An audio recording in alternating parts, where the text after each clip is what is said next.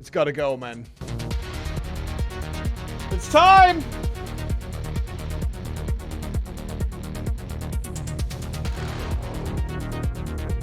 It's time to say goodbye!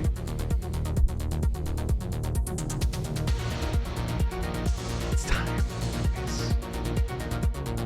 Good morning, good morning, good morning, good morning, all of you. I hope you're feeling tremendous. I hope you're feeling good, and I hope you very much enjoyed our Saturday night club night. I know I did.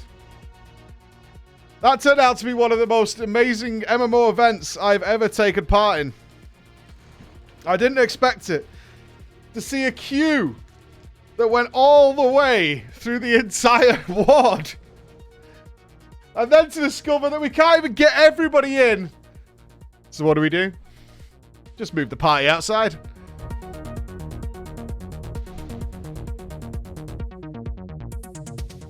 Dancing Wall was up and going all night. They extended another thank you this morning. I mean, I don't think we could have done better.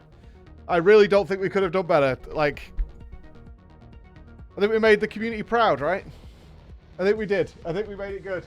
Quite a few things going on, ladies and gents. We are once again doing a month-long campaign with NordVPN. We've worked with them in the past. It's the VPN that I use. It's great stuff.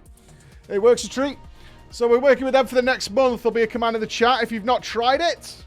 There's codes in order to get yourself some access. Why would you want to try it? I have to do my bit here. Because what you could do, which is the best, this is what I mainly use it for, honestly, and I assume 99% of you guys would do the same, is if you've got NordVPN, you've got an app on your PC like this, and you can swap your connection to different places in the world, like the United States, Mexico. And that enables you, with your Netflix or whatever it is, to come at it from a different country, which means you get all brand new content. Woo! You get all that cool shit. So if you can't watch something because it's only available to America, you can just tell the internet superhighway using Hackerman's technology that you actually are in America. And then your Netflix and stuff just updates. Shows it. So you could do all that kind of stuff. It's really cool. So we got a code there for you guys to get some good shit from NordVPN. We're going to be working with them for the next month. So while we're doing it, this is what I use it for, so I can fly over to Bulgaria or Albania or Hong Kong or Taiwan and do all that kind of stuff. And it's super, super easy. You just click it and then off you go. You're done in about 2 seconds. Also protects you from nasty people on the internet. Not that there are any nasty people on the internet. Can you imagine? What a nightmare that would be. If there were bad people on the interwebs, that would be terrible. That would be terrible. So, NordVPN. We'll sort that out for you for the next month. We are working with those. Digital witchcraft. Yeah, it's really cool. It's really good to protect yourself online because there are nasty bastards out there. Not everybody's a foreign prince from Nigeria who is looking to transfer $8 million into your account. Not everybody's trying to do that. Not everybody wants that dream to come true. That is not going to happen. All right. We need to jump in. I haven't logged in yet. Now, I have been on the Squeenix store. I have done that.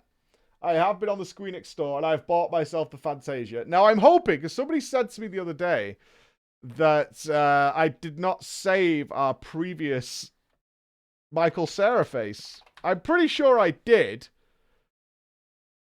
I'm 99% sure I did. I think I need to log in, though, and take all my gear off. So I think I've got to take the bikini off. I think we've got to get rid of the bikini. Temporarily, we've got to remove the bikini. We have to make the dream come true. We've got to get it done. You saved it? Yeah, I'm pretty sure I did. It's one of those things like when chat was trying to help me, they were like, "Oh, you didn't save it." I mean, this is what we have. This is what we have. This is the dream. This is how we partied. Wonderful. Just spectacular. The boots really made it work, I think, as well as the hat. I want to thank you all for the screenshots that came in of spotting me in the background. I don't want to stay a cat. I don't need that. I don't need that in my life. I really don't. Now, oh, actually, there is a problem, isn't there? Rip cat girl. This Fantasia is supposed to come in the mail, and I'm noticing I do not have any mail. Huh.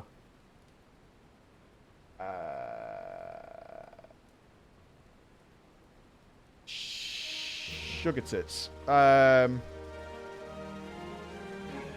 Right, hold on. hold on.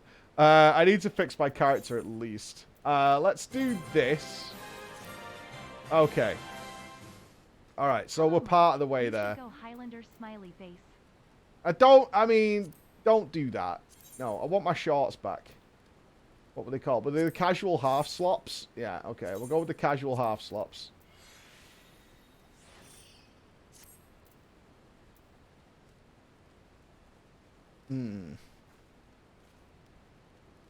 You refresh. Aha!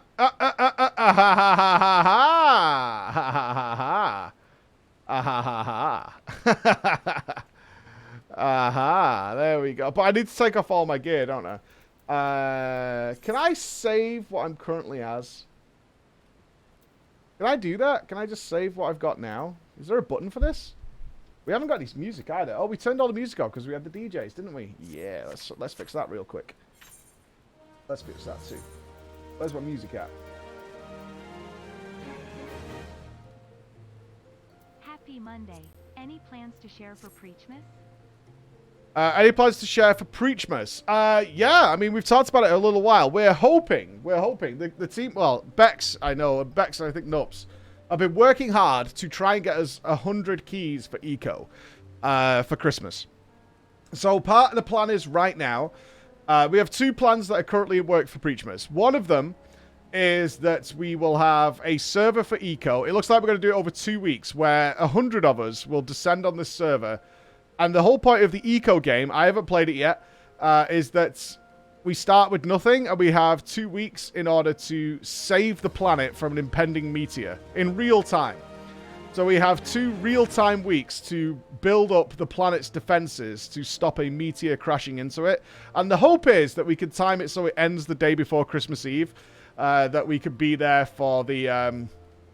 we could be there for whether or not we succeed. Now, the game is interesting because I think it'll be an utter calamitous disaster. Because the game ECO, E-C-O, the game is based on that you don't farm absolutely everything because there's a fully working ecology on the planet. So if we just do MMO things, like if we go full New World and chop every tree down and murder every animal, the ecology of the planet will die. So we have to have some level of respect for the world while still trying to save ourselves from an impending disaster. So I'm kind of curious how that's going to play out. I kind of think it will be hard for some people not to just be like, well, I'm just going to sit here for 5 hours and murder everything I find. So it starts off, it looks a bit like Minecraft, a little bit simpler than Minecraft, is that we start literally by, you know, building some wood logs and stuff, all the way up to factories and things like that, and industrialize ourselves. So that should be really fun.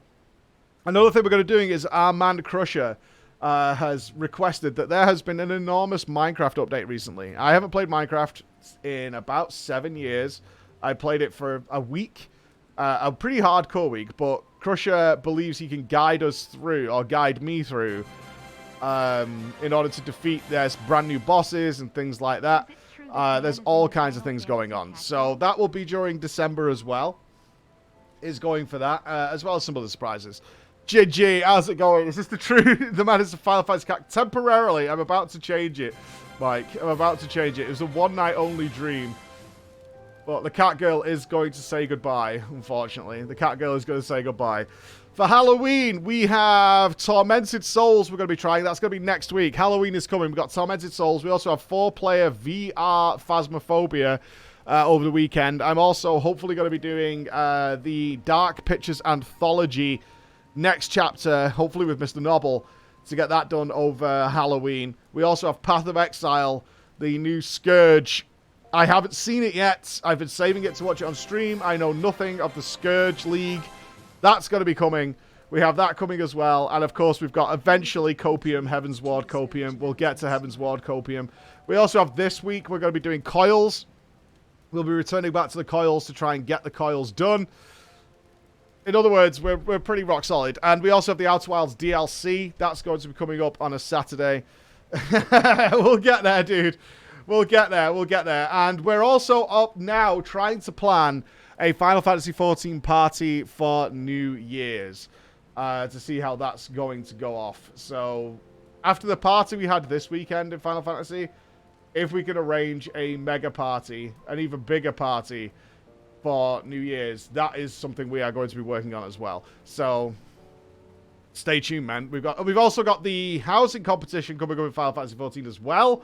Bex is working on that. I'll have details for you. We've got our team meeting tomorrow where I think we'll get more details on that for you so we can get some stuff out.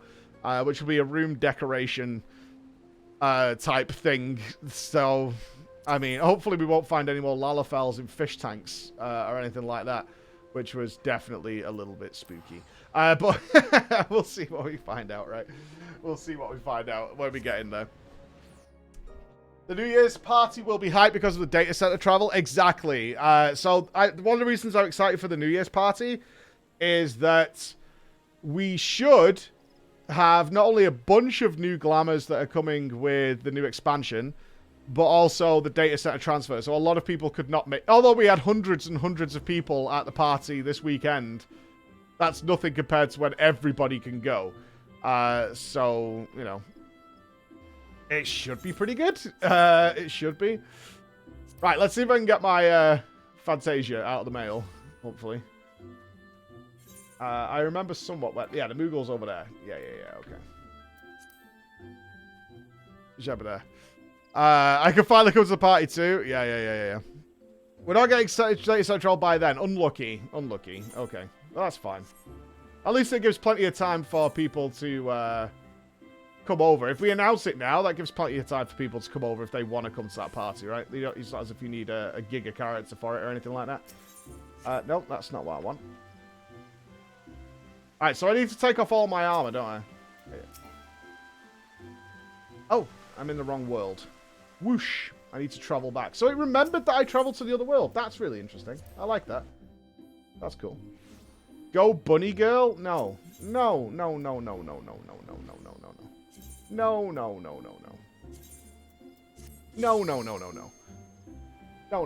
be no... Oh, Lalafell. Why? Why do you want... Like, a Lalafell? Honestly? Gross, man. Chris is still partying. That's good to see. The party never stops in Chris's world. No. I also, like... I mean, I actually am very uncomfortable with Lalafells now. After I found out the RP rules, that there's to be no RP with the Lalafells. Like, yikes, bro. Yikey. No, thank you. No, thank you.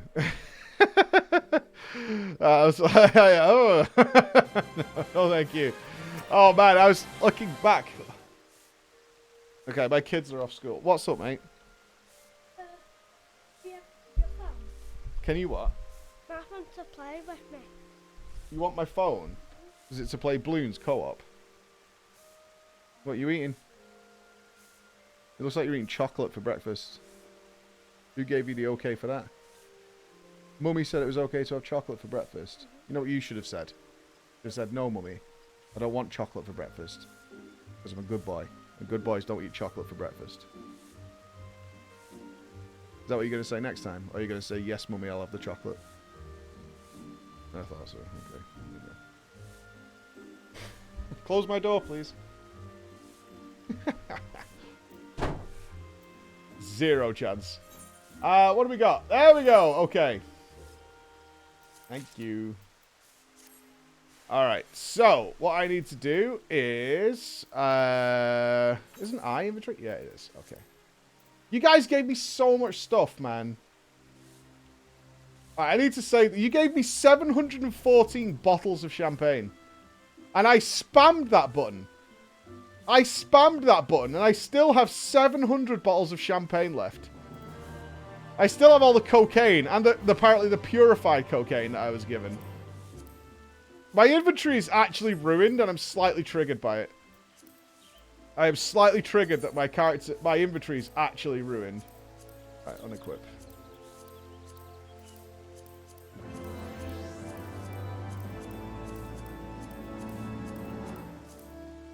Alright, we're ready.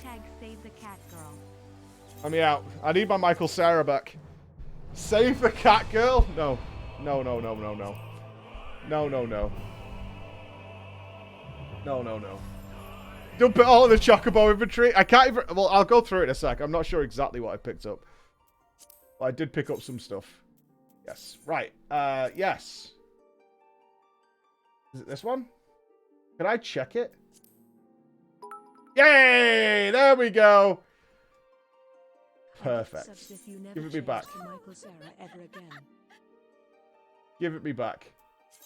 Yes. No Lalafels. No bunnies. No Lalafels. No bunnies. Look, I'll tell you now. We've saved our previous appearance for the New Year's Eve. Although, we'll have to sort that out. Emma's not going to let me stream on New Year's Eve. There's no fucking way in the world she's going to let that happen. That's divorce territory, that is. That is absolutely divorce territory. Maybe we could organize it around New Year's Eve. Around New Year's Eve. Like New Year's Eve? We could do that, right? Something like that. That would work. I don't know. We'll see. I'll have to ask her. Maybe if I ask really nicely. I have to ask really, really nicely. Hey! We're back. We're back. We're back. What, if she attends the party? She's not going to attend the fucking party, man. There's no fucking way.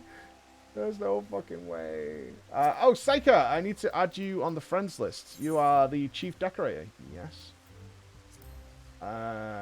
Did you send a request? Oh my god, there's so many of you, man. I can't deal with this.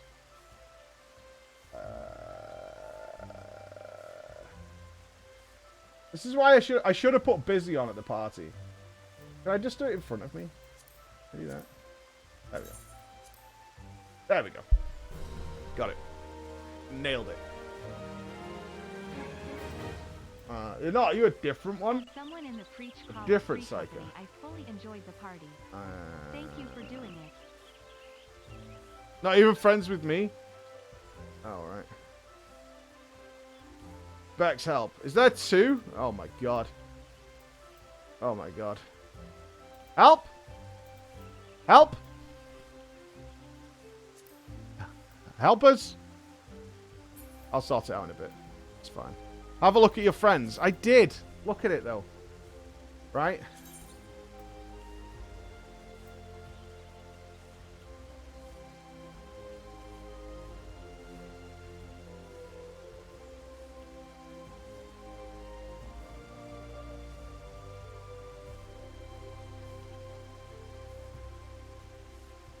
Checking. I could just I've already done that. Yeah, oh, it's sorted. Sorry, the second said no. Okay, okay, it's fine, it's fine, it's sorted. It's done, it's done, it's done. It's done, right? I do need to repair. We'll repair in a sec. It takes so long to load the friends list. Alright, I've got Psycho-chan.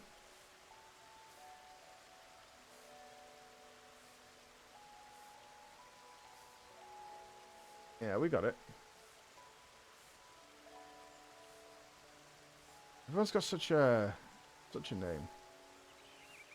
Yeah, I'm friends. No worries. All right, sorted. Sorted. We're good.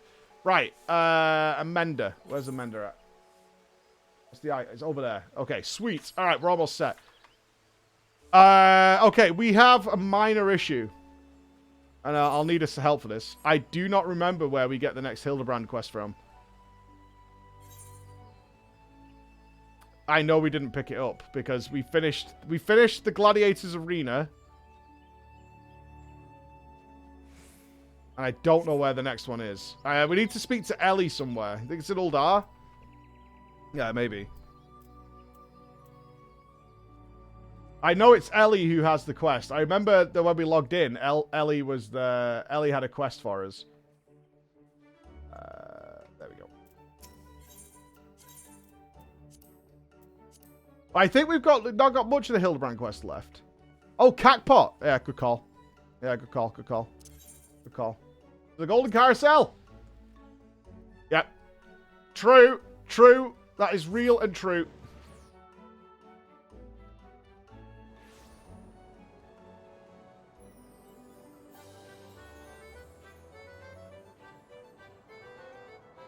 That is true.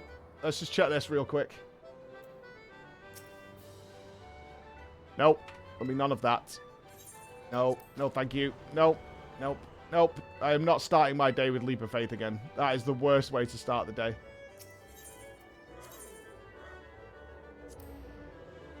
I can't start with Leap of Faith again. It's too painful. If it goes wrong, I just can't handle it. All right, here we go. Was it the cashier? No numbers match. Well, fuck you then. No numbers match. Fuck you, man. Really? Really? Give me that third place again, man. Alright. I'm still gonna play for it. Do you guys have, like, set numbers that you use? You were lucky? I was not lucky. That was skill.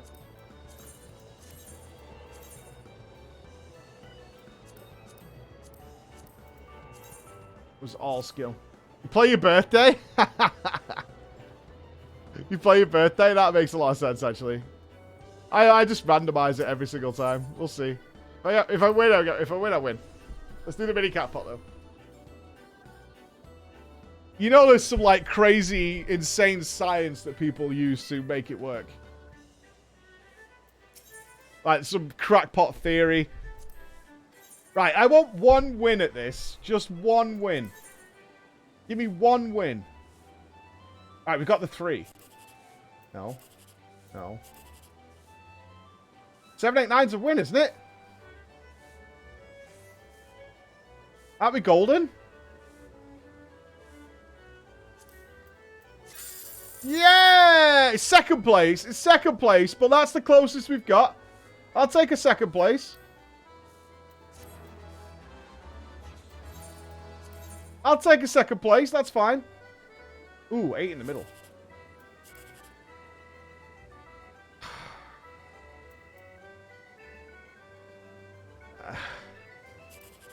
Fucker. God damn it. What's 10 give us? 80.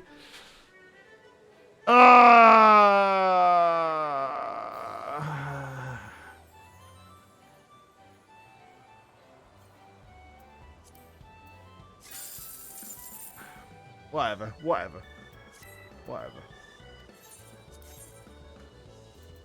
Come on, man. Just give me the one. This is shit. This is a well shit one. This is bobbins.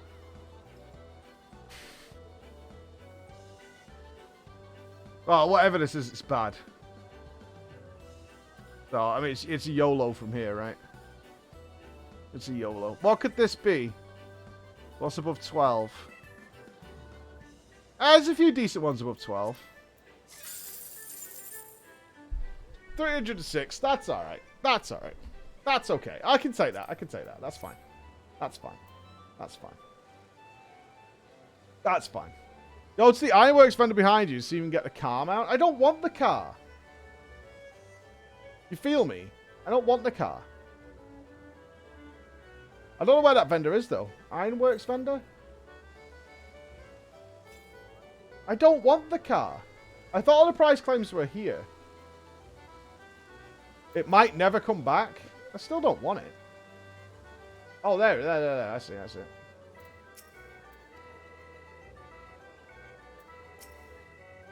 Under the auspices of the Gold Saucer, Garland Ironworks will soon be offering guests a selection of special prizes. Do not miss this rare opportunity. Yeah.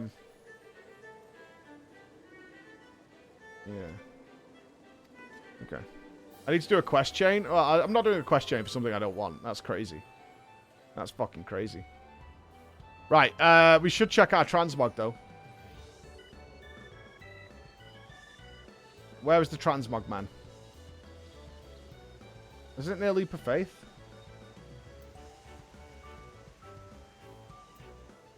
Not here. Bottom right.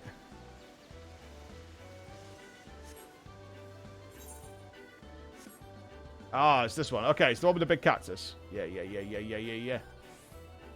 All right, 72 to beat.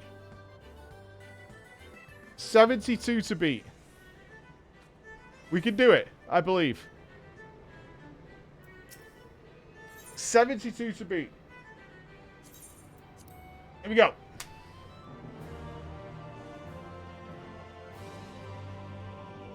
Here we go. Fell in love with a preacher man. I'm not changing my outfit. I'm waiting for fashion to catch up to me.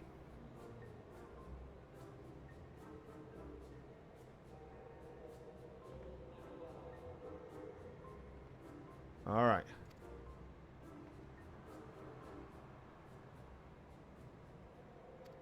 Here we go.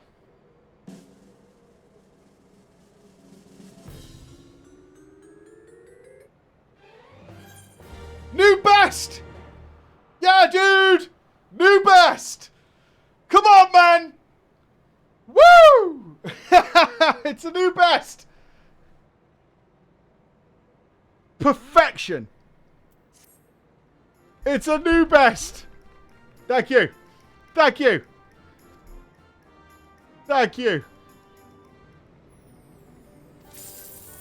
10,000. That'll do. That's alright. That's a new best. I'll take a new best. A new best forever, man. I'm chuffed. You can't take my joy away from me. It's a brand new best. Alright, let's go to Uldar then and see if we can find where this is. A new best. Murloc, thank you for the sub. Mr. Dan, thank you for the 51. Oh, God, I missed everybody. Hozar, thank you very much. As someone in the Preach Crawler Free Company, I fully enjoyed the party. Thank you for doing it. Thank you to the Black Sapphire for putting it on, right? And sorting all those DJs out. They just asked us to come.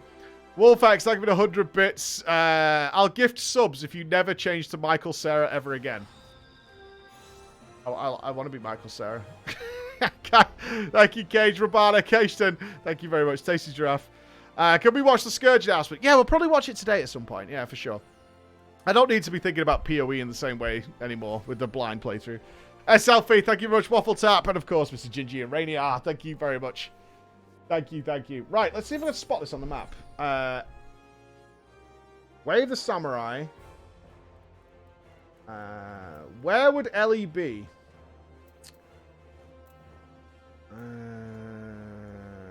Ellie might be in the Gladiators area, right? Potentially?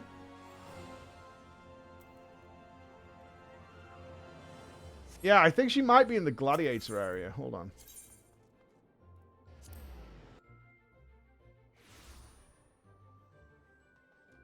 Let's see if she's down here. That's the wrong way. Oh, I think we found it. I think we got it. I think we got it. Yeah, dude. Actually found it. All right, we're all set. Perfect.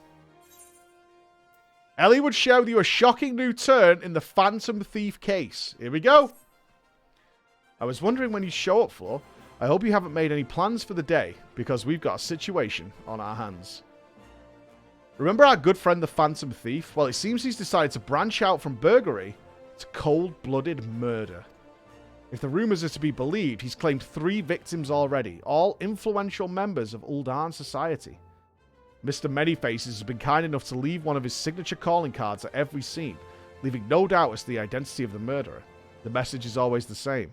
The weight of 5 corpses will bring the scales of justice to balance. More riddles. Not that you'll hear me complaining. No, the only thing my readers like more than a good mystery is a good murder mystery. Ever since the story broke, the Mithril Eye has been selling like Ponzi cakes. The only rub is that it's left me no time to look into the thief's last message until now. That is, shall we, Floor? The hidden treasure of Uldar, was it? If there's anyone who could shed some light on this, it's you-know-who. To Sunsilk Tapestries. Alright. Awesome. I was kind of worried we would not find the quest easily. That's fantastic. Okay. Perfect. This has worked out super well. I'm never going to remember any of the voices that we used on Friday. There were so many by the end. There was like 9 or 10 different characters all talking at once. I'm never going to remember them.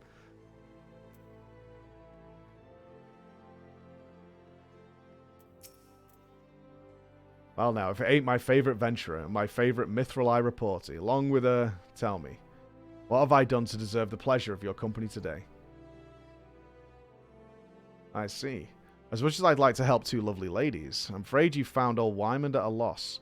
Uldar has more than its fair share of treasures, hidden and otherwise. I reckon our phantom fiend could just be about any of them. I can tell you this much, though. Whatever the thief's got his eyes on, it's got the Sultan's swan in a right dither. Word has it they formed a regiment of their best and brightest to safeguard the royal vaults from this very threat. Sultan Swan aren't like to be forthcoming with information, but it's the only lead we've got. Come on, Flo. I'd say it's time we paid a visit to the Heart of the Swan. The Heart of the Swan. Oh, hold up there, Ellie. I ain't generally the worrying type, but you may want to think twice before getting yourselves involved in this. A man in my business develops a nose for danger, and this time, the stench is something fierce. You're a reporter, Ellie, and a fine one at that. Don't put that pretty neck of yours at risk trying to play hero. Your concern is touching, but I can assure you that I am ready for whatever dangers lie ahead. Besides, being a reporter is about more than selling papers. I have a duty to seek out the truth and convey it to the people. Come, Flo. Time is of the essence. Oh, wow. Ellie's getting all serious about this, isn't she? Ellie's not taking any shit from nobody. Where do we want to go? The Alchemist Guild? Alright. Can do.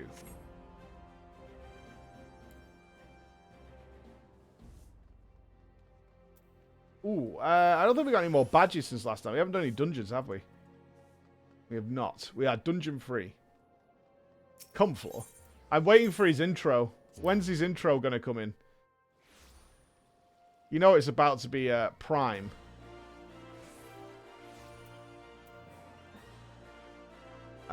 Is this not where we wanted to go? Am I a douche? Scholar's Walk. Where is it? Oh, do we have to look for something here? Okay.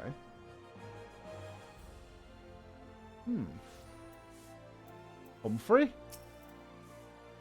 Halt! Only authorized personnel are allowed in the... Oh, bugger me with a broadsword. It's the Gentleman of Light's adventuring companion and that catty but cute reporter for the Mithril Eye. Well, well. If it isn't the self-styled Warrior of Light. Tell me, what tall tales did you spin to the Sultan Swan recruiter to land yourself in this position? Only the 12's honest truth, miss. Seeing that Gentleman of Light standing tall and triumphant that day, it moved me. To the depths of my soul, like. I vowed to put aside my sketchy past and serve the realm just like my hero, Master Hildebrand. The Sultan Swan were impressed with my commitment and my sword arm, and they gladly welcomed me into their ranks. Wait, don't tell me. You've come to assist Master Hildebrand in his investigation, haven't you? Caw, why didn't you say so sooner? It's the least I could do to help the two ladies who united me with my role model. You'll be wanting to speak with Phyllis. She's one of the Swan's best and something of a history buff, it had seemed. When she heard the thief was targeting the 4 relics of Belladir, she personally stepped forward and volunteered to lead the investigation. Hello, you okay? Yeah, I need... You have a nice sleeping? Yeah. I need the phone to pay. Oh, you got to pay the charities. Excellent. The kids have taken my phone to play balloons.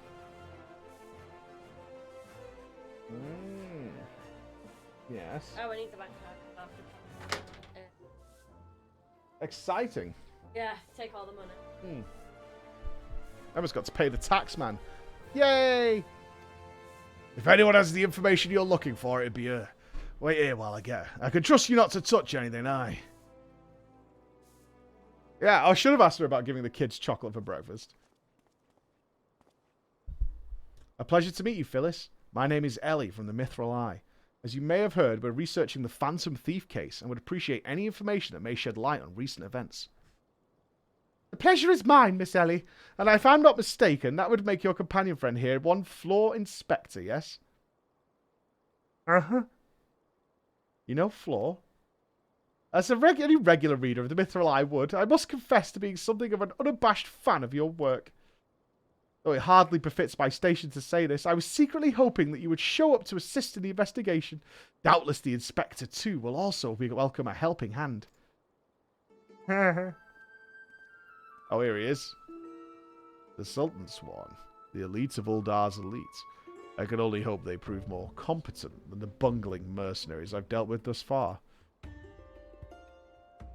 Inspector Brian, always one step ahead of us. Miss Ellie, Floor, a moment if you would. Right there, very good. Now face me and don't move and... Inspector? What is that in your...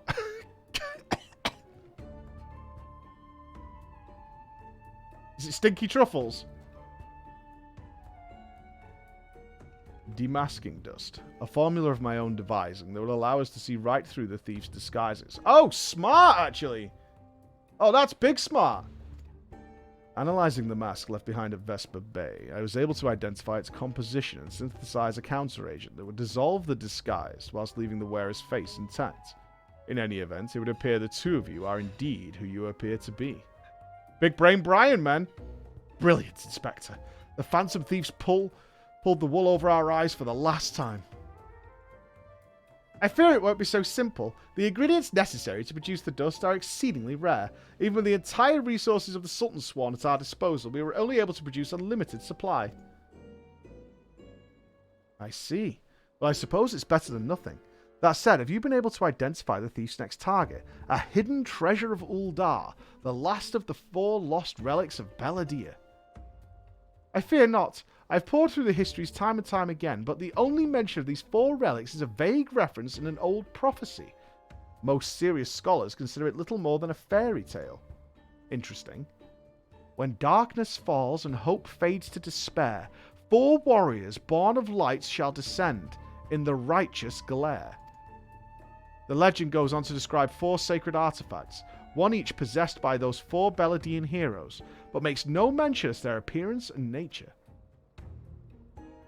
3 times we have tried to identify the thief's target, and 3 times he has foiled us by making off with something else entirely. Needless speculation will only play to the fiend's strengths. All artifacts of Beladian origin have been sealed within the royal vaults, and a regiment of our finest assigned to its protection. I have furnished all the guards with a supply of demasking dust, and instructed them to be on the lookout for any suspicious personages. The Blackguard will be in chains before he can lay a dirty hand on the vault doors, let alone treasures within. You have our word, milady. Oh, he looks like he's going through puberty. I should have given him the old broken puberty voice. But there are even more disturbing matters at hand. Doubtless you have heard of the recent rash of murders perpetrated by our quarry. The Sultan Swan have launched an investigation, but the truth of the matter is that we have been far too occupied with the defense of the vaults to make any meaningful progress. We would be most grateful for any assistance you could offer. A lady asks, and a gentleman answers. Here's our boy! Here he is! Champion of light! Hero to all! Cast all worry from your heart, my lady. Hildebrand, agent of inquiry inspector extraordinaire, has arrived to set right what is wrong and bring the wicked to justice. And this must be the demasking dust that is the talk of the palace. Haha! But you needn't waste your supply on me, Inspector. I assure you that I am exactly who I claim to be.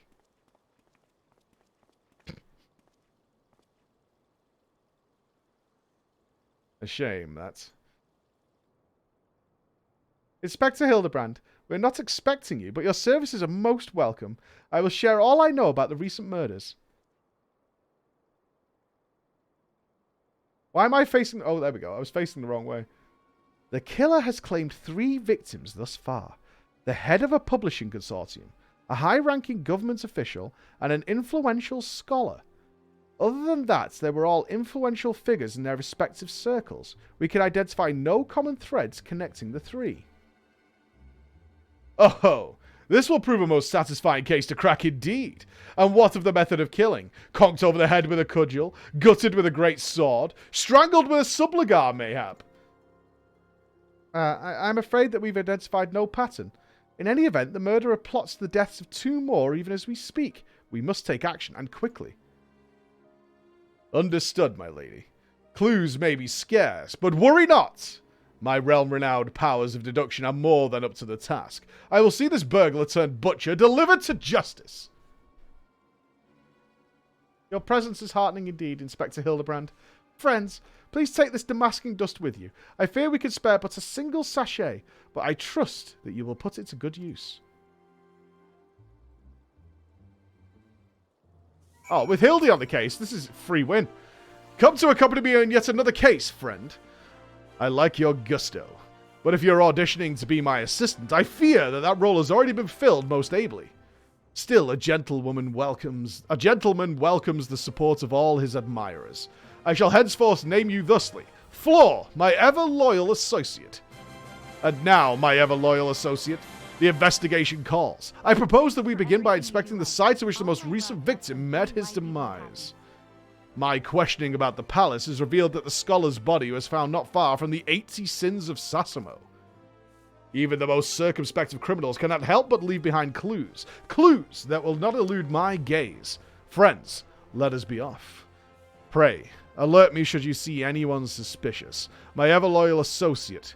We must put Miss Phyllis's damasking dust to good use. Good morning, good morning, good morning, good morning. Okay. The 80 Sins of Sasimo? Doesn't that sound like an ERP palace? Little bit. Little bit. Let's go to here. Sounds a little bit like one, right? The second DJ was Poggers? Absolutely he knows. Yeah, we are genuinely talking to that guy about coming over for PreachCon.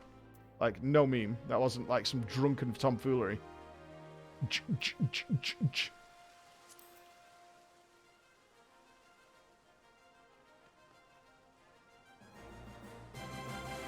And that would be Big Champ. Aloysia, thank you very much. Thank you, thank you. All my love to you guys as well. All my love. DJ Bandmaid popped off, man. That was like the night of his life, I think. It was so funny when he realized he was on stream as well. He was like, what the fuck? 50 Shades... Oh, is this getting kinky? The 50 Shades of Sildar? Oh. Okay. Okay, is this about to get real kinky?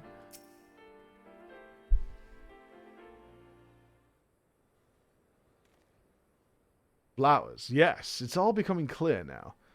Our phantom killer is a florist who, in his hurry to escape, carelessly mislaid his wares.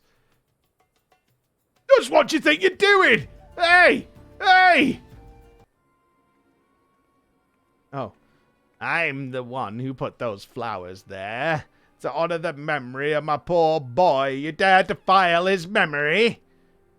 1,000 pardons, my lady. Please accept my most sincere condolences on your loss. I am Hildebrand, Agent of Inquiry, Inspector Extraordinaire.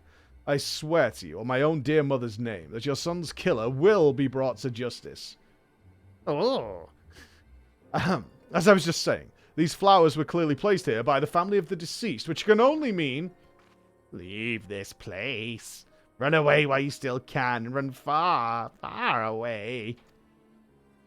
Run, or he'll turn you into a zombie, just like my poor, poor boy. A living person turned into a zombie? Nonsense. Not nonsense, my boy. History. Oh, have you not heard of the horrors of Sildar? Aye, Uldar's sibling nation, against which we waged war centuries ago. Much blood was shed by both sides. I speak of far greater horrors than death. An unholy drought brewed by Sildan alchemist. Oh no!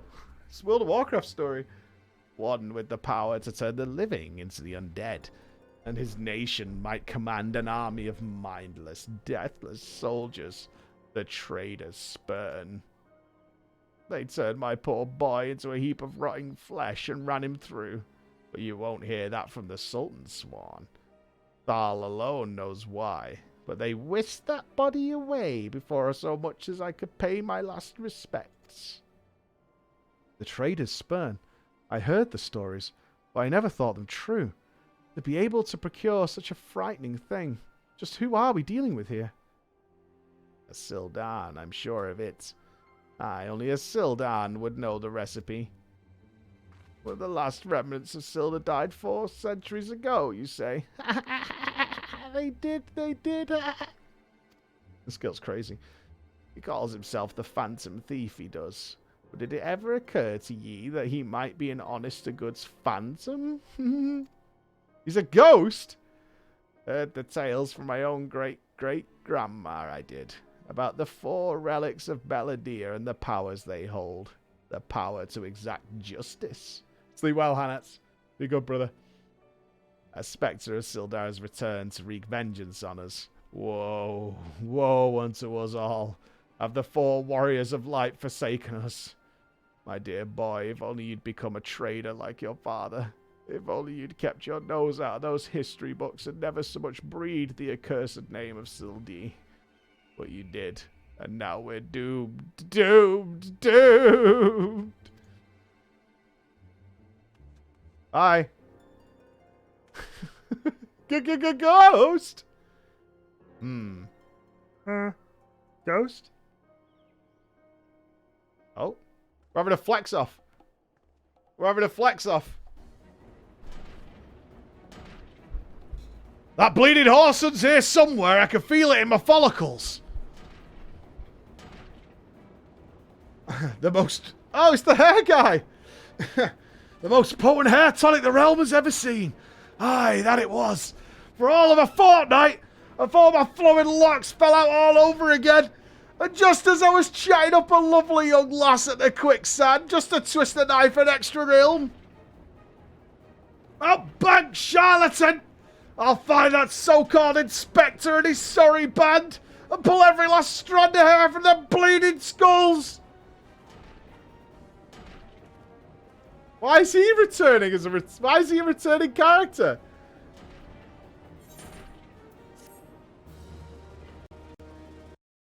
Oh.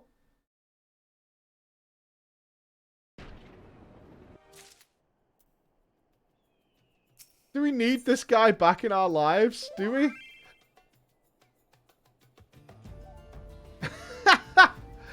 Have you seen Ross? He said he would pay me 10 gil for each squat. Weren't you squatting for like 5 hours? I'm pretty sure you were squatting for Ross for somewhere on 5 hours. Actually, it was 3. Okay. Actually, it was 3. It's all becoming clear to me now. That dear old woman's testimony has confirmed that which I had suspected from the start. Like a zombie picking its way in its rotten flesh, Hildebrand, agent of inquiry inspector extraordinaire, has peeled away the foul scab of uncertainty to reveal the truth within. Open your ears and feast your minds on my fruits of flawless deduction. Our phantom thief is a phantom indeed, a wayward spirit caught between the realm of the living and dead for nigh on centuries since meeting a tragic end on the battlefield. As such, our course of action is clear. We must placate this tortured soul, that it might abandon its vengeful vendetta and travel to the next life in peace. But what is the true nature of the spectre's grievances? Without this knowledge, we cannot hope to assuage its rancor. Pun's Blazing's done the math. 108,000 gil is owed by Ross. I think he'd pay it. Let us begin our search of the Thaumaturge's guild. Doubtless the tomes there contain a wealth of knowledge on the ill blood between the sibling nations. Notwithstanding the abject stupidity of everything else that came out of your mouth. Oh, it's Brian. Notwithstanding the abject stupidity of everything else that came out of your mouth, some knowledge of Sildi might serve as well. Go, research as you will, and do take as much time as you need. You can count on me, Inspector Brian. Whatever knowledge is to be gleaned at the guild, it shall not escape my inspector's eye. Oh, please be Coco, Boosie, and Co. Come on. We're returning the Boosies. Boosies. Good morning, Paul. Paul, Ross needs 108k for all the squats that he watched. It was an estimate. It was an estimate, yeah.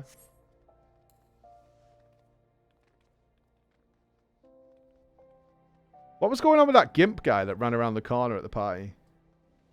Remember we followed that guy and he turned into a gimp around the corner and ran off? What do you reckon that was about?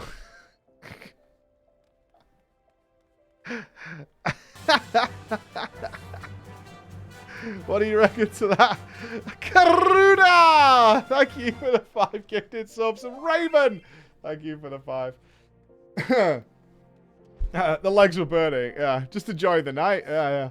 We bumped into some weird shit that night, didn't we? Do you remember we went into the changing rooms and we bumped into the ERP? So I was sat on someone's face. And it ran off. Scatter! Oh, man. Oh, we bumped into some weird shit that night.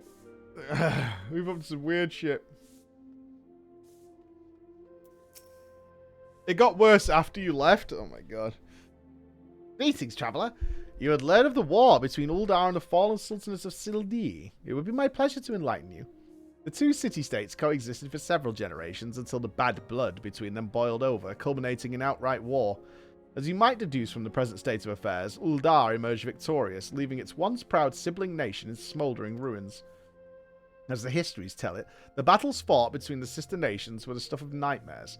In a desperate attempt to overcome Uldar's superior numbers, Sildine alchemists devised a most horrific stratagem, employing a frightful formula known as the Trader's Spurn. They brought their fallen warriors back as undead soldiers. Some theories have it that they even employed the potion on those of the living who were too weak or wounded to fight.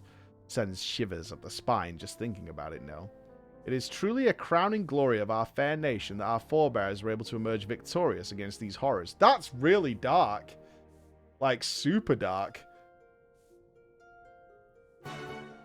That's pretty messed up, man. That is pretty messed up. You don't say. It's not every day that someone comes to our halls to research Sildi. As a fellow student of history, though, I am more than welcome to the conversation. Baladian civilization flourished in relative peace until twin sons were born to the royal family. The two fierce rivals, and when they came of age and their father passed, each one claimed that he was the rightful heir to the throne.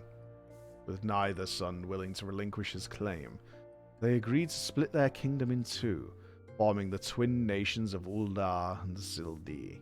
But not unlike the two proud princes, the sibling nations developed a penchant for rivalry. Okay. I thought it was going to be like the Dark Souls 3 twins. Come, brother. Rise once more. I think that's the line. Oh, there they are! There's the boys! It's Kokobuki! Hypers!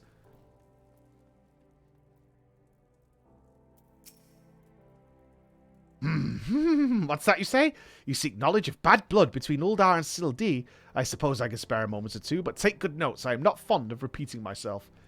2 scales, one of gold, one of silver.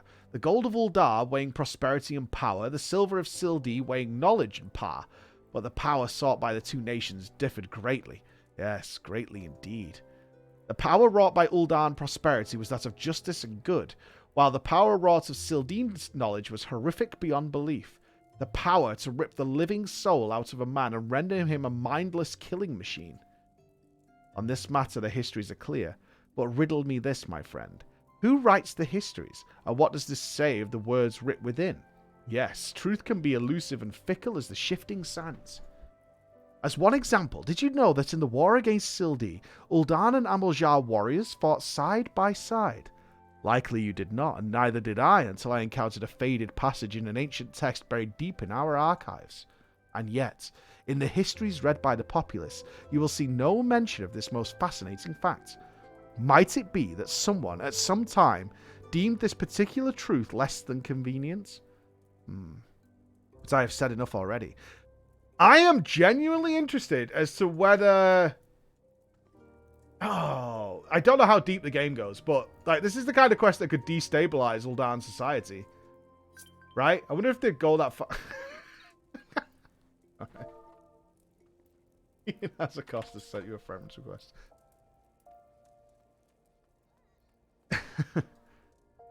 We no mocking of Ian around here. I like Ian. Good man. Okay, one more. Woohoo.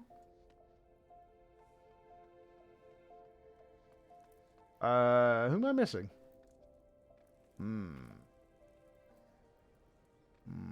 They must be not inside the building. Is it Crackers? Is Crackers still at the door? Stop cleaning the floors wherever I go, man. Gods be good! You're the adventurer who saved me back at the ruins.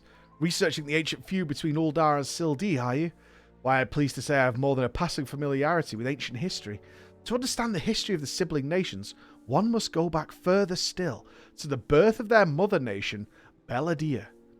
The Fifth Astral Era was an age of untold wonders, when the arcane arts burgeoned and the great civilizations that commanded such powers flourished. This age of enlightenment would not last, however. Power bred avarice, and avarice bred resentment. It culminated in the War of the Magi, which brought the great floods of the Sixth Umbral Calamity, which in turn swallowed once proud nations and left a battered wasteland in its wake. Mages were reviled and persecuted for having caused the catastrophe, with many forced to leave their homelands or face death. It was a small band of those survivors that found their way to Thanalan, where they would found the nation of Belladia some 8 centuries agone. Ah, imagine. A government of mages, by mages, and for mages. What wonders might have been wrought had Belladian civilization survived to this very day. But alas, this was not meant to be. Okay. This is some good history, actually. This is kind of interesting. This is actually kind of cool. It's not silly yet. I know it's going to get silly, but this stuff is kind of cool. My ever-loyal associate, tell me, what have you learned from your questioning of the scholars in these halls? Indeed. As it happens, I have learned much the same. Let us take a moment to review and allow my peerless powers to deduction to work their magic. A war of succession divides the great civilization of Belladia, giving rise to the sibling nations of Uldar and Sildee. The two nations coexist for some generations until ill blood boils over, culminating in outright war. Daunted by Uldar's superior military might, Sildee employs their advanced alchemical knowledge to horrific ends, transforming their own citizens, alive and dead, into a fearsome undead legion. Yes, I believe I have it.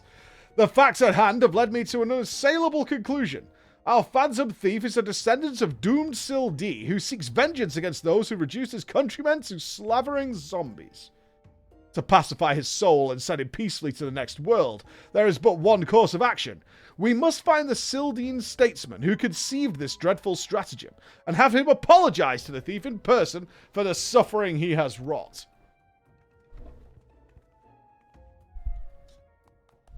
A brilliant plan. Perhaps you'd like to find yourself a shovel and dig this statesman out of the grave yourself.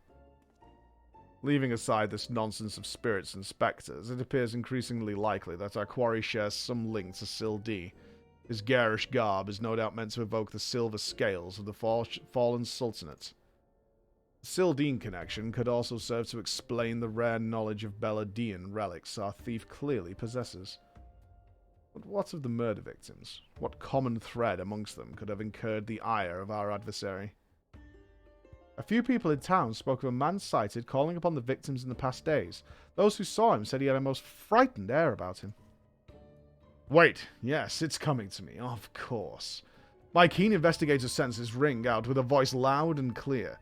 This man Miss Ellie speaks of just might know something. You really should stop thinking so hard. You'd like to strain a brain muscle. Miss Ellie, who is this man and where might we find him?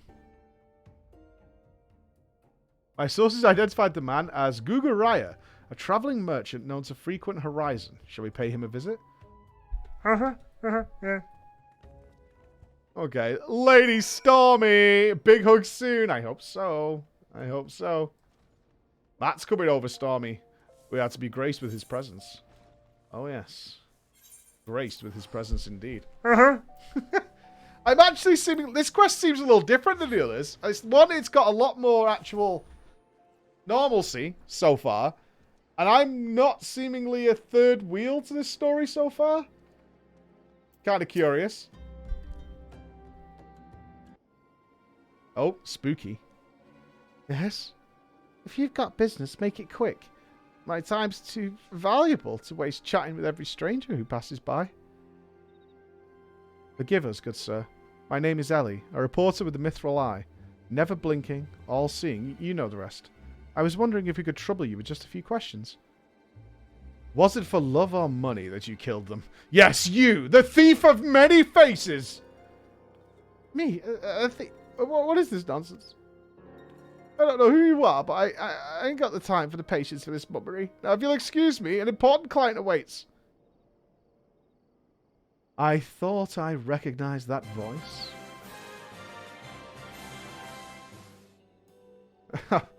Lady Dorilda, well met indeed. Pray tell, what brings you to these environs this fair evening? Why, I live here, you ham-headed half-wit. I Inspector Brian. This is an unexpected pleasure. Do you have some business with my associate here? Pray tell. Oh, Dorilda's next on the murder list. Gugaraya, we can discuss business after. Pray, lend the inspector here, the handsome one, whatever assistance he requires. But Lady Dorilda, what about... Ah, yes, my dear Maria's name day present. I had in mind one of the prize pieces from the Esteem's latest seasonal collection. You would be able to procure one for me, yes? Shall I eliminate the middlemen and make the trip to Uldar myself?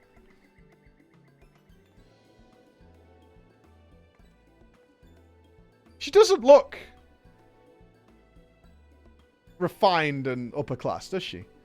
I'll say it just once more, Gugaraya. I expect you to give the inspector and his companions your full assistance. They, yes, even the stupid one, help me regain something truly priceless. Yes, something more valuable than any mere trinket.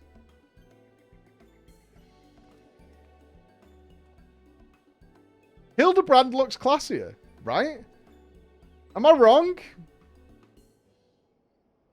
Alright, alright. I'll tell you what I know. But you didn't hear it from me, got it? I was looking into the killing on behalf of a client of mine. The thief's got himself some of that zombie dust. The trader's sperm, was it? And his cards speak of 5 victims. And it got me thinking. Sildi, 5 victim. The Arbiters of Truth. The Arbiters of Truth? I'm not familiar with the name. If you would be. On account of them being something of like a secret society and all. Influential personages of the Sultanate, you see, working from the shadows to keep false knowledge about the Uldar-Sildi conflict from reaching the ears of folk like you and me. False knowledge, pray tell. And what sort of knowledge might that be? Thal's balls, don't make me say no more. I've got a family to feed. Very well. Just tell us one last thing. Who hired you, and where can we find him? Hob. Hob's his name. When he's heard what he said, he told me that he was going to set sail for Limsa with his 5 best sellswords to guard him. That there were many prying eyes at the airship docks. Said he had a private ship docked and waiting for him at Vesper Bay. But remember, you didn't hear none of that from me. This man Hob must be one of the killer's targets. Doubtless he also knows the identity of the remaining one. I doubt that. They say the Arbiters are so secretive, they don't even know each other's identities. Now, don't ask me how it all works, but Hob's got high-ranking friends in the Brass Blades. Once he heard the victims had been all zombified, he panicked. I guess he knew what would be next. Thank you very much, my kind sir. Once again, the ancient Mandeville art of parley has procured for us a keen morsel of knowledge.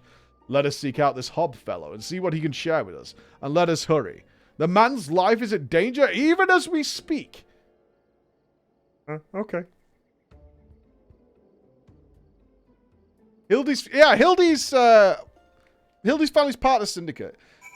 His dad owns the Golden Saucer, right? The naked guy. He owns the Golden Saucer. Yeah.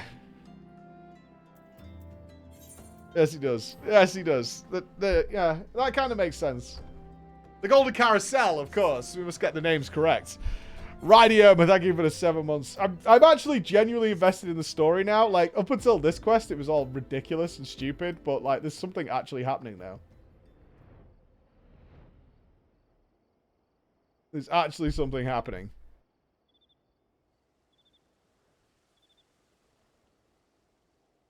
I don't think it's wealth that allows you to walk around naked. I'm pretty sure you could just do that.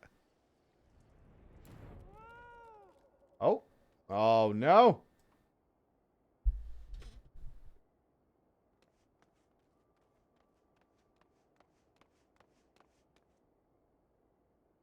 Master Hob. Is everything quite alright? No. Stand back, Ellie. Oh, it's him! Hunger. I hunger for your brains.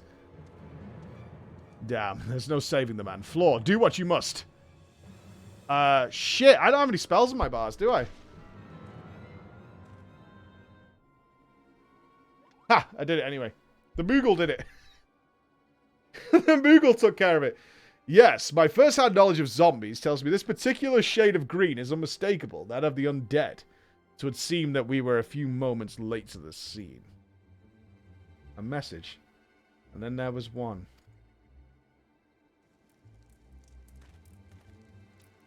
Who's this guy? Who's NPC man? There it is again. Is something the matter, Inspector? Indeed, Nashu, there is. Ever since I picked up the trail of the Phantom Thief, I've had this fleeting sense. A sense that someone or something is watching us. The thief might be close at hand. We should be careful. For the moment, let us return and report our findings to Miss Phyllis. Secret society or no, knowing the identity of its members may yet lead us to the final victim. I, too, had best return to the Mithral Eye. Let's meet up again after. I'll see what new clues I can uncover in the meantime. You'll do nothing of the sort, Miss Ellie. These streets are far too dangerous for you to walk alone. Inspector! Inspector, I'll go with her! If you insist, Nashu, then I give my leave. But pray be wary. Not just of the thief, but of Miss Ellie. She has quite the temper, as we both know. You're a piece of shit.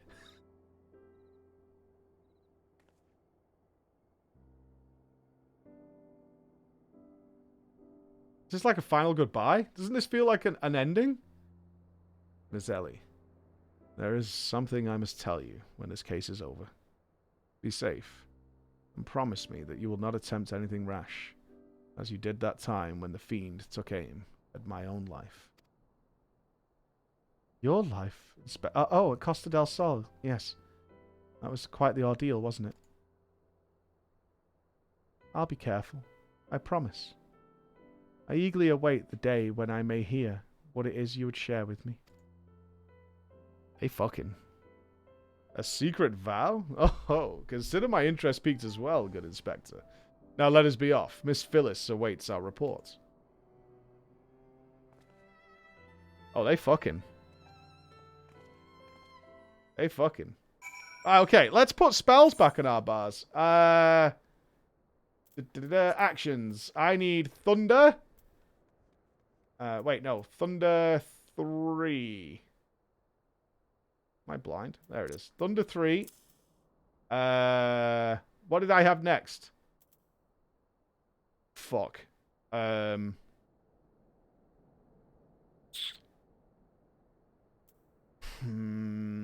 I have fire? It must have been fire, right? That's 2. What was 3? Blizzard? I think it was Blizzard 2. Or Blizzard 3. Oh.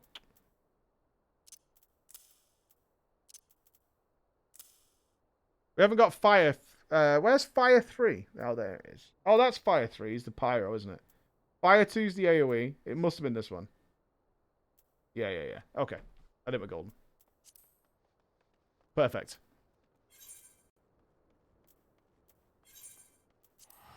I think that's correct.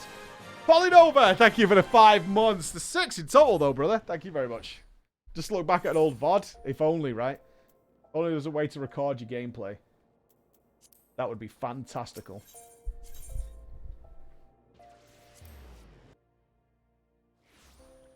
Why were your binds messed up badly? Baldy? Baldy? The fuck? Baldy? I'll have you know, I can run my fingers through my hair. Yeah? I'm kind of a big deal now, Vappies. Fucking Baldy. My bindings were messed up because we went to a party, Vappies. And I had things like champagne. Look at my inventory. It's fucked. I had this all set up. And now it's all fucked. I've got tables, cocaine, biscuits. I've got condoms. Oh no, I can do what I want with my hair. Look, I can even pull on it. It's amazing. It's amazing. I can do whatever I want to it. It's not, it's not like going to fall out if something touches it, you know? That would be a real bummer if like a strong breeze just has it all fall out. A fourth victim? Thal, have mercy. Were you able to glean aught of a connection to the other victims? Arbiters of truth? No. Cannot One be. year finally. Help! Help! Help!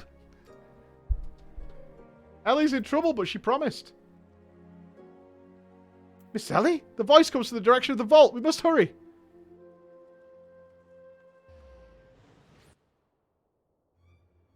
I'm not shaving my... I had a shaved head for like 10 years.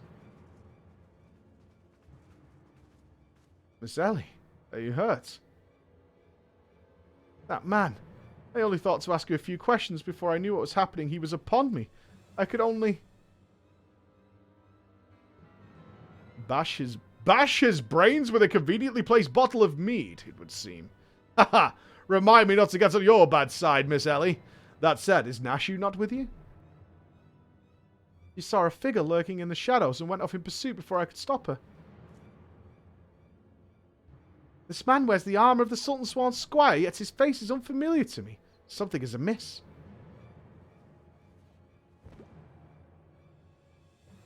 Did we catch him? The thief of many faces? To think we would find our man like this? Thrice and again did the fiend elude our grasp, but no more! By virtue of a gentleman's ingenious deductions and a lady's pugilistic puissance, I declare this case closed. Where's my gavel? Oh, I've lost it. I return this sachet to you, Miss Phyllis. Whilst the gesture was appreciated, in the end it proved superfluous to my cracking of the case.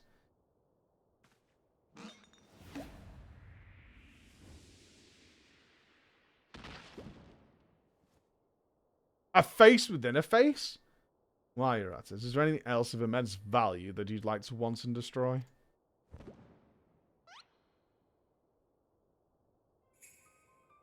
A face within a face? What is the meaning of this? Ingenious. A double disguise, planted by the thief to throw us off his trail, no doubt. This is Gagu, one of my most capable men. I assigned him to guard the vault and outfitted him with an ample supply of demasking dust. It is inconceivable that the thief could so easily elude his grasp.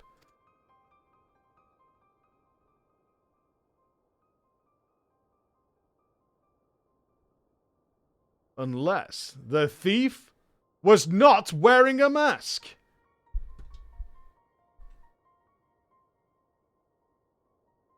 Speaking of which, has anyone seen Miss Ellie? Oh. Oh. That's impossible. Of course, it all makes perfect sense. With the Phantom Thief to thank for her burgeoning readership and rise through the ranks of the Mithril Eye, Miss Ellie could not bear to face the possibility of her story of a lifetime coming to an end. Thus, she hatched a plan to...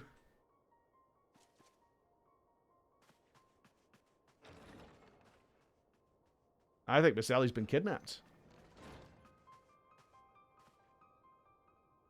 My lady, the vault has been breached. The wise man's whisper. It's gone.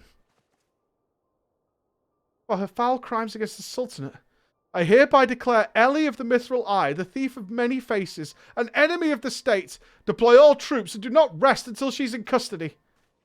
Oh, Brian's not going to like this. Oh. I mean, everybody must know it's this guy. And now the game is... I don't know how we're going to voice this guy. And now the game is truly afoot. Oh. Oh, no. Fuck off, man. Ah! He's back. Bah, what's the meaning of all this racket and rumpus? And just as we were about to make our triumphant return, isn't that so, Enkidu?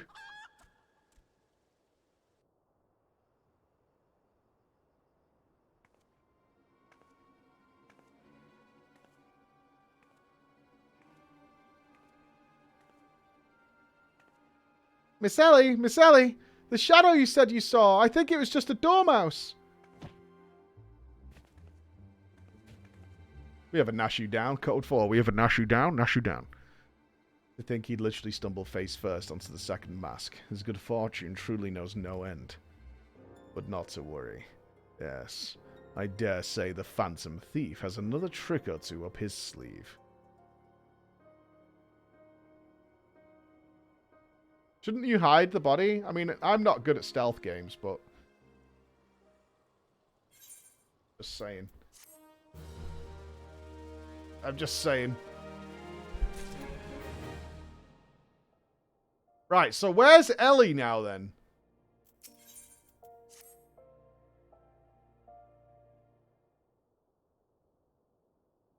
My ever-loyal associate. We must find Miss Ellie, and quickly. Surely if confronted by her constant companions, she can still be convinced to abandon this fool plan. Aho, Miss Phyllis. I thought you had already departed in the company of your men, but for all for the better. Shall we conduct the search together? I feared I would only put them at greater risk. You see, the fifth and final members of the Arbiters of Truth, the Phantom Thief's final target, is none other than... Hildebrand Manda. Me, you idiot. Mind you, it's not a role I sought of my own accord. My name and my passion for history are somewhat well known in the Sultanate. One day I received an anonymous letter stating that a position in the committee had opened and I had been chosen to fill it. This letter went on to enumerate my duties, to prevent the spread of historical lies that would sully the name of our illustrious nation. As a high-ranking officer in the Sultan Swarm, it was deemed to be in particularly unique position to serve as an arbiter. I knew there was other members of the organization, but I was told nothing of their names or identities. To think that my unknown compatriots were the victims all along. I cannot put any more lives in danger. I will sequester myself in a place where my presence can cause no harm, until such time as the killer is apprehended. Your concern for our well-being is most touching, Miss Phyllis, but there is no need for such caution. As a seasoned inspector, I am more than capable of protecting a lady in distress. And as a gentleman, that is exactly what I shall do. My associate here will stand at your side. Speaking of which, has anyone seen my loyal assistant? Inspector, over here. But we know that's not you! It's a lie! Farcical! A bamboozlement! Ah, there you are, Nashu. You really shouldn't run off on your own like that. I was worried sick about you. I'm sorry, Inspector. Miss Ellie said she saw somebody in the shadows, so I went to take a look. Now, there wasn't anything there but a dormouse, but it was really cute dormouse, you see. It just kept squeaking and scurrying.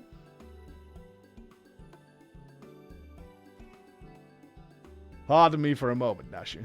Yes, my inspector's sense speaks to me. Someone is watching us. Floor, let us split up and canvass our surroundings. Uh-huh.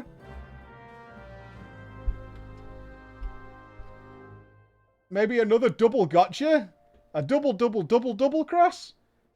My God. A water-stained letter. A water-stained letter lies conspicuously on the floor. Be wary and be warned. Okay.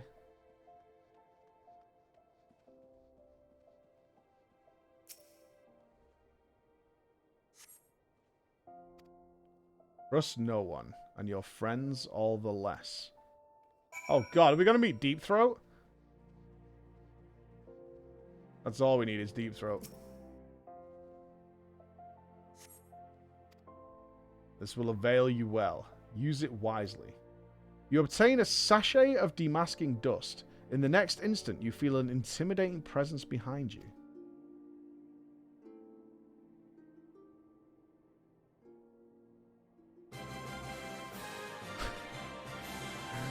Ho ho ho! If it isn't my beloved staunch companion, the mighty Floor!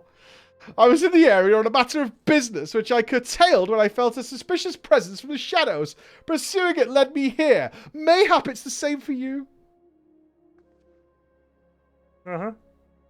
It's very close. Oh, so your pursuit of the thief of many faces has taken quite the unexpected turn. And now you have come upon a series of anonymous letters. Mayhap our watcher in the shadows is a friend, or is this but another trap laid by the fiend? Yes, the plot thickens like a dollop of salamander oil. In other events, I dare say the circumstances call for utmost caution. The thief could be anywhere, or anyone. Myself excluded, of course. No mere mask could replicate the physique of this Mandeville man. That said, I fear my dear Hildy may be in a bit over his head this time. Allow me to assist you in your investigation. Was there anything to happen to Hildebrand? His dear mother would not be pleased. Who is the mother? I need to see the mother who married that man. I need to know. It is imperative that we meet mother. Who tamed that wild stallion? That's what I want to know. Who tamed this beast? Who could take this pounding, kryptonite condom or not? If the sender speaks true, the villain even now lurks within our midst. And yet, we have yet but a single sachet of demasking dust at our disposal. We must identify the imposter beyond reasonable doubt before we proceed. You know the players better than I, Floor. What say you have a few words with each of them and see if aught seems amiss? Alright, we'll do her last then. Am I doomed to share the same fate as the others? I'd sooner die than become one of those things. Miss Ellie is the phantom thief. This is the only logical conclusion, and yet I cannot help but feel that another truth still evades us. Inspector Brain told me all about it. Who'd have thunk Miss Ellie was the phantom thief all this time? She sure fooled me. We are literally playing Among Us now. Nothing particularly odd about any of them, you say? It stands to reason. The fiend would not take such a risk if he were not utterly confident that he could pull off the ruse. Curses. This one's not half the fool his son is. Oh, that's him. Curses. This one's not half the fool his son is. I must elude him, and quickly. Time is of the essence. This is so weird that we know who the culprit is. And yet we can't do anything. I question the Sultan squad outside. To a man, they insist they have seen naught but of Miss Ellie. Where could she have gone? Father, what brings you here?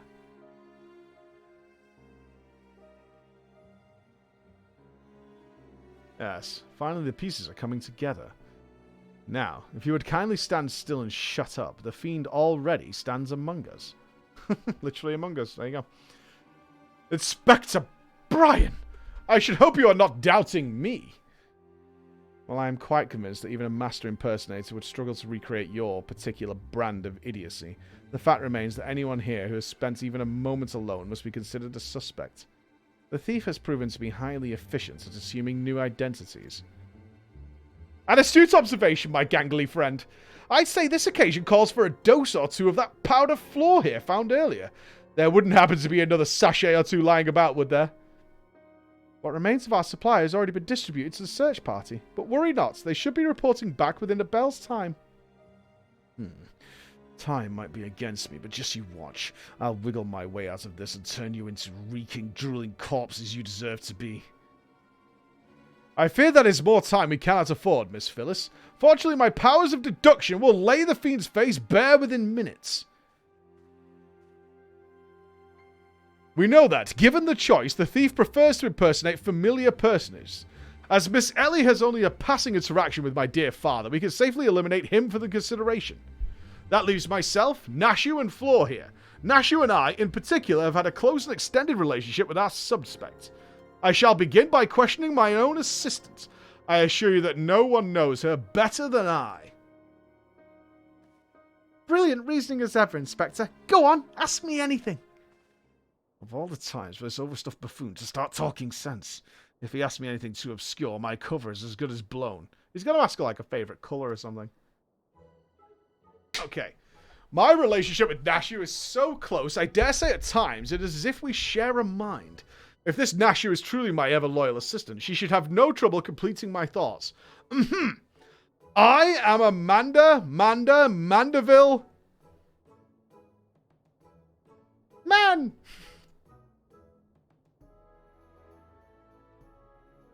Doing what only a Mandeville can! From the peaks of Kurthus to Thanalan, Mandeville? Man, you're the best, Inspector! A perfect score. You may rest easy, dear friends. This is unmistakably, unequivocally, indubitably the true Nashu. I've never loved you more than now, you marvelous muttonhead, you. Nashu?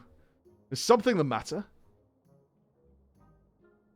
Just because you've picked up a few more wrinkles beneath the eyes, there's no need to avert that charming face of yours.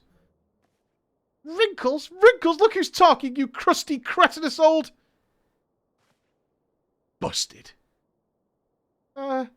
Genius, Inspector?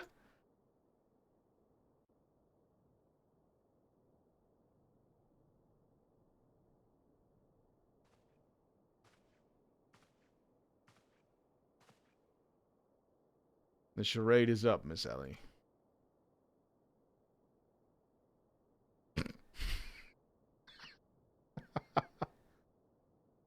Uh-oh. Uh-huh.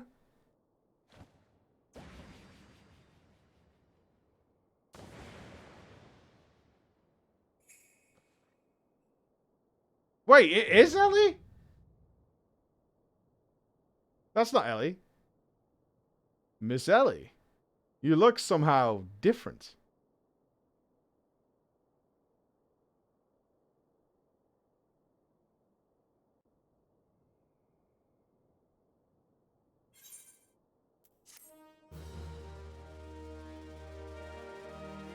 An evil twin? No! It can't be an evil twin! Who is this unfamiliar woman? And the secrets does she hold? What is I don't know where this is going now. 7 hells. Done by a muscle-bound muttonhead and his motley troop of mummers. Just who are you? Your resemblance to Miss Ellie is most uncanny and yet... Consulting Inspector Brian. Once again, you failed to measure up to your lofty reputation. Of course we resemble each other. Ellie is, after all, my own flesh and blood. My beloved sister. And my eminently capable partner in crime. Son of a bitch. Cece? 1,000 faces I may wear, but only one name do I bear. You can call me Cece. Charmed, I'm sure. You're quite alright. Why do you look as if you've seen a ghost? Despite my moniker, I assure you that Ellie and I are no spectres. What we are, mind you, are the last living scions of Sildine aristocracy. Bemused, are you? Befuddled? To find 2 sisters behind the mask? Try using your brains once in a while. Every time you encountered the thief, Ellie was standing right in your midst. No, the thief that 4 times stole the show. Oh, and those priceless relics was me. Meanwhile, Ellie hid in plain sight, supplying me with just the knowledge I needed to stay one step ahead of my pursuers. All while spinning their hair-raising tales of my exploits that won their hearts of this nation. We owe a lot to you, truly. Why, without the tales of your hapless attempts to catch me, we would never have risen to the heights of celebrity. Miss Cece, from a gentleman to a lady, I would ask you one thing and one thing only. Just what is it that you and Miss Ellie hope to accomplish with all of your schemes? Justice! 400 years ago, Wildan dogs reduced our great nation to a nation of zombies. At long last, the cowards that would still justify these foul deeds will suffer the same fate. Wait, the histories say that it was Sildee that turned their own men into zombies. The histories lie! And you work from the shadows, silencing those who would speak the truth. You should have died with your fellows, false arbiter.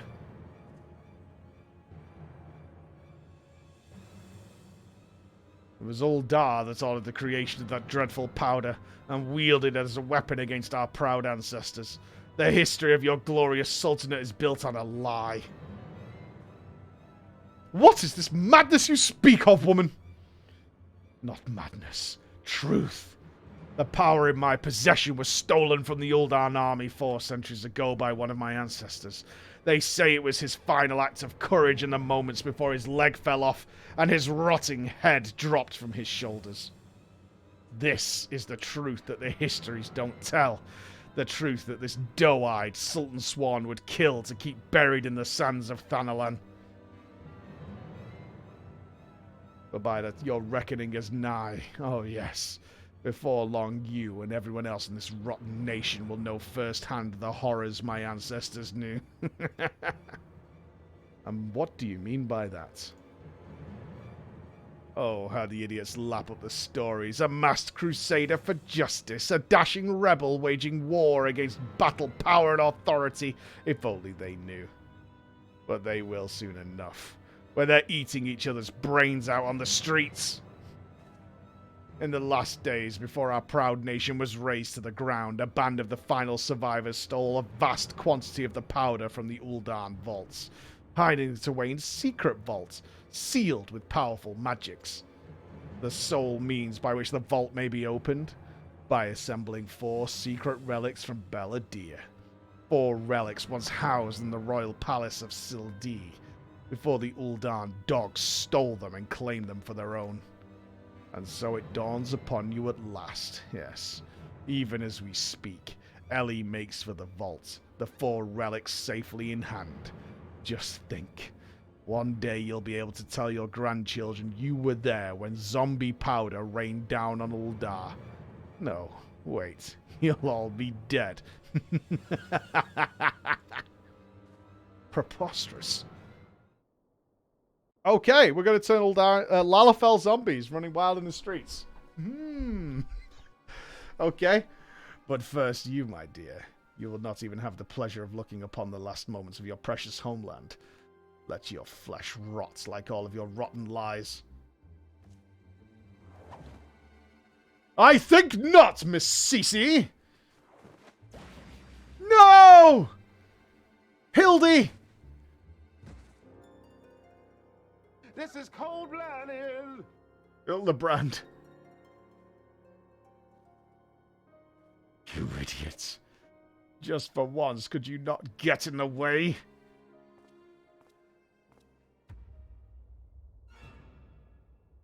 Godbert Mandeville. I can't see...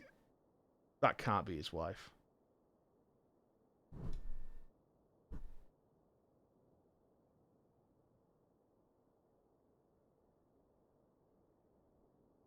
Godbert Mandeville. I can't even trust your sorry ass to look after him for a day.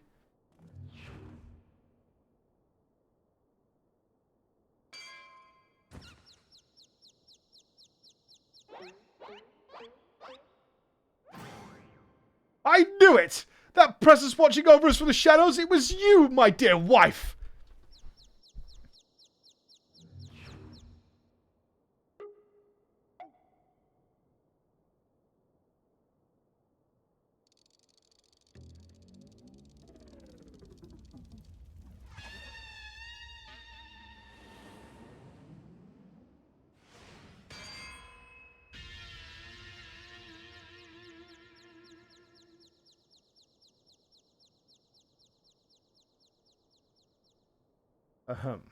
Am I to understand that you are Hildebrand's mother?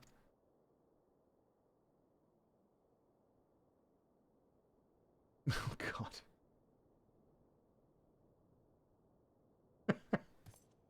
No, go away, dude. Aye, this is more like it. Hand to hand, skillet to skillet.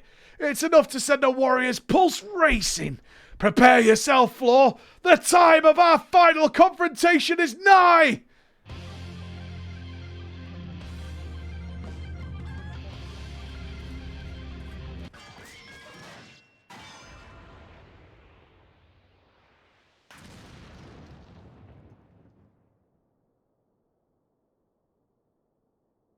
You have Popotios for brains, you overstuffed buffoon.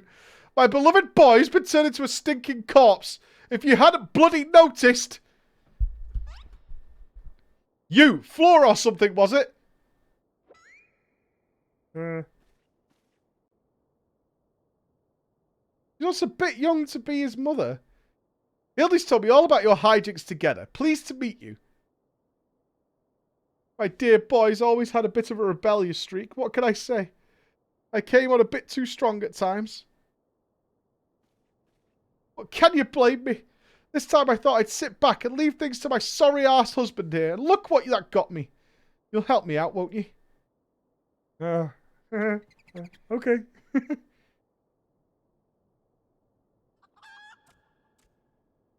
Right.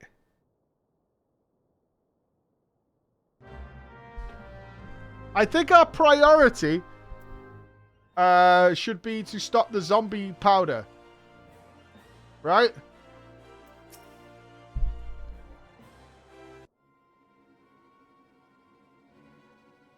Reunited my dear boy for the first time in ages, and just look at him. He's green. Fortunately, there's still time to reverse the zombie curse, and I know just the remedy. A phial of holy water. The ingredients are simple. A tatter of oversold rags and a phial of twice distilled water. Sink got at the market stocks the form, and the latter you can procure from a trader by the name of O'Guest. Now hurry! Once the poison spreads throughout his veins, no antidote will save him. In the meantime, I will search for the bumbler's bumbling assistant. With any luck, Miss Nasher is still alive. No, shouldn't we stop Ellie? Woohoo! Ouch, that's smart! You gods, Hildy! You're looking none too hearty yourself. No thanks to you, you bumbling oaf. Are you going to accompany Floor here and make yourself useful? I'd have to reintroduce you to the wall. But of course, my lady. Greg is ever at your service. Sink got sundries, was it? Come on now, Floor. There's work to be done.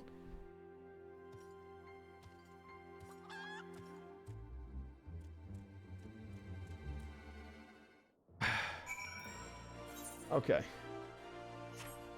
Okay. We should really think about stopping the zombies. Like, genuinely. The Sapphire Exchange. It would be, I just think we should do that, right?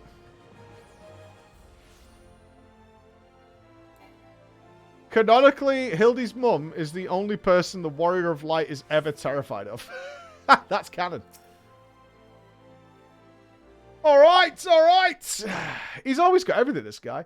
Oversold rags, you say? I fear I've only got a single tatter left in stock and it's already spoken for. But my good man, you must reconsider. My dear friend's life, and quite possibly mine own as well, hangs in the balance.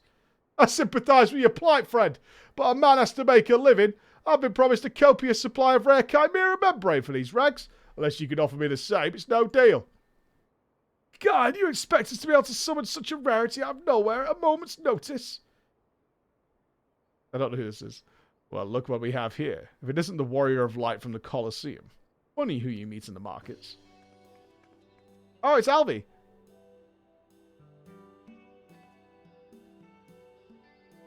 This character was awesome despite the cheating. As it happens, I just returned from my training, and the slaying of 10 chimeras just happened to be my task for the day. If it's chimera membrane you seek, you're more than welcome for a share. Nice. The lady, you are far too kind. Don't mention it. If it hadn't been for Inspector Hildebrand and Floor here, I'd still be tag-teaming with that slimy beast and cheating my way to fame and fortune. And I'm a woman who pays her debts.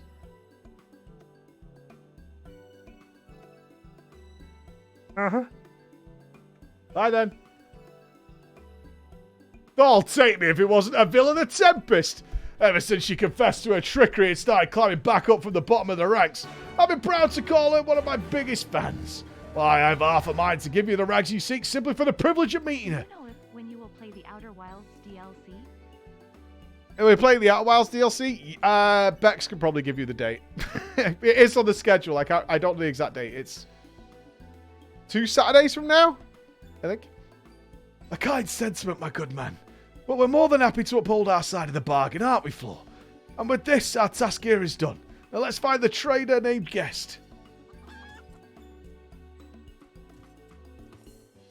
I think it needs 2 streams, though. Right? Didn't we check? It's going to be about 10 or 11 hours? Something like that. Right. Jest, where are you? In the Alchemist Guild. Alright. Yeah, apparently it's decently long. One of the things we do check when we're trying to schedule in when we're going to play stuff is how long the game should last-ish. I think it's 2 streams worth, I think.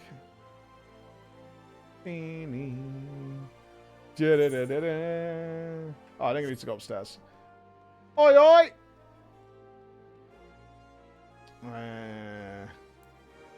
Where's the stairs? I'll just teleport upstairs. Uldar is far too complicated for my small, small brain. It'll be here then.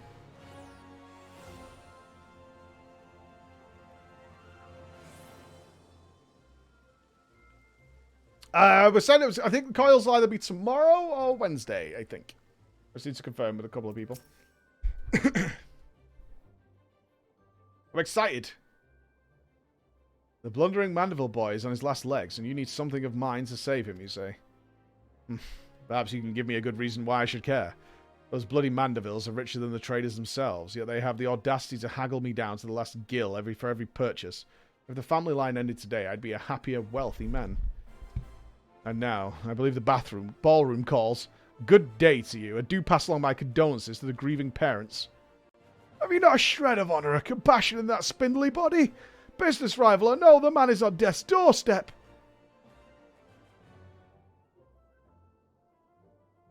After the events of that day, my father will not so easily forgive and forget, but it matters not to me. No, my love for you is as deep as the 7 seas. I beg of you, milady, may I have this dance? Who's this? Oh! God, everyone's turning up. But she wants to fuck her brother, bro. You've no chance. Flo, what a lovely surprise. Are you here for the ball, perchance? Heavens! The poor inspector. Well, if it isn't the Lapis maiden in the flesh, or say you bid farewell to preening fops and scruffy adventurers and share a dance with a cultured gentleman befitting your great beauty. Why, it would be a pleasure and an honour both, my lord. Yeah! Provided you first provide my good friend Flo with the bottle of twice distilled water she seeks. Lapis maiden, I'm stuck. Gross. So fucking gross.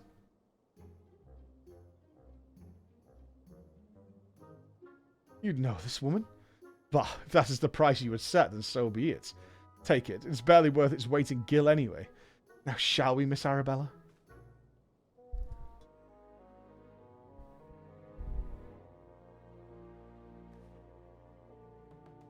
Discord? Hold on.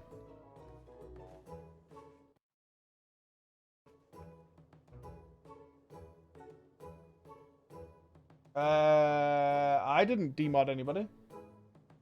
Does VIP remove mod? I don't think it does, right?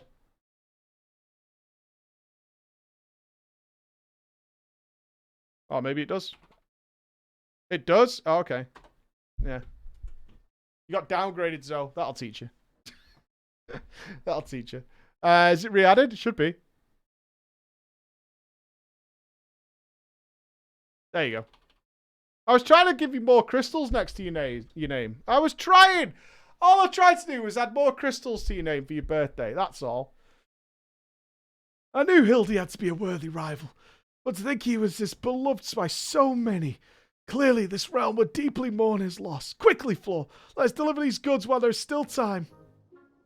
Toxic. I know, right? Uh-huh. How does this guy take a shit, honestly?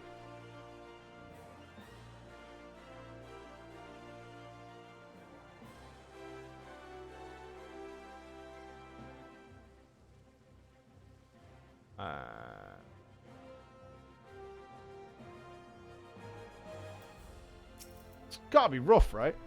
I trust the two of you wouldn't dare come back empty-handed. Yo, like, why is Julian such a beast? Bloody brilliant. I'd take you over my muscle-headed half-wit of a husband any day. Now stand back and let me show you some real Mandeville home cooking.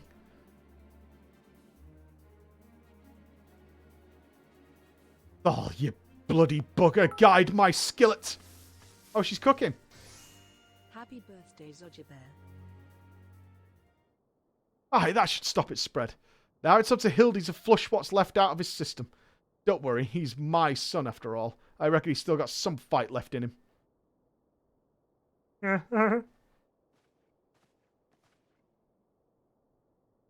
Look who I found. She was slumbering, obviously in a rubbish-strewn corner of Pearl Lane. Boy, did that nap feel good. Yes, I'm sure it did, Floor. Word has it that Ellie has been sighted at the Sildoon ruins. We must go there with all haste. Oh, but you loved her. Okay. You've done well, my dear boy, today. Don't worry, I'll handle things from here.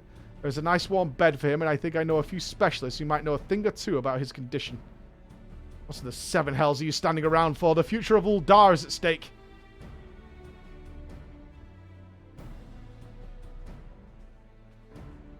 Floor, my strength is yours as well. For Uldar and for our friend Hildy. You remind me of my husband. What with that you having more muscles than sense. You're so keen on making yourself useful, why don't you run to the markets and bring me some fire crystals? Keeping my dear boy warm is key to fighting off the zombification. Let's see. I believe 20 crates or so should suffice. I'm a warrior, not... Oh, yes, my lady. Okay, I mean, wouldn't we send some non-fight... Oh, God. He's trying to work it out. I say, Enkidu, the burden we must bear simply to secure my long-awaited final confrontation with Floor. That said, the events of today have given me cause to reflect. Floor and Hildy both, though. To be blessed with such veritable legions of friends, tried and true. But alas, not I. No, only one true friend have I ever known, and she is long lost to me. You're a fine bird, and have given me great comfort in my travels. But you will never be Enkidu, my one and true companion. Oh, my friend, were you here with me, even Floor could not stand against our combined might. Oh, Enkidu, wherever you may wander, hear my words, and return here to my side. Enkidu, do you hear me? Do you hear me, Enkidu?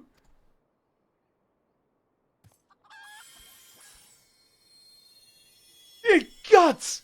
What was that flash from the heavens? It nearly blinded me, and what? The crystals, where have they gone?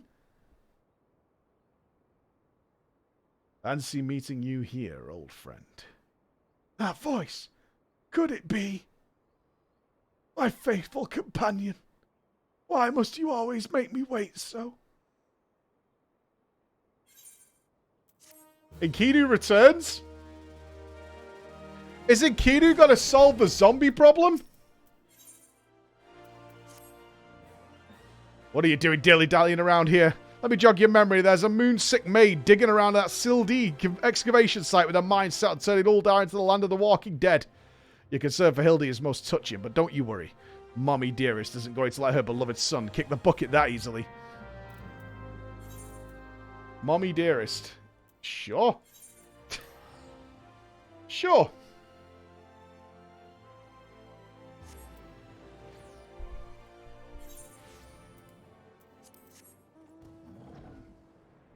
We ride. I'm really sad that Ellie turned out to be a baddie. I'm sad for Brian. Fell in love with a villain. We've all been there. You just hope for more for Brian.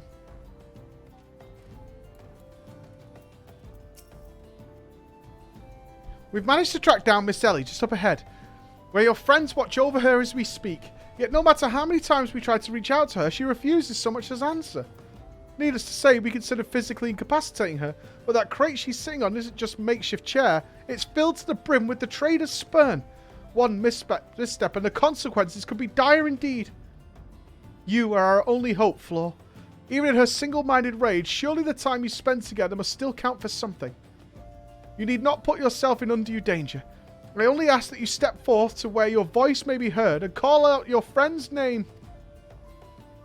I beg of you, Floor. Surely if anyone can convince the woman to abandon her madness, It is you.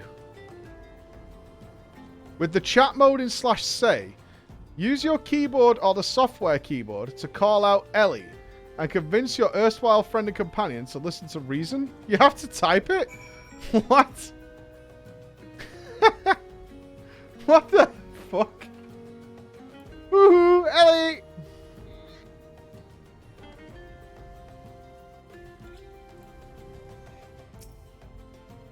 Okay.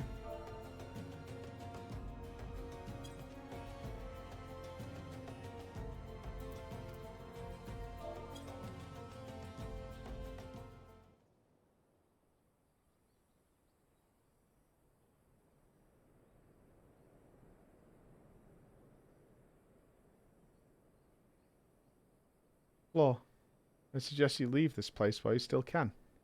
I bear you no grudge, but should you so much as think of interfering, I'll not hesitate to turn you into a zombie too. Brian's got to convince her. So it was you after all. Consider me disappointed.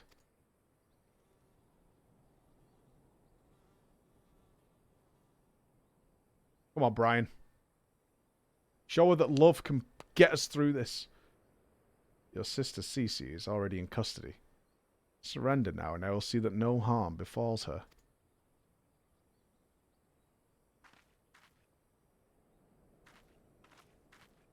Come on, Brian. Brian. How little you understand us, Inspector. Then again, how could one born into a life of power and privilege ever hope to understand?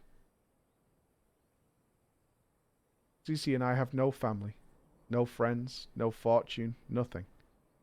Two sisters against the world, with only our quest for justice to give us meaning. Long ago we made a vow. Should the worst happen, our mission takes priority over all. Yes, over our own wretched lives. You see now? Anything I might have once had to lose, I lost long ago. Now stand down or suffer the same fate as the old armed dogs you would defend. Ellie, stop this madness.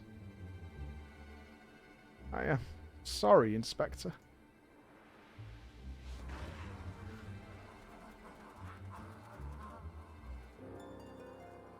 It's like somebody's gonna need to... Oh, no! Hildy can communicate with him, can't he? Oh, no. There's too many of them. He is the gentleman zombie, after all. All in a day's work for a Mandeville man!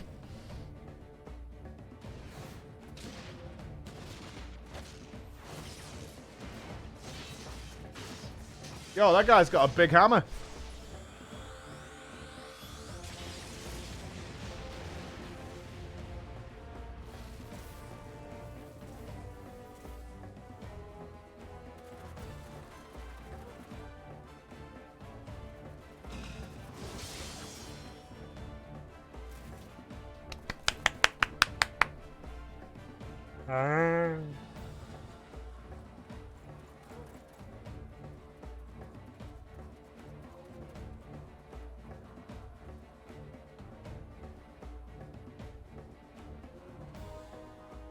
You only delay the inevitable.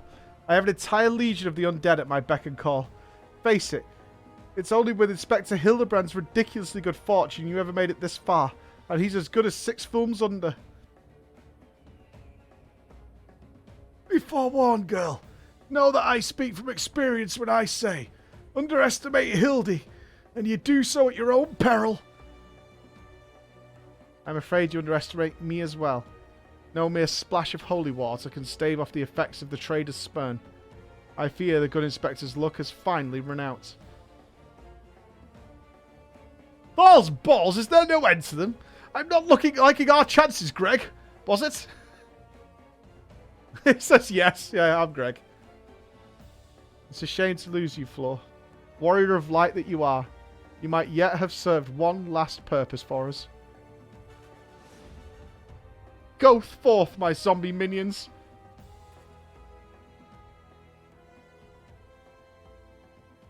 Here he comes.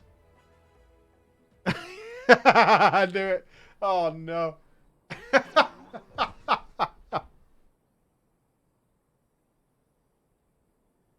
Sweet Jesus.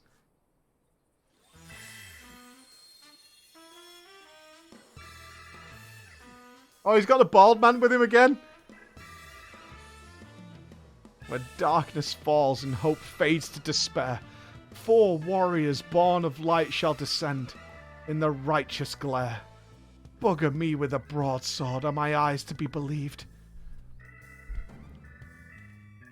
That pose. No, these are not 4 warriors of light that I see.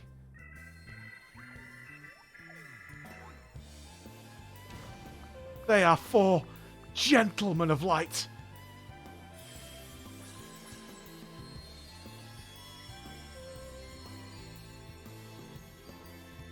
Just so, my good man. Hildebrand, agent of inquiry, inspector extraordinaire, has made his triumphant return. Did you miss me?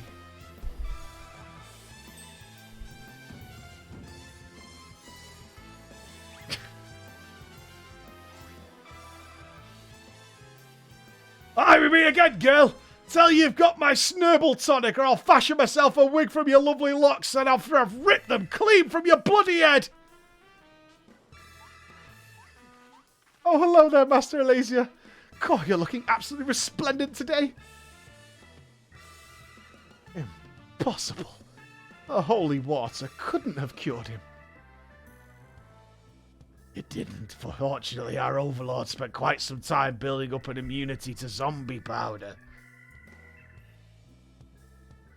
When he heard the Master Zombie Brand was at risk of joining the actual dead, we knew we had to take action. An immunity to... I'm just going to pretend that makes any kind of sense.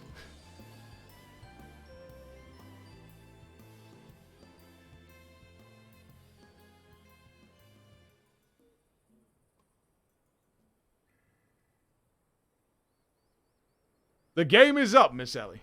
Pray, abandon this madness. Besides, plots of mass murder hardly suit a lady like yourself.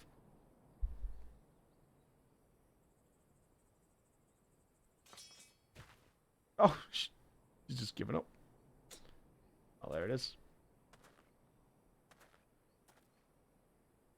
It's over. It's all over. Inspector Brian, you said there was something you would tell me when all this was through. I imagine you have no words for me now.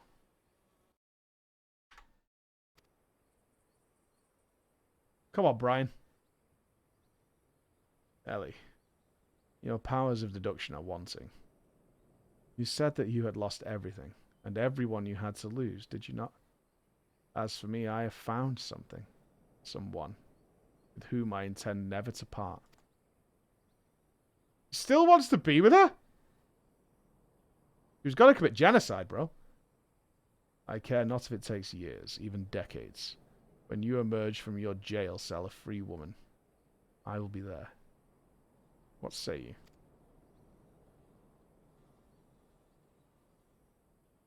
Why? Genocide, bro!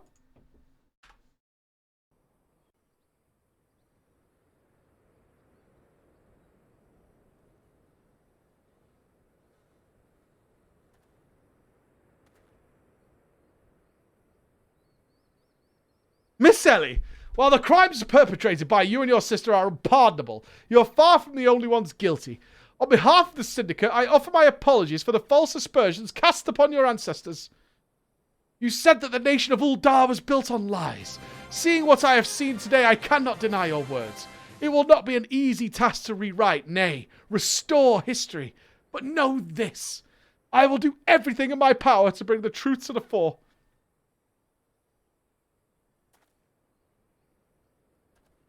Hey, the zombies are happy. Oh, that's nice to see.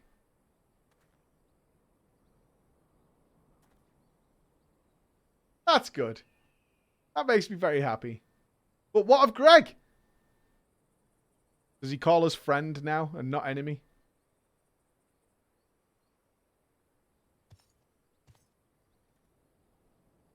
Are we not forgetting someone here? By someone, I mean me!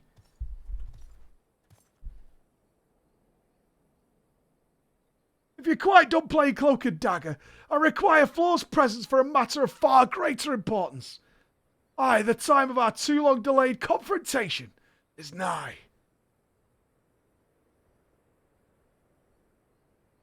Aye, the long face, friend. Ah, but mayhap this will have you singing a happier tune. He still doesn't understand it, does he? At all. He just doesn't get what...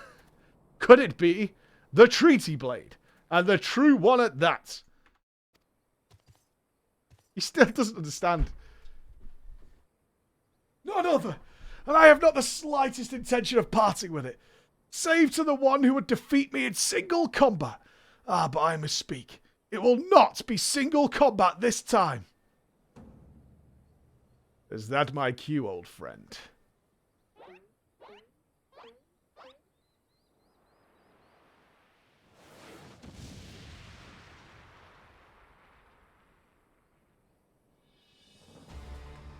Garuda?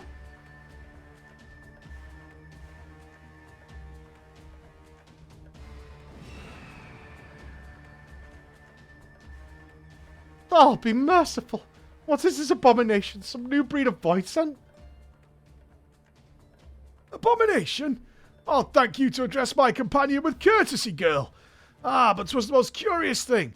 There I was, hauling a crate full of crystals for Hildy's mother, thinking how much better things would be if my dear friend Enkidu was here. Then came a flash from the heavens, and the next thing I knew, there she was. By the gods, it makes perfect sense. Doubtless the crystals heard Greg's heartfelt plea, summoning forth his friend. Nay, no mere friend. It's a primal?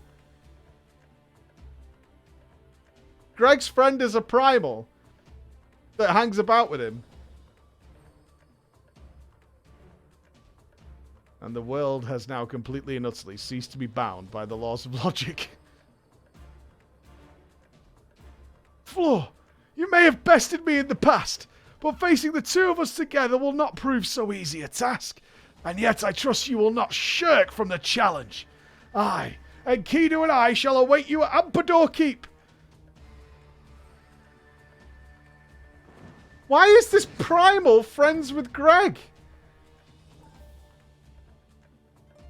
'Tis a ways from here, but what better venue for our climactic confrontation? If you claim the Treaty Blade, then claim it from me as a warrior. To the skies, Enkidu! To the skies! I feel bad for younger Enkidu, like new Enkidu. 2 against 1? That's not very gentleman's of you, Greg. Come, Floor, to Amdapur!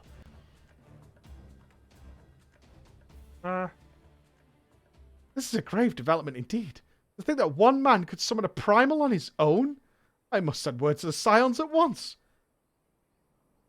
I'm a Scion. Oh, but of course. I near forgot we had a warrior of light in our very midst. Please, Floor.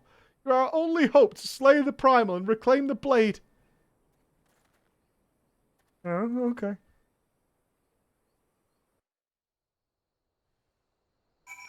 Alright. Is Enkidu a dangerous primal? I don't know. No idea. I mean, Beardy Boy wasn't dangerous, right? He was just looking after the little, the cabbage people.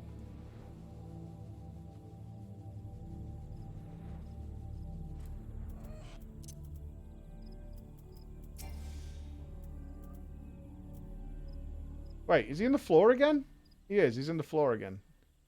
Ahem, is that you, Floor? Pray forgive me. I was right on Greg's trail when I encountered a subterranean curiosity that demanded my immediate attention. I will be concluding my investigation forthwith, but in the meantime, might I trouble you to entertain Greg and his primal friend in my stead? Together, we will reclaim the Treaty Blade from that knave, Floor. Yes, just going ahead. I'll be along directly. I mean, he is the floor inspector. Okay. All right. I guess this is happening now. We're just fighting a primal. I did not expect this to happen. Shit, what was it called? Fuck, I didn't read it.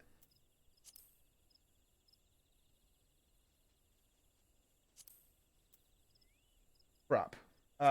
Is it Battle on Big Bridge? Battle in the Big Keep.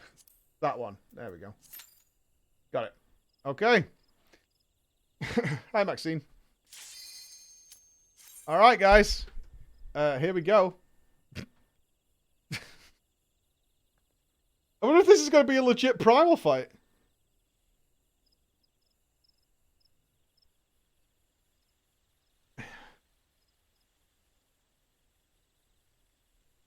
Well, the last one was kind of good. It was good. The gauntlet with all the chickens that we did last time, that was kind of cool.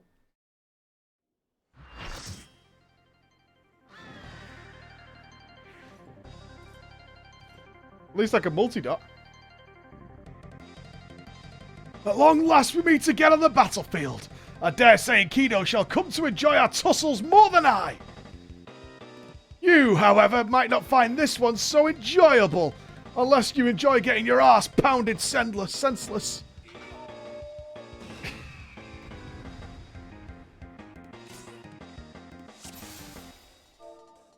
Ahoy, sailors!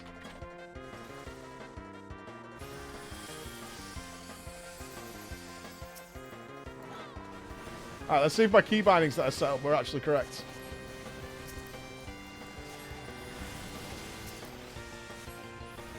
Nope, that's wrong. That should not be Blizzard.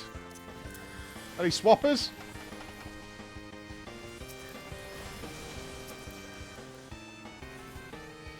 Let the fingers do the talking. I wonder if they have to die together. Web. Do we separate these? Or do we run together?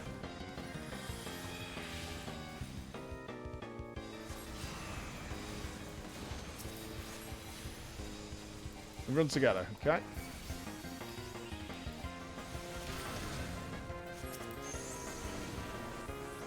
Okay, now I'm a chicken. Any dispellers?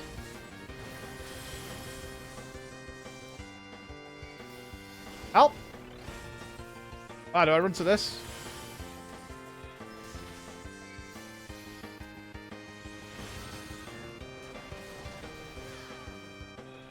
What am I doing? Okay, I think I have to soak a puddle if I'm a chicken.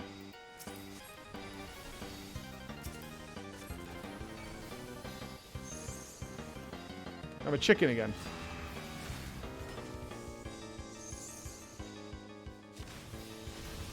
Looking for a puddle?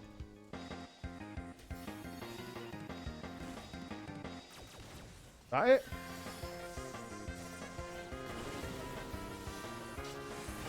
Oh, it's there, it's there, it's there. Ah, it's the whirlwinds. Okay. Okay, I have to sort the tornado things.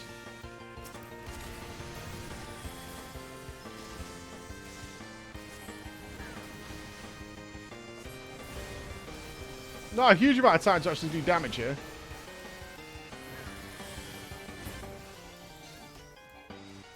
Right, Enkidu down. Oh, that's only phase 1 is killing Enkidu.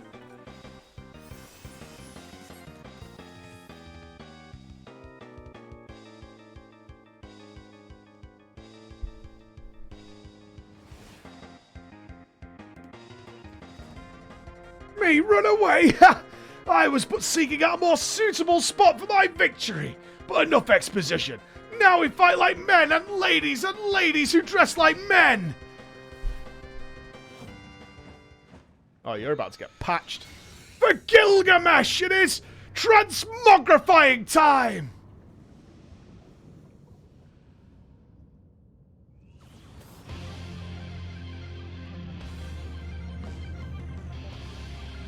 What? The mightiest warrior ever to grace Eorzea stands before you! I, Gilgamesh! Prepare yourself! Dude, why has he got so many arms?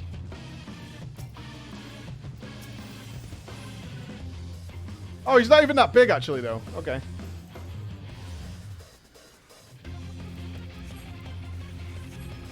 I thought he looked like he was going to be bigger than this.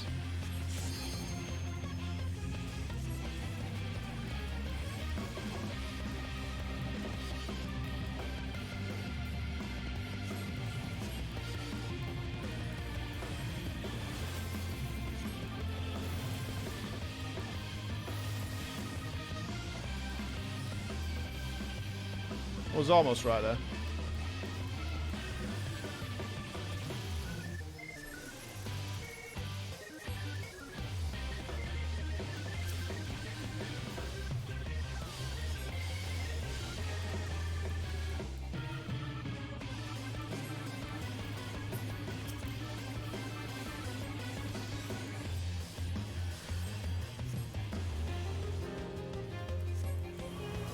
Fight with all my strength. Oh, is he AoEing us? Then we need to spread for that. Did we kill? I think we killed.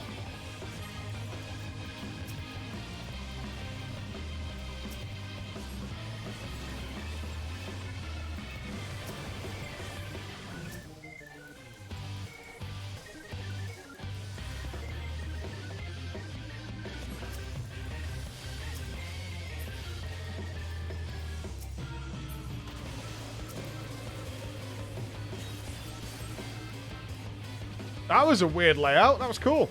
That was really cool.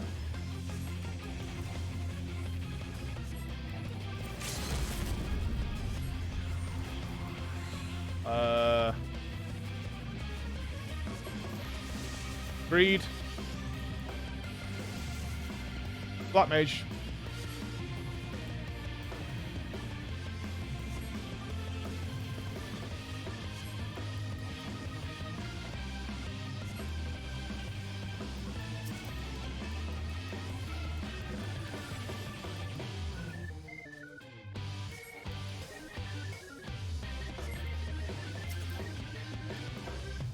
It's fine. Look, you're bound to take some damage at some point, right? But look at the dam. To pull off the immense dam.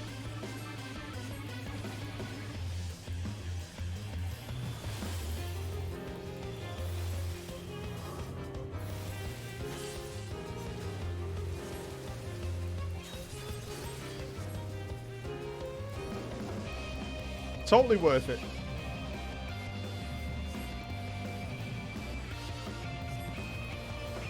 And now for something truly shocking.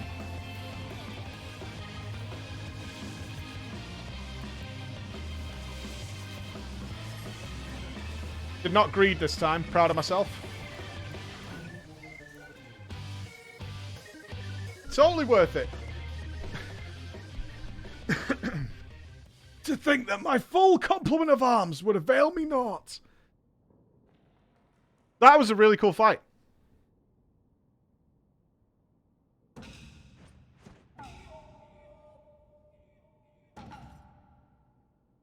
No more hijinks from Gilgamesh.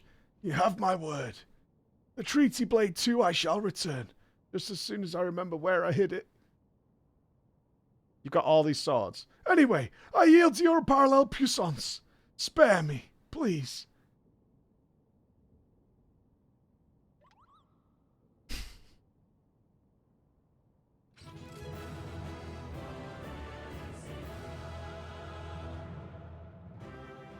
Yeah, he's won them all fair and square by beating up people out in the streets. GG, everyone.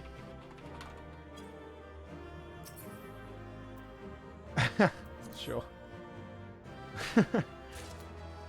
Oh, we got Enkidu.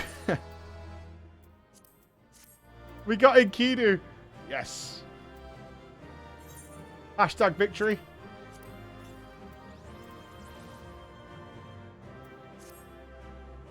In fact, we need to get out our friend, don't we? We put him away for the party.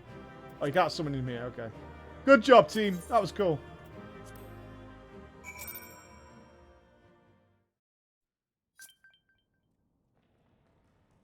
Oh?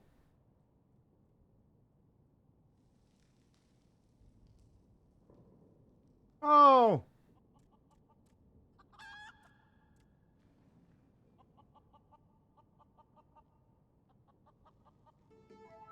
What? I lied again like a rug on the floor. This fucking guy. You can take that fusty old blade for all I care. I thirst for true power, and naught but the strongest swords will do. Warrior of Light, you have proven a worthy opponent, but I warn you, treasure every moment with your weapon. For as sure as day follows night, the hour will come when I claim it as my own. Until we meet again. Greg, man. Can't we just be friends?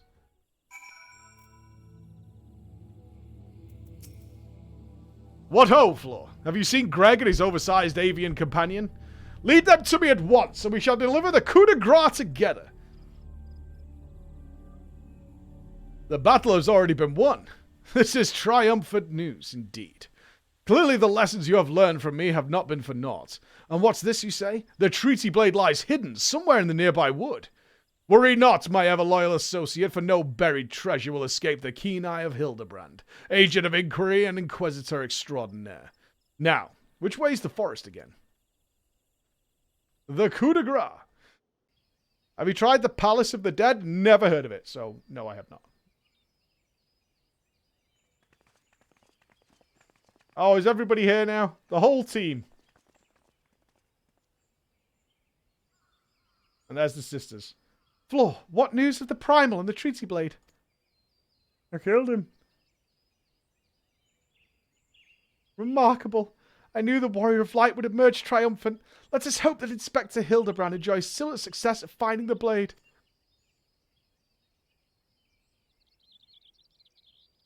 Such design, such craftsmanship, at once bold and powerful, yet sensitive and refined. I believe I found the inspiration for my next masterpiece.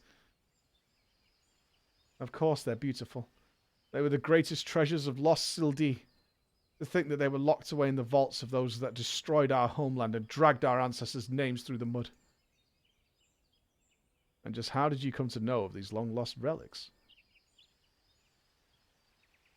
There was an ancient scroll passed down in our family, left to us by our dear grandmother, that spoke of the 4 warriors of light, the 4 relics, and an incantation of untold power. If we could have wielded this magic of legend, Ellie and I might have still have had the last laugh. She's still, like, out to kill. Alas, speaking the words had no effect. Only a warrior of light can wield the power, or so the legend goes. What I wouldn't have given to see it. The ultimate achievement of the greatest mages of this realm has ever known.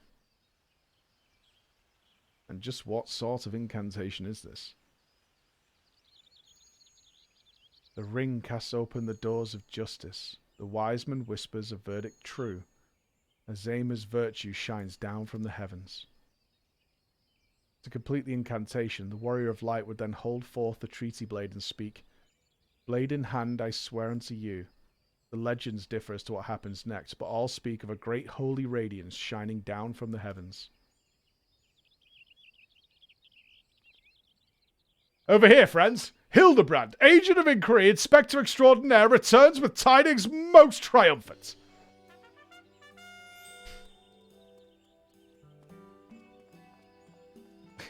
Oh, he's so happy. He's so happy.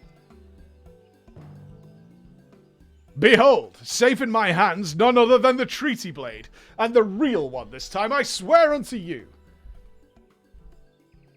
Yes, yes, just like that, I swear unto you, then. My word, whatever is this odd tingling sensation? Ridiculous. Hildebrand isn't a warrior of light. He's just some fool who thought he could stop the lesser moon with his own bare hands. It would seem the treaty blade is just as confused as the rest of us. Wait, are we doing close encounters? No, the light. Someone stop it. I won't stand to see the legendary power of our forefathers wielded by this muscle-bound buffoon.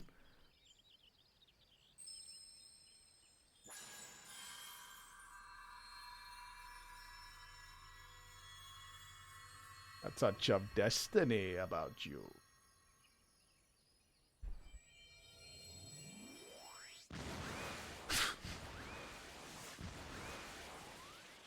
Skyward ho!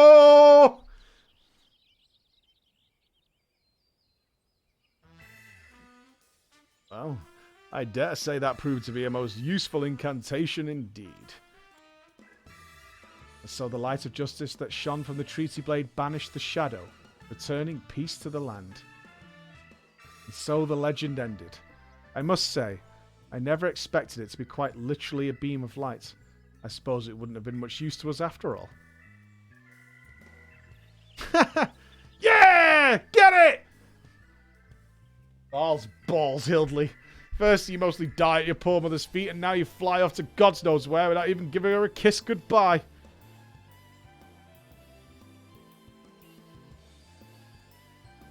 Oh!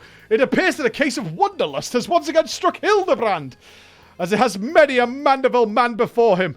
Godspeed, my boy. When the day comes that you tire of mystery solving, your dear old man will be here to pass on to you the family art. Oily. So in the end, the Sildine incantation of legend was wielded by not a warrior of light, but by a gentleman of light. Well, the treaty blade is some 6 centuries old after all. Perhaps it's not quite as sharp as it used to be.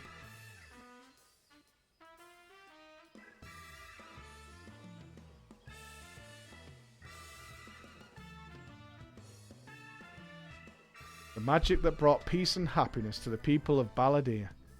It was every bit as beautiful as I imagined. To think I would see it with my own eyes. It's nothing short of a dream come true.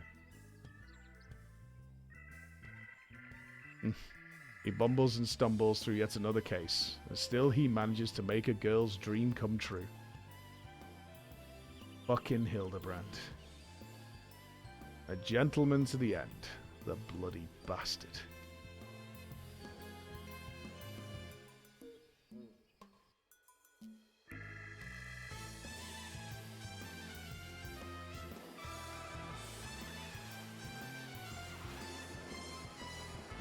Turn it around, dude. What's this? A glint in the corner of my eye? A curious sense wafting in on the winds of the far-flung land? Do I smell a case? There's more?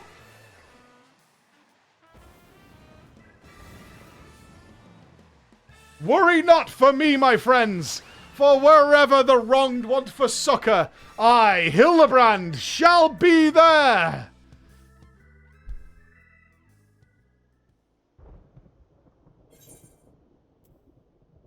Oh, you get the Mandeville outfit? And a most gentlemanly emote? Nice. Nice. Crispy. Absolutely crispy.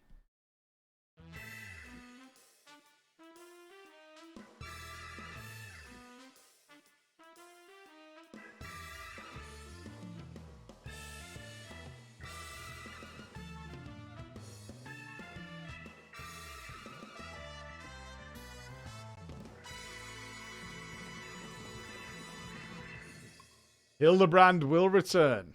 Question mark. Well, yeah, I suppose you will. Well, that was... oh, wait.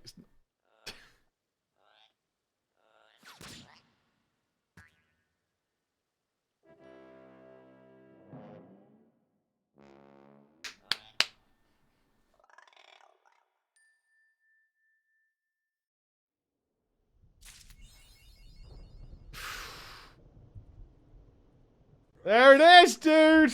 There it is. We did it. Wow. That was an adventure. That was an adventure. To be sure. Oh my god. Well, We're back to MSQ after like a 12-hour detour. Check your titles. Oh, am I a gentleman now? I do remember how to do this. Bug girl, gentlewoman. I am indeed the gentlewoman. Although I'm still going titleless for now. I'm still going to roll titleless for now. We are on to MSQ. Matt made you some emotes. LP emotes. Yeah. Thank you. Thank you very much. Always a pleasure. Thank you. That was a detour. I want to thank you all for recommending that. That was unexpected, surprising, exciting, very fun. All right, now we've got the Goblet Ethernet. Sweet. Cool. Right. Hassie was where we were up to, so we're gonna head. Let's head here. Lady Iceheart is who we would... Right, so we were up to... We got diverted mid-Lady Iceheart. That's where we were up to. Right, let's take 2 minutes, go and have a pee, stretch our legs after our wonderful adventure with Hildebrand, and get back to the MSQ, finally. We'll be back.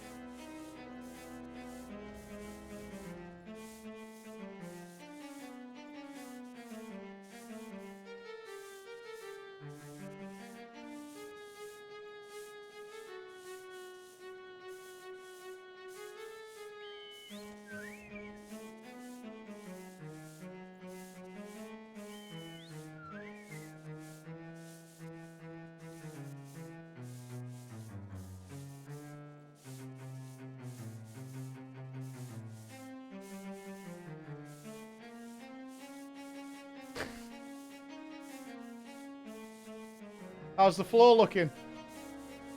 Is it looking good? Why are you still in your party outfits? You even got a matching chocobo?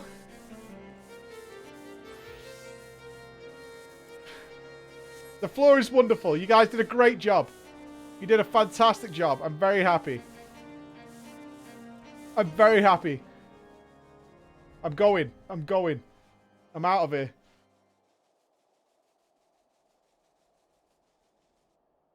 The party should end. The floor has been inspected. It is passable. Yes. It's a good quality floor. Well done. Service charge. Thank you so much for the prime, man. Line Lurks. Thank you very much as well. Flavor J, Mr. Zarma, Quasi Experimental, Midnight SO, Mr. White Tiger. And Cameron hit the 1 year anniversary. Hey, congratulations, brother. Thank you. Check your friends' requests. Yes, I know. Ian has Acostas. Yes, I see it. Wait. Yes, I can see it. I can see it.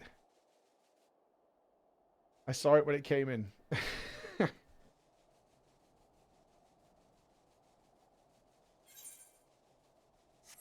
Egg check. Yes, egg check coming.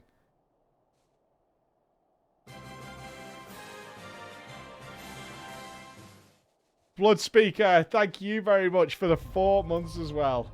We're back. Egg it up. I think we've been level 55 now for like a week and a half. Alright. There you are, Floor. Commander Leveler instructed me to wait for you. Your assistance is most welcome, believe me. Most of the third hail from the Uldar, and for a man accustomed to the feel of sand beneath his boots, the crunch of snow can be rather disconcerting. But to the matter at hand, nary a moment ago I received word that the heretics we seek have been spotted making for Dunafin Pass. My braves are already in pursuit, and I should be grateful if you would join them. So the next big thing we need to find out is the identity of... We got a name of Lady Iceheart. Well, who is Lady Iron? We got a name, but who is she? I also think Alfie's about to make his return, isn't he? We haven't had Alfie for a while.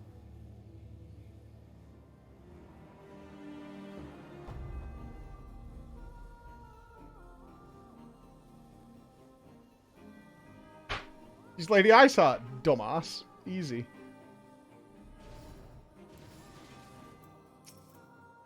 Oh, balls, my ankle's on fire. Caught my boot on a rock or something and it's twisted as I fell. The others went on up ahead and Dunafin Pass. Hurry, you might catch up. You aren't sure where to go. Look for tracks. The snow is fresh, so they shouldn't be hard to find. Okay. Isn't this where we followed when we were looking for Rudy Giuliani? It was this way, wasn't it?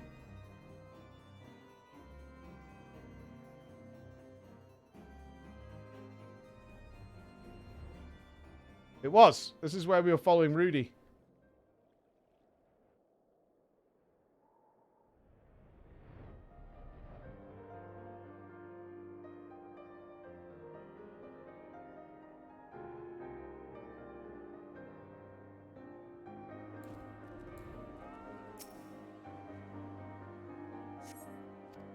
Southeast. Okay. Well, she's an interesting character. Scion, what are you doing here? The heretics? I'm not sure. There was a great scaled beast. You hussy. I think he went east on his own. The heretics split up, so we did too. What? You never split up? Why do you split up?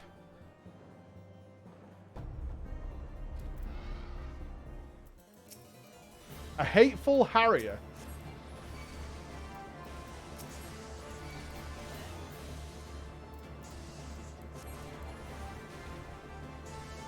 Get fucked on. Oh, I'm actually at full power again. I'm not level synced or gear capped or something. Ooh.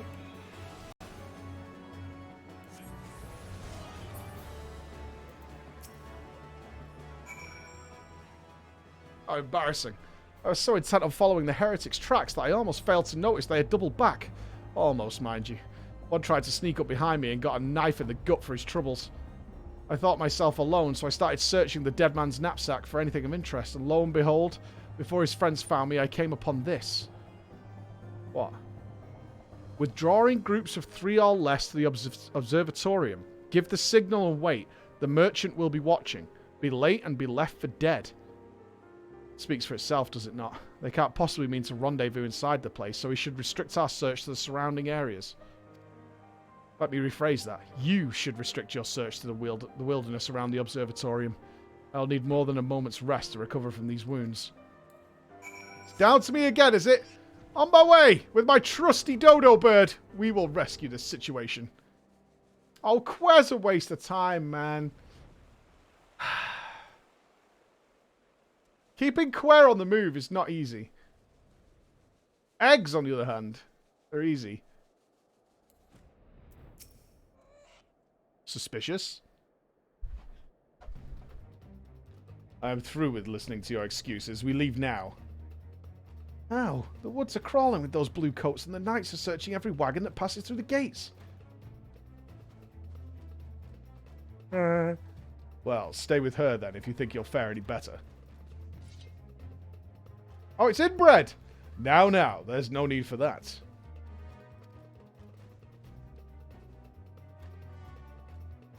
There are places like this in my homeland. Sacred snow-capped peaks where blood must not be shed.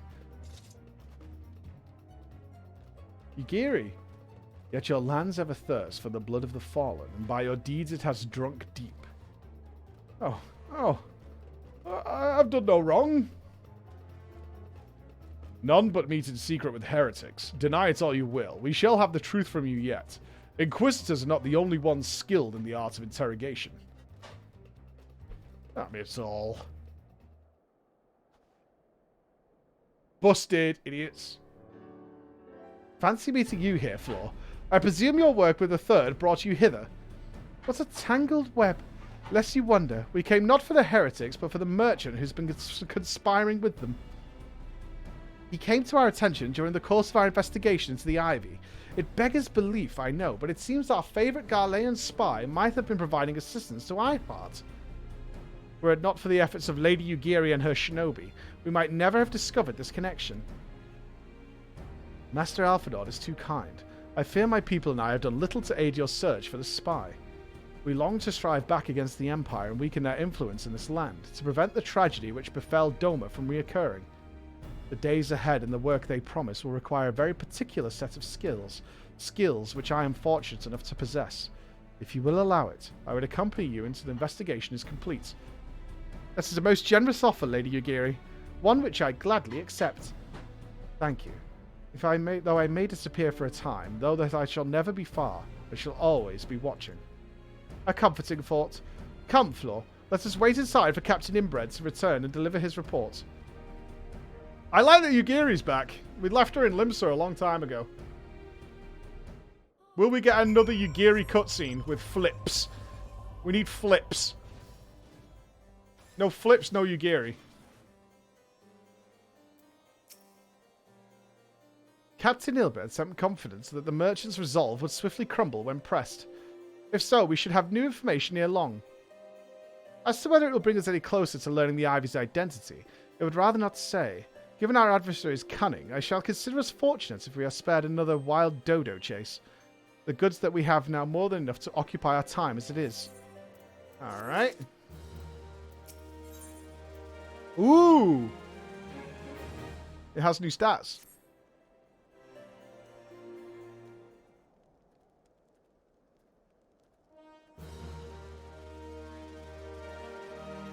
Hey, Bertic Sean, 1 month away for the big 2 years, Almost my dude. there. Captain Inbred, your report if you will. Aye, Commander. Firstly, with regard to the heretic we captured, I regret to say that the man could tell us naught that we did not already know of Shiva.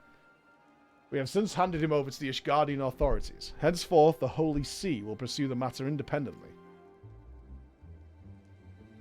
Our inquiries concerning the Ivy, however, have proven more fruitful. We have ascertained the channel by which the heretics acquired their information on the shipment routes. Go on. You will recall the flame we first identified as being in the Ivy's employ. From him we were able to trace a trail of conspirators, each taking us closer to his master. Alas, the trail came to an abrupt end. Fearing that the investigation had been compromised, we took the necessary step of detaining all suspected of conspiracy. There were 5 on our list, including a flame stationed at Revenant's Toll. The man's primary duty was to keep an inventory of donations from abroad, the particulars of which he would share with benefactors, thereby ensuring that needs did not go unfulfilled. By virtue of his role, he was privy to the details of all shipments bound for the settlement. Needless to say, that included those originating from House Fortems. He knew the precise route the caravan would take, and he sold that information to a merchant. I think I can guess which one. None other. With a little encouragement, he soon confessed to knowingly aiding and abetting the heretics. Well, this is one mystery solved at least. But what's of the Ivy? Are we any closer to prizing off his mask? I dare say we are, Commander. Our relentless pursuit has forced him to commit a grave error. In a desperate bid to cover its tracks, the Ivy resorted to exercising certain administrative powers available only to high-ranking members of the Immortal Flames. If you consider then that our investigation is known to barely a handful of them, the field suspects is greatly narrowed. You mean to say that the agent is among Rauban's innermost circle? Someone who has been with him since the Immortal Flames establishment? It is the most plausible explanation. The infiltration likely occurred during the company's founding, within the groundwork for the act being laid beforehand. To slip into a position of authority unremarked, and remain above suspicion all these years. Aye, I too was surprised, though I really should not have been. Of the 3 grand companies, Uldar's was ever the most vulnerable to infiltration. Both Limsa and Gridania have long-standing armed forces that lent themselves well to the formation of the Maelstrom and the Order of the Twin Adder. To all intents and purposes, it was the same people, loyal ones, mind, under the same leadership, only the banner was different. Not so the Flames. Uldar's military was made up of desperate orders, most of which were glorified mercenary companies that answered only to their own paymasters. Hardly an ideal environment to which establish something as high-minded as a grand company. The difficulties Rauban faced when founding the Immortal Flames are well known. Even after he had convinced his fellow syndicate members to share the cost, there remained the small matter of finding enough bodies to fill the ranks. Indeed, and given the pressing nature of the Imperial threat, that meant recruiting every passing sellsword. Amidst the chaos of its founding, it would have been child's play to infiltrate the company. A good deal easier than now, aye. The Immortal Flames have ever been caught between conflicting interests, the public and the private. Though the monetarists ultimately agreed to support the organisation's founding, it was not out of charity they did so, but simple self-preservation. Had Neil Van Darnus' ambitions had been any less apocalyptic, you may be sure that they would have never risked supplying Rauban with an army. It is but a wonder they did not attempt to extinguish the flames the moment the danger had passed. Returning to the present, however. Even as we speak, our Doman allies are shadowing several high-ranked flames, any one of whom could be the Ivy. Desiring to deal a blow against the Empire, the refugees were eager to lend us their aid. I expect to hear from them ere long. Very good. Pray, continue your investigation with the first. Meanwhile, have the second attempt the unrest. The third can join the fourth in expecting crystal shipments. If they notice anything unusual, I want to know about it. If Shiva is summoned in like a manner of the other primals, the heretics will be looking for further supplies. Understood, Commander. I shall send word to Sir Aymeric, informing him of our success in identifying the heretics' abettors.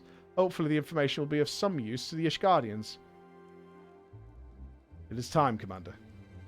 Yes, I'm aware. An emergency council of the Alliance leadership has been called. There have been developments in Garlemald, it would seem. As commander of the Crystal Braves, the worst name ever, my presence has been requested. If you were to accompany me, Floor, as the realm's stoutest champion, it is only meet that you be present for the discussion. Oh, and the antecedent has already given her consent, lest you worry. Alright! So we're just going to kind of put an underline on this. We'll just underline this and call it done. Like me, you are doubtless eager to conclude our business with Iceheart, but until another path of her sanctum is found, she will remain beyond our reach. Minfilia and the Archons are sparing no effort to secure an alternate route. Until such time as they succeed, I suggest we give some thought to the realm's other problems. I shall go on ahead to Gridania in readiness for the coming council. Meet me at Nupss altar. Oh no, we're seeing Lady Boring Face? Oh my god. Ah, steal my mind. We shall make our way to the Lotus stand together. Alright. Okay. Let's go see Grand Lady Boring Shoes.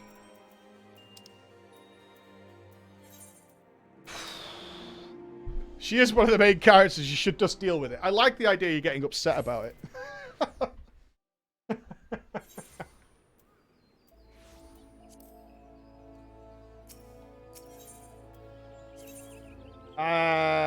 It's the Kundra's Guild, isn't it? Alright. We've got Alfie and Inbred. We're good. My thanks for coming, Floor. When you are ready, speak with the Kundra yonder. She will show us to the Lotus stand. Alright. Ah, the silent Kundra.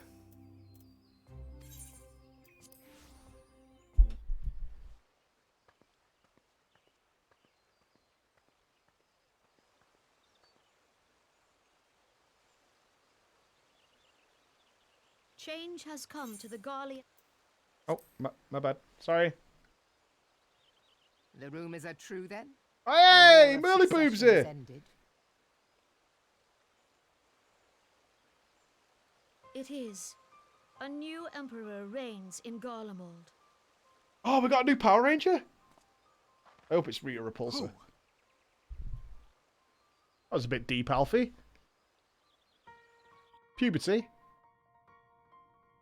The birth and all too rapid expansion of the Garlean Empire is commonly attributed to the strategic brilliance of Solus Zosgalvis, yet he did not rule alone. Several members of the royal household also distinguished themselves during his reign. Nevertheless, it was the eldest son who stood to inherit the throne, until his most untimely passing. Listen to her passion. He's got to look at that fucking wall again. Oh! I was fortunate when I learned that the Emperor had died without naming Yo, his yo, successor. yo! That's some smarky shoulders, brother.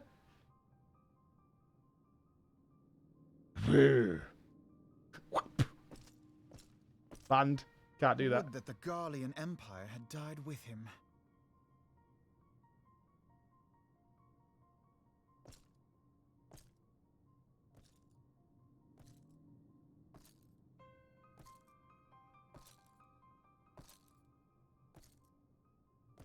Jesus Christ, I'm not walking with that guy. 'Twas the grandson and his uncle who had the strongest claims, was it not?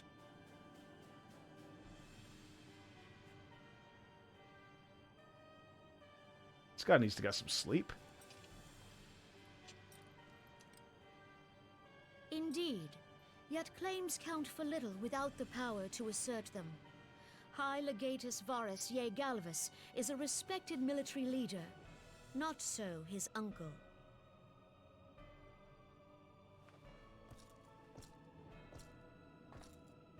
So young Varus has torn the crown from his uncle's grasp and taken his place at the head of the Empire.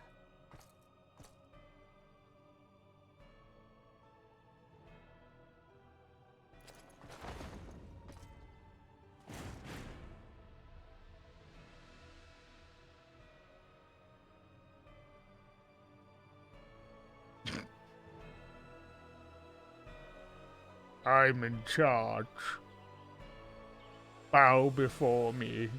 Given the troubled nature of his succession, the new emperor will require time to seal his grip on power.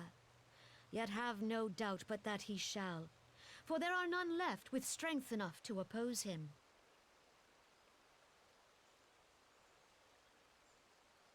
Since the success of Operation Archon, the remnants of the 14th Legion and the forces occupying Alamigo have done naught but fortify their positions.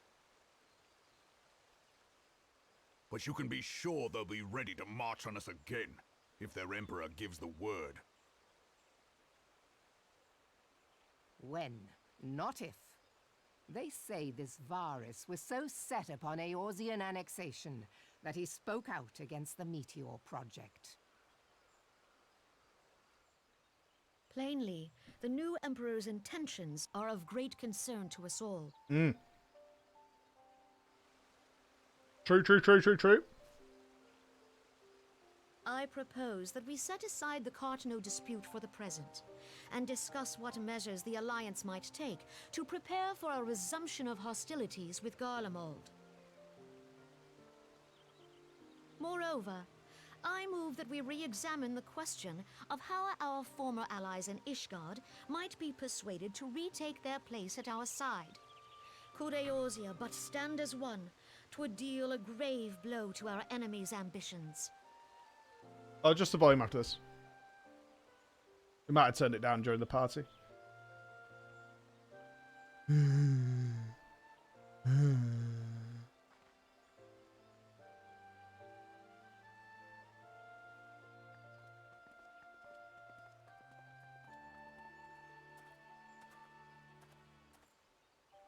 Well, I suppose we should be grateful that they have finally acknowledged the inevitability of Imperial attack. Little rasp in Who your voice, knows? Alfie. They may even do something about it. If only the leaders of Ishgard would follow their example and stop hiding behind their gates, praying for the coming storm to pass them by. Yeah, he's changed the voice But quite a lot, that is actually. discussion for another time. A lot of the pretense is At gone. present, I am more concerned by the fact that the Alliance's mooted preparations will be made known to the Garleans many moons before their coming.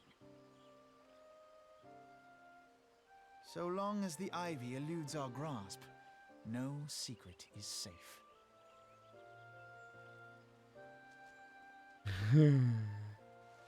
Uh-huh.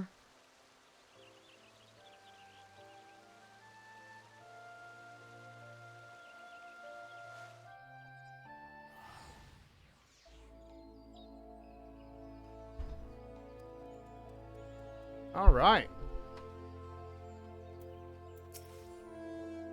It will not have escaped your notice that the nations of Eorzea are no nearer to being with one purpose, despite their protestations to the contrary. Plainly, the threat of our resurgent Garlemald is not enough to stir them. And the reason for this? Deep-rooted mistrust amongst the citizenry. The nation's leaders can come to all understandings they like, but their unity means little and less to the common folk. Take for the Laminsons, for instance. Though Admiral Merly Boobs outlawed piracy over a decade ago, foreigners still picture the nation as a haven for grog-swilling, wooden-legged cutthroats. And likewise, the Gridanians are mocked as hermits who talk to trees, and the Uldans scorned as swindlers who worship coin. Not that such sentiments are entirely without grounds, of course. Take that pillar of Uldan society, Teleji Adeleji Gajaji. But that is beside the point. The fact is that people are wary of outsiders, whether they have cause to be or not. On that basis, one could argue that the conflict at Cartno is a necessary evil. Each nation has its own warmongering faction that advocates the acquisition of Omega. In order to placate them, we present them something resembling warfare, and thereby curb their appetite for full-scale conflict. But enough idle musing. Let us speak of a more pressing matter, the Ivy. As we spoke at the Observatorium, Captain Inbred has further shortened his list of suspects, and by happy coincidence, the one he deems the most likely candidate has lately come to Gridania. The hunt nears its end, Flor. All that remains is to corner our quarry. Seek out Inbred near the Adder's Nest. He will give you the particulars. Should there be any developments in Corthus, you may be sure that I will send word without delay. In the meantime, I wish you success in apprehending the Ivy. Yeah, get out of here, Alfie. You have been far too much involved with the story for my liking. You will, of course, make haste away from me.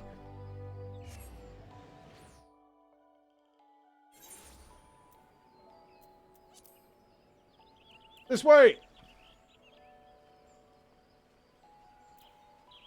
Ooh, so you want to be a carpenter? No, I do not.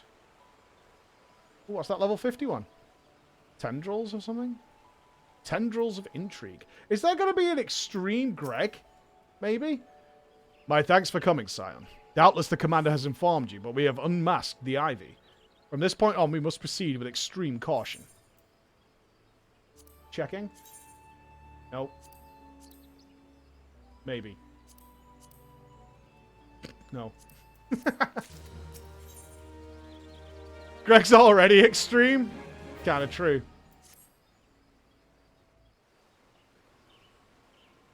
Oh, I didn't check the volume settings, did I? Sorry. Listen well. The spy we have been seeking all this time is none other than Flame Marshal Eileen Raoul, Roban's second in command. Prior to joining the Immortal Flame, she was a mercenary of no small renown. They say her skill with a polearm had to be seen to be believed. Of Ishgardian birth, she is the highest-ranked foreigner in the Immortal Flames, barring the Flame General himself, of course. When he formed the Grand Company, Roban chose people based on their worth. Whence they hailed was of no interest. The Monitors saw things differently. Having funded the enterprise, they reserved the right to reject candidates nominated for high-ranking positions. And 'twas no secret that they did not favour foreigners, Ishgardians especially, after the way the Holy See forsook the Alliance. Yet the Monitorists did not raise so much as a murmur of protest when Raoul was appointed to her post. Passing strange, is it not? Could it be that the Ivy has some hold over the Monitorists? Working at home the best 5 quid. Now 3.50. At casual! At casual! Woohoo! Not even here, mate. Not even here. But these revelations are secondary to our current mission. Of foremost interest to us is Raoul's presence here now. As you may be aware, it is the duty of the Flame Marshal to command the Immortal Flames in the absence of the Flame General. While Roban attended the Council of Alliance Leaders, she should have remained in the Hall of Flames. The woman has no business being in Gridania, yet she is here nonetheless. On some pretense. She is up to something, mark my words. Even as we speak, I have a dozen men trawling the Flames' records for evidence of Raoul's guilt. If we can catch her red-handed, we shall have all the proof we need. Which brings me to the plan.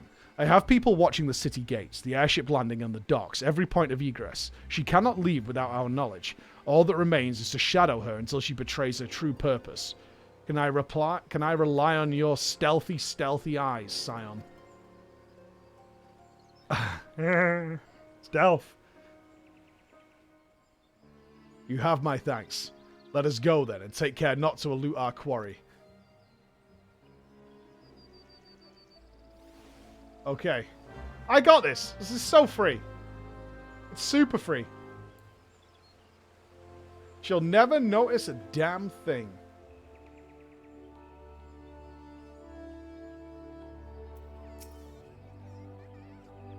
Raoul is headed in the direction of the Blue Badger Gate. With me, Scion. Okay. Watching. Blue Badgers, you say?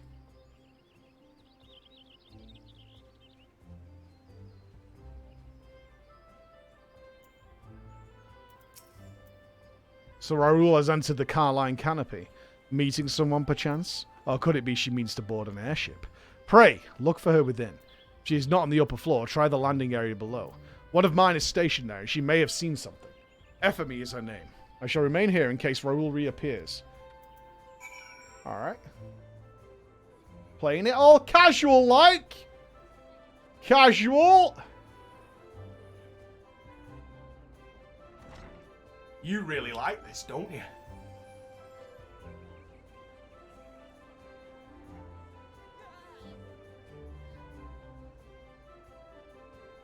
I'll pretend to be talking to this post. Floor Inspector, such an unexpected pleasure. What brings you here? A social visit, you say? How pleasant. No, she didn't come this way. I've noted every passenger and none before any resemblance. Well, don't let me keep you. Alright. Alright. Alright. Alright. Keep it cool. Keep it cool.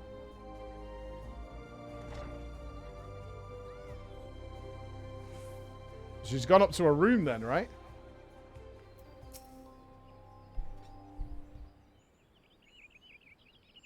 Not there. Nowhere to be seen, you say?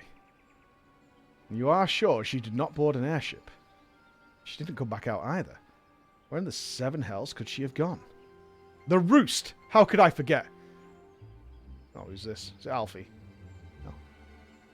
Greetings, good sir. Might interest you in some mud toy tonic? A cup a day, abuse a man with great vigour. You'll have an hard-on, hard as nails. If you take my meaning. I mean a big hard dick. Perhaps another time, friend. Wait, that necklace. You are a shinobi of Doma. The woman you seek has left Gridania by way of West Shore Pier. She was attired as a merchant, but these eyes are not so easily deceived.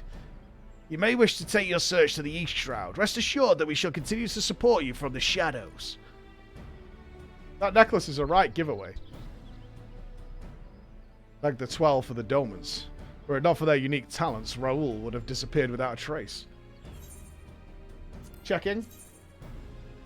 Maybe. No.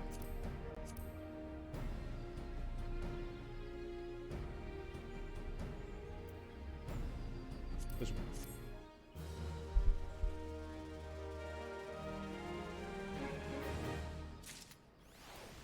Alright, let's hunt it down. Loads of gear. Our hunt leads us to the East Shroud sign. I suggest we follow Raoul's example and take the ferry from the West Shore Pier.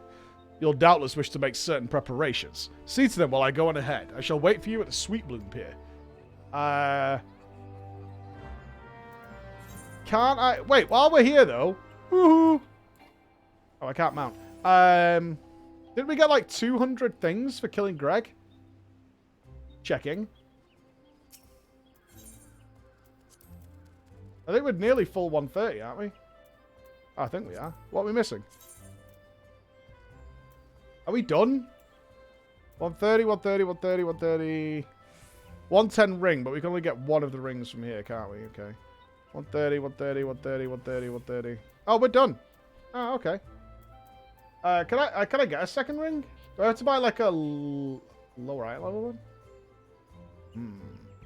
You can get two. Oh, I thought it was only one, so I can get two of these. Awesome. Checking. Equippers. Nice. There it is, team. We're full item level 130. Basically winning the whole game. Winner. I'm going to take the ferry. I'll just fly. Ferry's for losers. We basically won, right? Although we've got to do Extreme Leviathan. Maybe we do that tomorrow.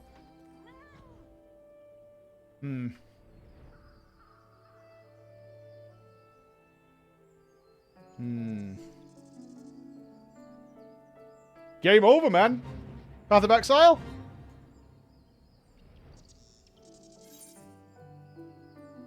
What are we going to play in Path of Exile?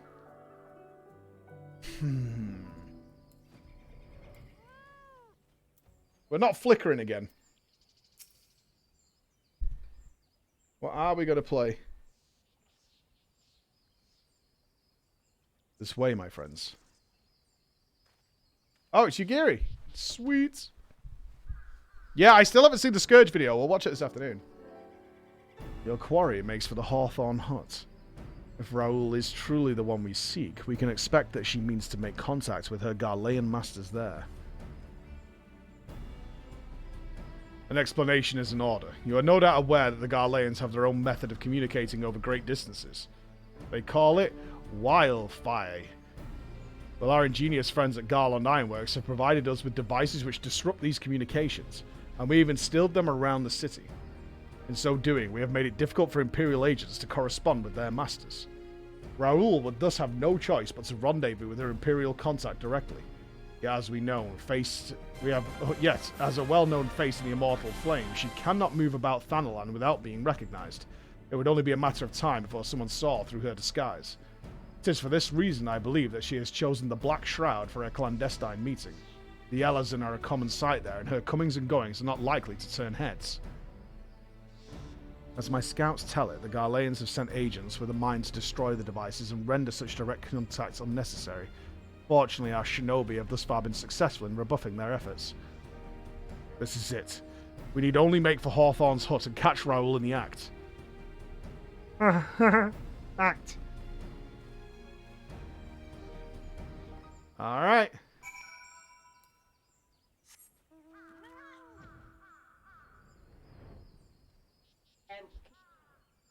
I'll log in and just double check it, because I've got all the information from the employee. Okay. Right, so there's so much happening at once in the story now. It's kind of... We've got that crazy Pope that the Asians are, like, touching his fiddlers. We've got Lady Iceheart's up to something. And now the Power Rangers are back. So, is this going to tie... I hope this ties up well. I'm sure it will. My people report that our quarry has departed for the Bramble Patch. The Ivy returns to the Gnarls when she came, but perhaps it is all for the better. To convict someone of her standing will require damning evidence against her.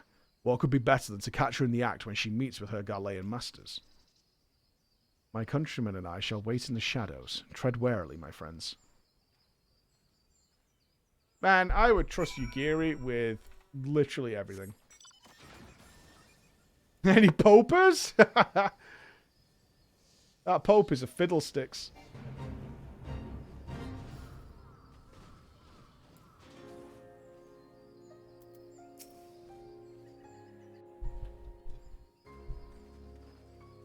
What we need is Yugiri to kill Ida. Then we've got ourselves a team. Just beyond, Raoul is in conversation with an individual clad in the manner of an adventurer. An Imperial intermediary, no doubt. This is it. With me.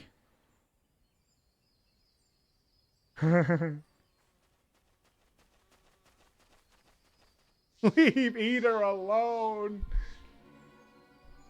And we're not calling Ishtola Yashtola. That's never happening.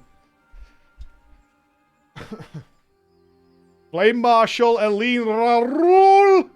You are under arrest for treason and espionage. You were followed, you bloody fool.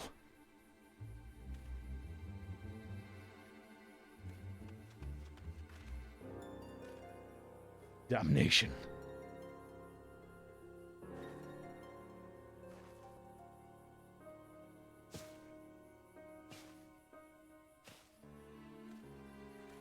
Get Shinobi done.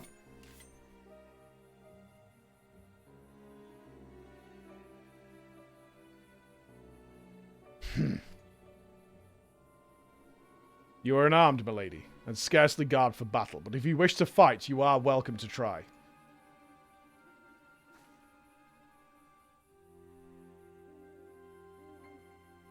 What's the meaning of this, Captain?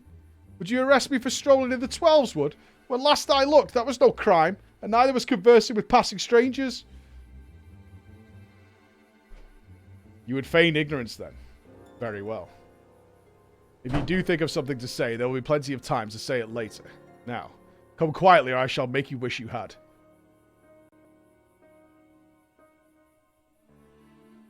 I think she's got to pop off, guys.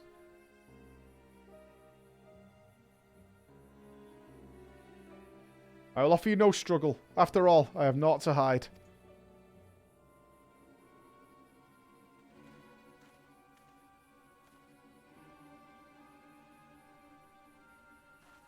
Oh, God, I thought she was going to put poison caps in her mouth. That was a really nice arrest.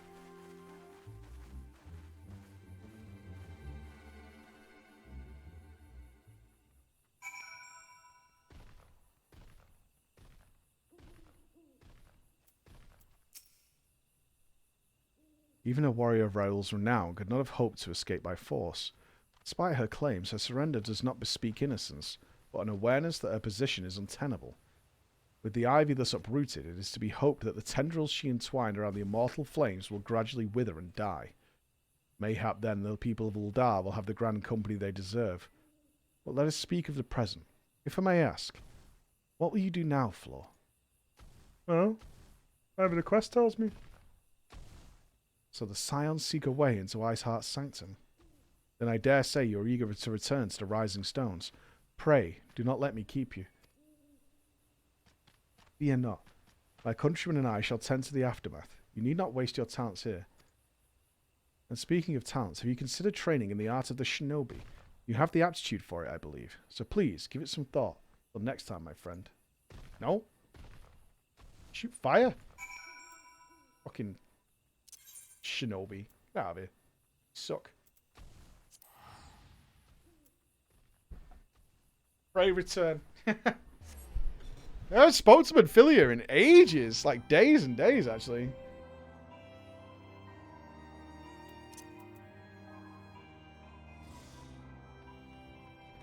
everybody!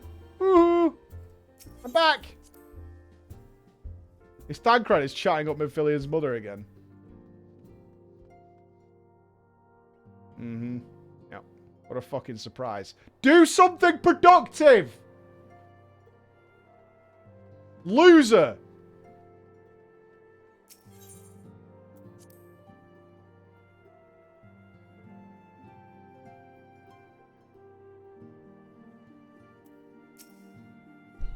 Welcome back, Floor. I understand that Alpha Nord has a task for you. May I ask what it was? Charges of treason and espionage against Aline Raoul.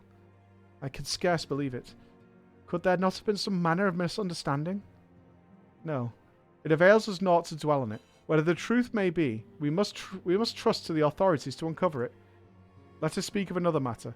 I am pleased to report that we have made progress in our efforts to find a way into Iceheart's sanctum. Nice! I want to go in there. Sort me out. As you may recall, Iceheart used the Aetheryte in the depths of Snowcloak to teleport a short distance to the west, most likely to a sanctuary of some description. It is there that we suspect she means to summon Shiva using the crystals she stole from House Fortamp's caravan.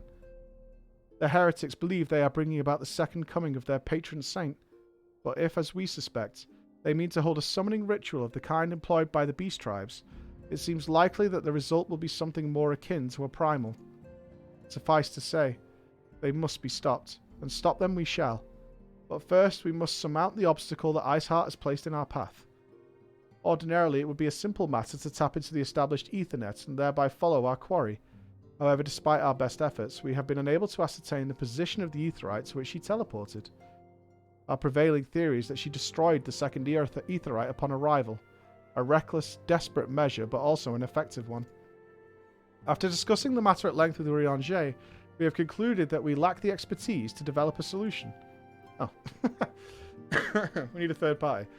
Which is why we have called upon the aid of one who does possess such expertise. A colleague of ours who is currently en route to Revenant's Toll from Charlian. She would be arriving within the hour, in fact. Since you are here, mayhap you could welcome her together. I am certain she would appreciate the gesture. Let us make our way to the northern gates and await her coming. I mean, it's cold outside, right? Why not just grab a beer and wait for her to get here? Let's go stand outside.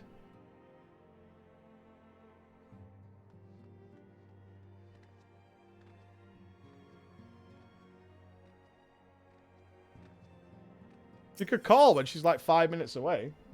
You know what I mean? There's all kinds of solutions here.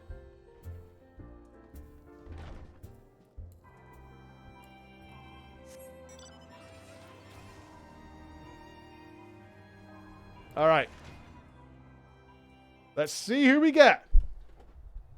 Another one to join the Scions. Hopefully with better skills than that big boulder fella. The hairy boulder. What do you think Mephilia talks about on her downtime?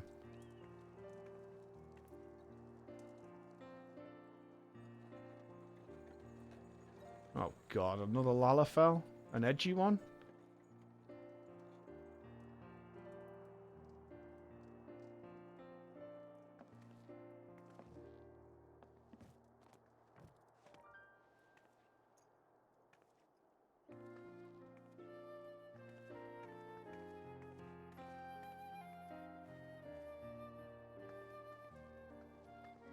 Minfilia, am I right?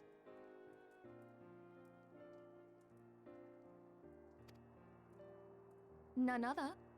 I bid you welcome to Revenant's Toll, and thank you for traveling so far on such short notice. As if I could ever say no to Urianger. Moonbreeder is an accomplished Charlian scholar. Moonbreeder? And an authority on Aetheryte technologies. Moonbreeder? That's not a name. Moonbreeder? She has played an invaluable role in our search for a means to capture Ascian souls. Charmed, I'm sure. Moonbreeder.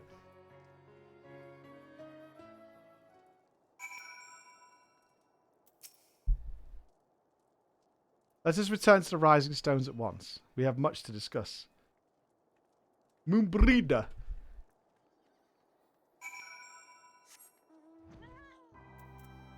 Thumbs fresh, everybody. Thumbs fresh.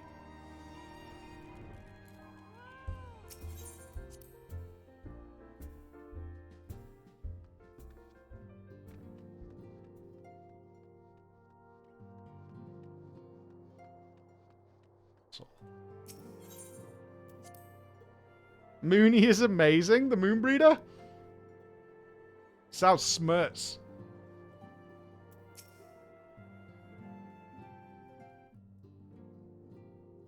Oh, he's here.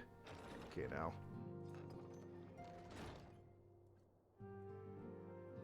Moon! Gods, it's been ages! Oh, longer, sister. Oh, no. Oh, no. A joyous reunion indeed. Well, of course it is. I have chicken. Moon and I are like twin sisters. Save in appearance and aptitude.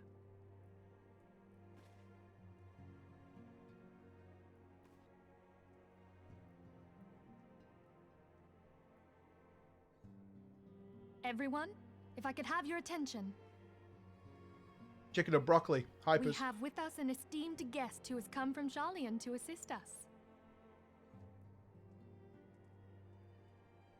I bid Moonbreeder join us here that she might share with us her extensive knowledge of aetherites. Also, as many of you are already aware, she has been overseeing our research into white auracite, a sample of which she has been good enough to bring White with her. auracite.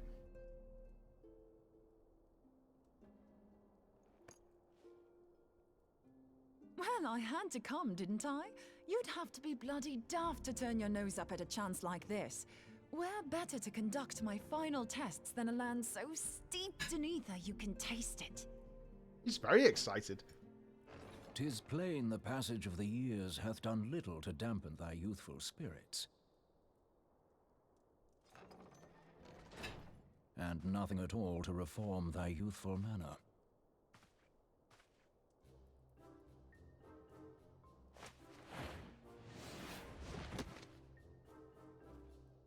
Oriange, where in the hells have you been hiding?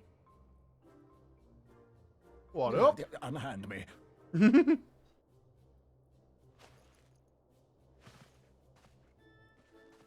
I come all this way, and that's what you have to say to me. I much preferred when you were pleading with me to drop everything and hurry to your side. What was it you said? None save thee can satisfy this need. Oriange! Yes, sir! Go on.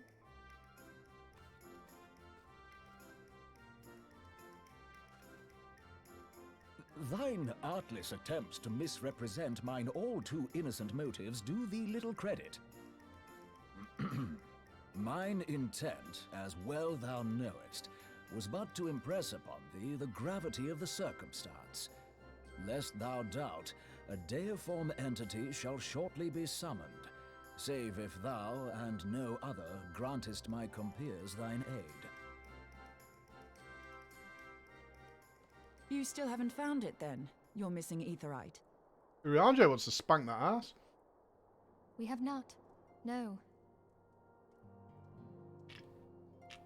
We know that Iceheart teleported to an aetherite not far from the first. Yet even after careful analysis, we could not locate the second beacon. We now suspect that the heretics destroyed the second aetherite to impede our pursuit. Our allies continue to scour Snowcloak for Iceheart's sanctuary, but we have no guarantee that they will find it. Yet it must be found, for even now Iceheart prepares to call upon Saint Shiva. I'm sorry, but if the aetherite's been destroyed, then that's that. Although, you're absolutely sure she used the first aetherite, are you? She didn't just use teleportation magics? I like her One voice of our actress own very bore much. witness to her escape. I can say with absolute certainty that Iceheart used the aetherite.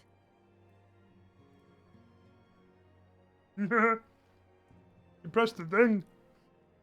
In that case, there might be a way, so long as the ethereal current is still flowing.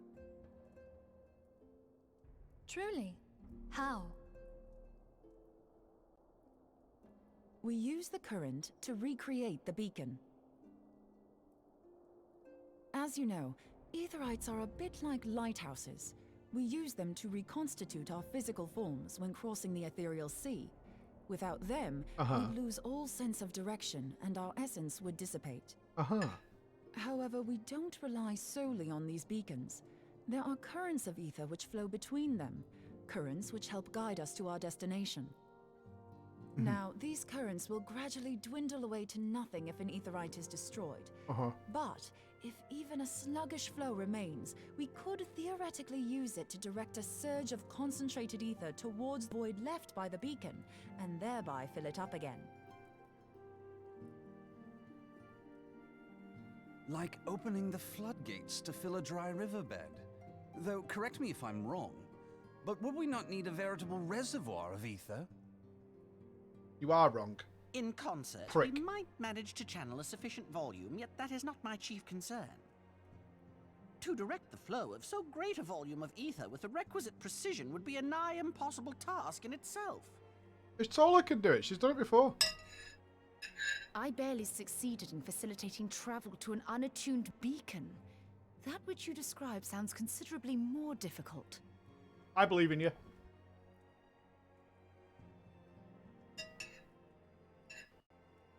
And dangerous. Every person who has attempted to teleport in this fashion has died in the process. They, however, did not have white aura sight at their disposal. I can use it to channel all the ether you can give me into the aetherite.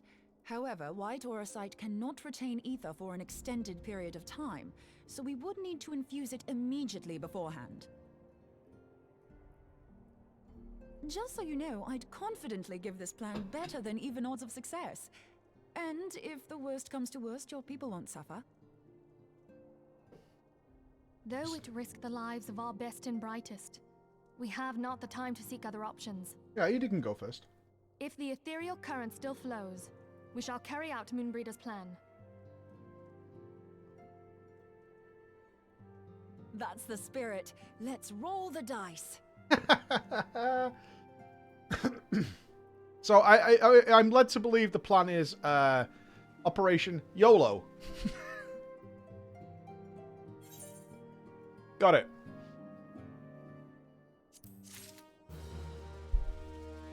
Kinda.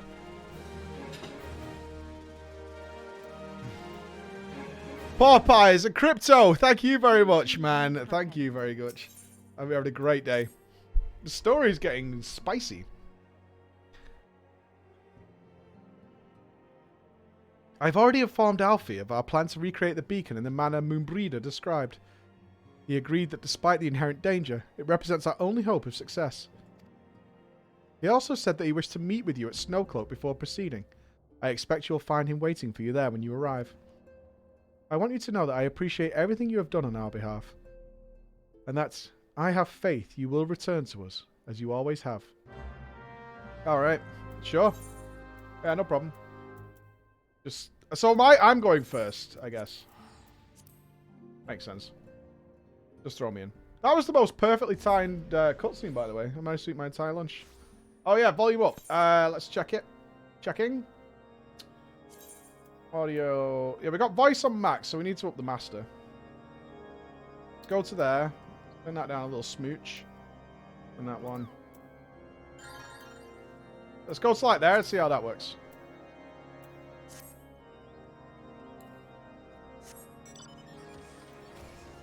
Seems good.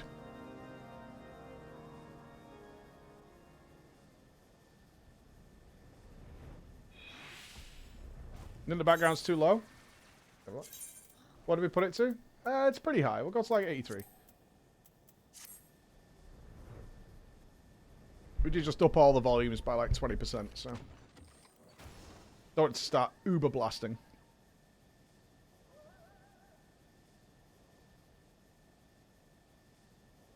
There's no music playing here right now, but there will be.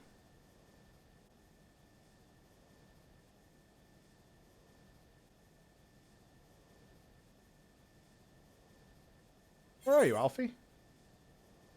Ooh, dungeon maybe? The instruments of our deliverance. Ah. More dongaroos. This is quite a journey. Although we've been here before. This is where we went in against Iceheart. Oh, Snowcloak! I remember Snowcloak Dungeon. It was awesome. Good to see you, Flo. I was starting to wonder if you're having second thoughts. Captain Inbred sends his regards, by the way. He attends to the interrogation of Aline Raoul in Uldar even as we speak. I shall not distract you from the matter at hand. We can discuss the Ivy upon your return. I trust that, by which I mean to say, the others are waiting for us at the Aetheryte. After you, Scion. Okay.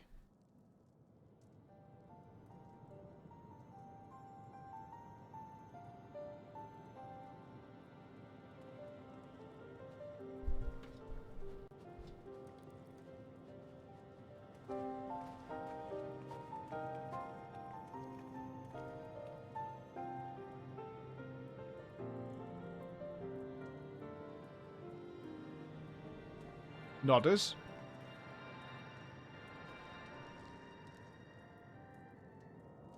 Can I do that? I'm a Scion.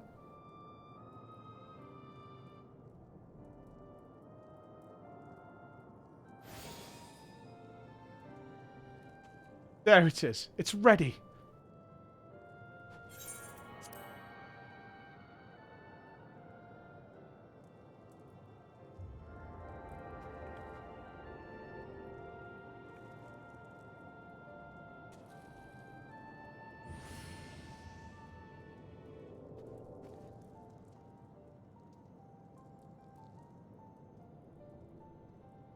Ha! It worked! I have no idea if it did or not, but it worked! Try attuning to the Aetheryte now. Feel for the current and try to locate the beacon. Okay.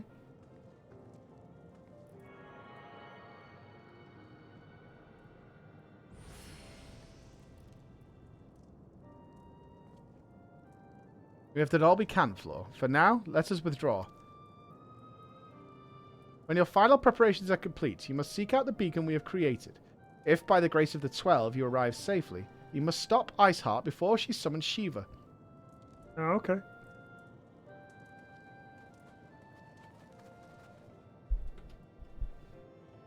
That's what we'll just go now, right? We'll just go now.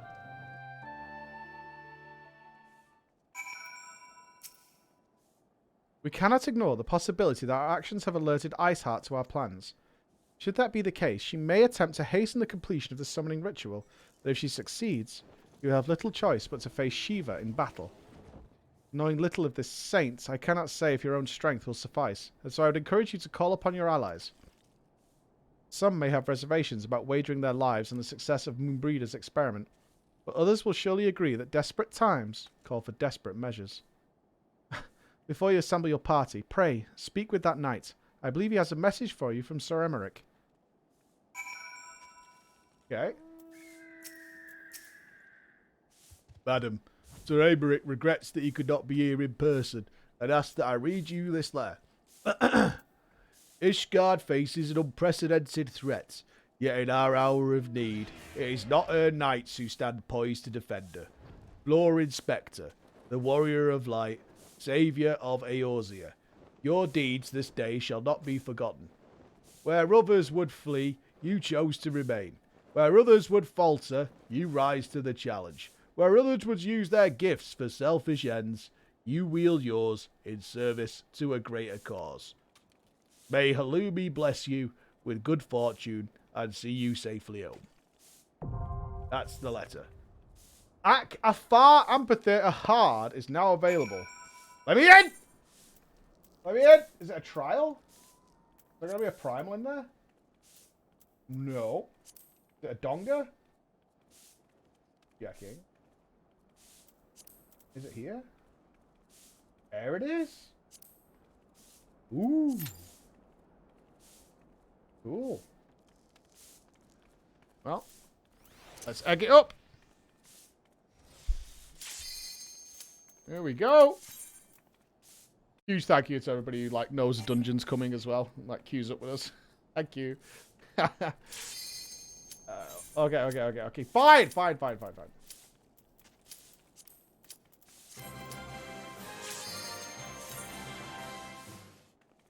Oh, thank you so much. Deja Vu Gaming. Thank you very much. Quality name, by the way. Awesome name.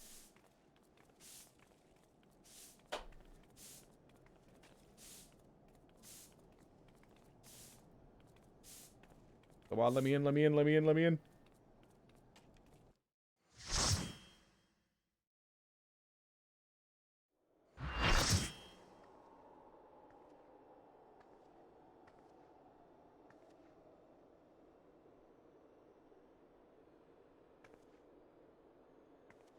You should never have come here, warrior of light. I labor only to forge a lasting peace. A peace you would deny us out of ignorance and blind faith. No matter. If it is our fate to be at odds, then it is mine to strike you down. We whom gods and men have forsaken shall be the instruments of our own deliverance. Partake of my flesh. Fill this vessel with your light. Walk amongst your brothers and sisters once more. Oh, Saint Shiva, still the hatred within our hearts and bless us with eternal grace.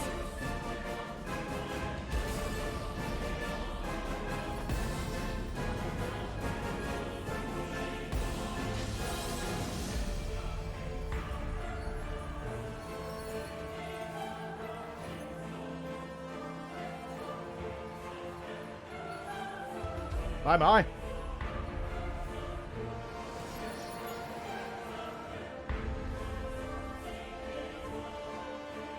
The FF14 cosplay conventions have got to be a real thing, right? Eyes up, lads.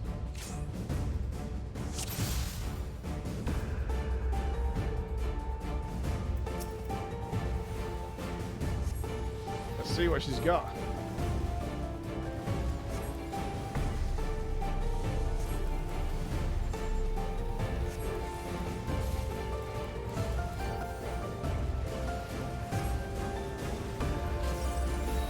Spread out with those.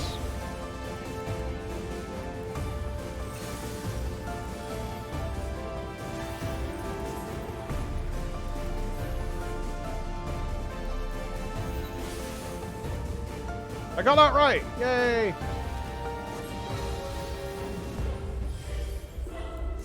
Such a good games player. I'm dead. Is that a frontal cone? I guess that's just a frontal.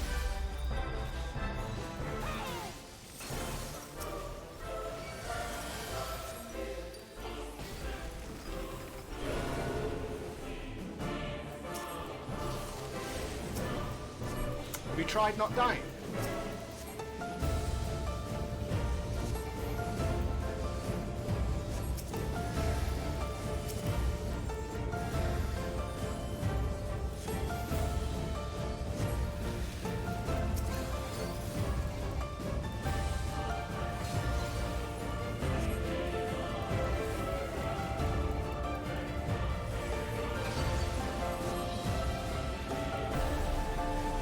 Try to see if she's still doing that frontal over there. Is that a tank buster? Glacier bash.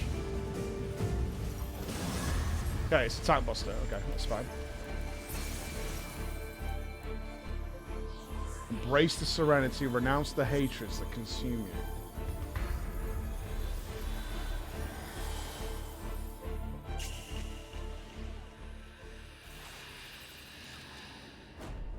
Arthas?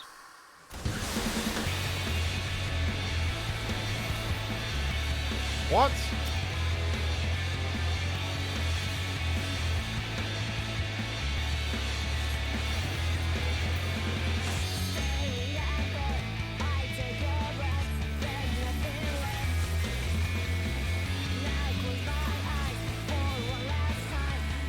Like, what the hell?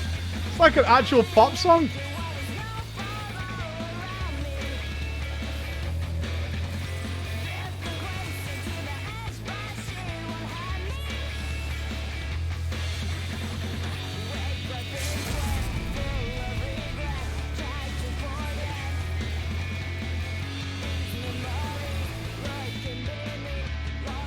That was so random. I hope she's got extreme.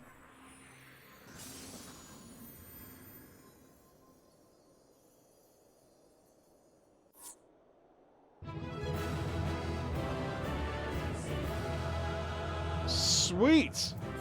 GG's all round. That was really cool. GG all.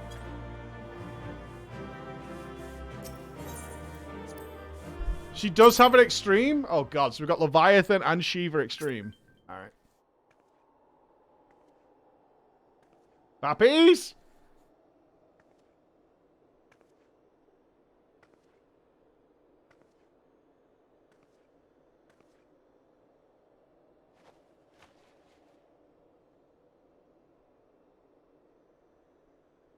Fool.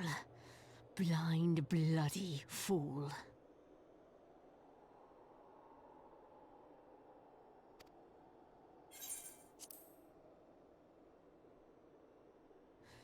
You, of all people, should understand the suffering war begets.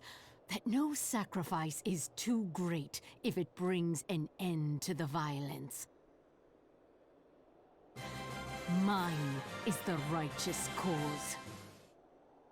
PGEU PGEDO PGE need PGE. You fight in a war you do not understand. A pawn of liars and schemers. And they are no less ignorant than you, following the creed of their fathers without question, never thinking to ask why. Trapped in a delusion of their own creation, and blind to the truth.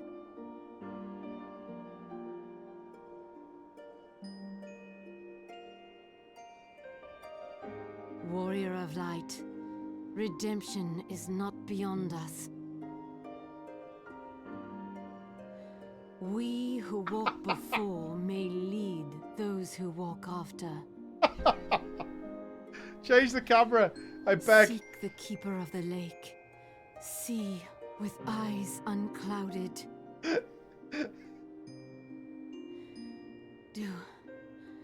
Do not squander Mother's gift.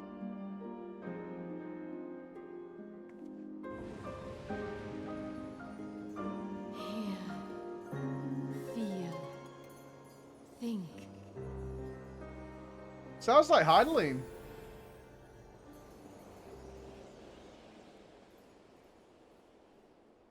Huh?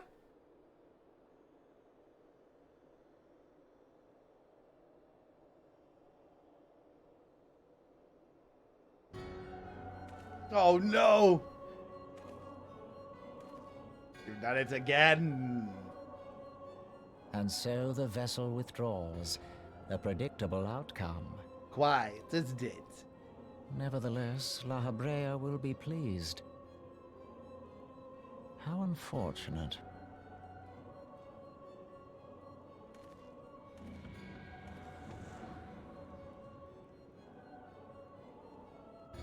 Spooky, bro. Spooky spooks. Yeah, you better keep this floor tidy, yeah? By the 12, you're alive. I mean, of course you're alive. Why wouldn't you be? She's so excitable. Iceheart did what? And you're certain about that, are you? Dravanians are skilled with glamours, after all. Look, if you say that's what you saw, I believe you. Just that I've never heard of a primal being summoned like that before. Are you sure you're not injured? Head trauma is been known to cause hallucinations, you see. No. Fair enough. It's just that you're dribbling all over your outfit. I was only asking.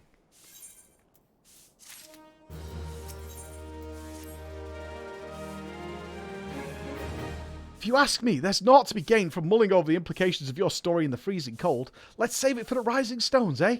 I'll get everyone there to meet us. Ah, but before that, you had best pay a visit to Whitebrim Front and speak with Alfie. He probably's worried sick about you. That, or he's busy playing politics with the Ishgardians. Either way, I'm sure he'll be delighted to see you hale and healthy. Speaking of which, you don't have a headache or anything, do you? No? Blurred vision? No reason. You just look a little, I don't know, distant. See you again soon. I'm being called out here. I'm being, like, straight called out for being a dribbler.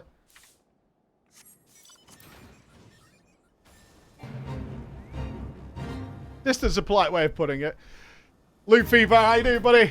And Veril Extra, thank you very much. Yeah, I like Moon Breeder. She's a good character. I like the way she's the only one who can tame Arianje's fire. Because you know he stokes a furnace, that boy. Anybody that well read has found some cryptic fucking porn in his day. That guy knows all the algorithms. Arrgh.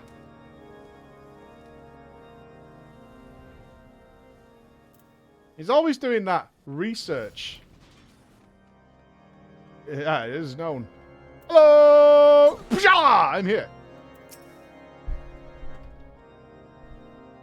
I haven't read a book in a few months, actually. There she is, and none the worse for wear. Was there ever any doubt that the Warrior of Light would succeed? Sorry. Then we were too late to prevent the summoning. But not too late to prevent further loss of life. An outcome worthy of celebration. And one for which we have Law to thank. Yes, you're right. Of course, Sir Emmerich. We should be content with what we have accomplished. I, for one, could have wished for a better outcome. Shiva is no longer a threat, and the heretics would rout it. Aye, there is the matter of Iceheart's escape, but she cannot run forever. Whether it takes days, weeks, moons, or even years, my knights will find her. In the meantime, Lord Drillamore, is the caravan ready? The supplies that your men recovered have been prepared for transport, in accordance with your wishes. Rest assured that my knights will see them safely to Revenant's Hall. Of that, I have no doubts. I take it these are the self-same supplies the heretics stole from the House 4 Times caravan. That the crystals which comprise the bulk of the shipment, yes. Scarcely a fraction of which was promised, but a meaningful contribution to your cause all the same. On an unrelated note, Law, might I trouble you to accompany me to Camp Dragonhead at your earliest convenience? Got a secret for us, Emmerich? How about you stop locking yourself up in that city and come and help us out for once, you flashy armor, prick? It is not for my benefit. A certain lord was most distressed when he learned of your intent to risk life and limb to stop Iceheart. It took half a dozen knights to restrain him, I am told. Men, give vent to their anxieties in myriad ways. Pray, do not think less of him. I want her to become a major character. I can't remember her name now, but is like second in command. She seems ultimately badass. I'm gonna hurl myself off a tower. Gonna hurl myself off a tower. I can't remember her name. Oh, I can't.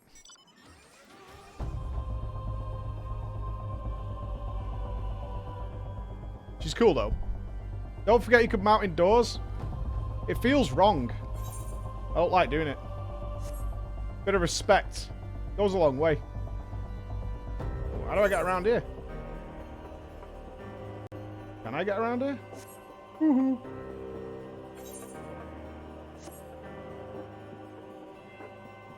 I'm like stuck on a mountain somewhere. I can't go up. That was the roof of the world. Can I get over here? Yeah.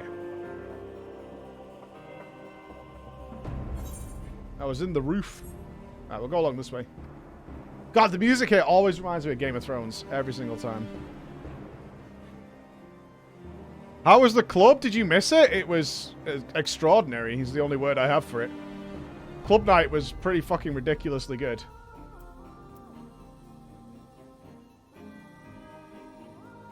If you missed it, I'm not sure what we've done with the VOD, because I think we had to delete the VOD. There's some highlights and stuff, but yeah, it was pretty fucking insane.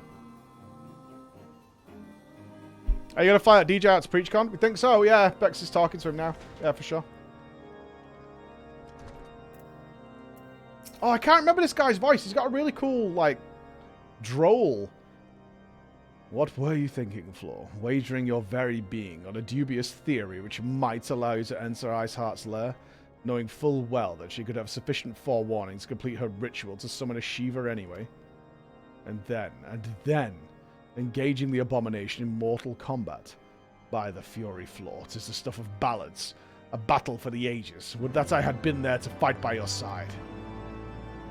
Yet here I was forced to wait, condemned to wander at the fate of a dear friend for a veritable eternity. Why is this guy so interested in me?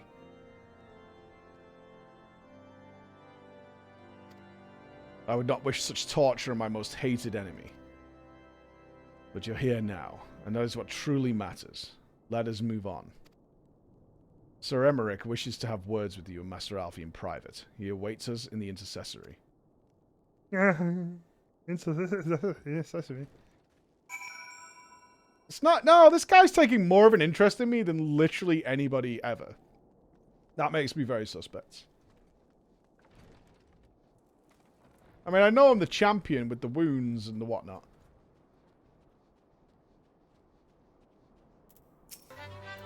Greetings, madam. I shall show you in at once. Can't help but feel the dunce characterization you give Flora will hurt the storytelling going forward. My story? I'm fine with it.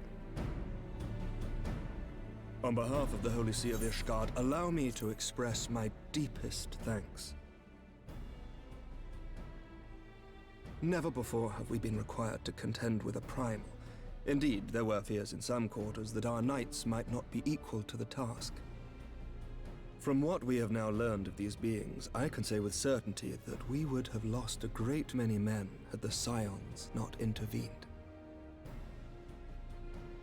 Then the argument for preemptive action should be self-evident. Perchance now you will reconsider my proposal that Ishgard move against Methuzahla. Join in! Come on. Woohoo! Ere we first met, a similar proposal was tabled, but the Holy See decreed that we were to observe, and that military action should be taken only in self-defense. All things considered, it was not an unreasonable decision. Since the calamity, 2 vigils have fallen to the Horde, while Garuda has never shown any inclination to storm the gates of judgment. Which is why this unprecedented crisis and its resolution may prompt a change in policy. You who have faced these primals know well the threat they pose. Ishgard did not.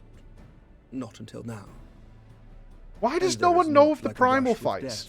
They're kind of a big deal. But at least the Leviathan one at Limsa. This should silence any lingering objections to our arrangement with Revenant's Toll. The Holy See may even feel moved to grant us its formal endorsement. So far as it is possible, the Scions shall be compensated for their service. He's got like a snake voice. It's very snaky. As a gesture of good faith, I shall withdraw my previous request. Your people are doubtless needed elsewhere. That will not be necessary. We too have a vested interest in watching Dravania's movements. I see. Once more, I must thank you. Sir Emmerich, if I may, do you truly believe that Midgardsormr could return? Oh yeah. Midgard, big dragon. The heavens are a window unto truth, but those who interpret their movements are not infallible. I requested your involvement as a precautionary measure. Right, yeah. But of course, you sought an excuse to compensate us from the first mindful of what would happen if Revenant's toll were taken by your enemies. Ishgard is not wont to aid its neighbors, but that does not preclude it from manipulating them to serve its own interests. Oh! Choose your next words carefully. That's way we this fucking room. Do you know what watch? sort of man becomes Lord Commander of the Temple Knights? One who comes from good stock. I did not. Yet here I am now. Why do you suppose that is? Fuck somebody. Right? Because I swiftly learned to tell the difference between words, deeds, and beliefs. You are correct, Master Leveilleur. Ishgard desires to see Revenant's toll flourish, as it would present a troublesome obstacle to our enemies from the south. We are so glad to be of use to you. Subtle, Alfie, subtle. Ours is a mutually beneficial arrangement, lest we forget, one born of necessity. The dragons grow more restless by the day, and the heretics harry us nigh without cease. We have contended with such troubles for centuries, but there are limits to even our endurance. Yet as a pauper is loath to part with his meager possessions, the leaders of Ishgard are not wont to render up their trust to outsiders. But with perseverance on our part, they may yet be made to see the light.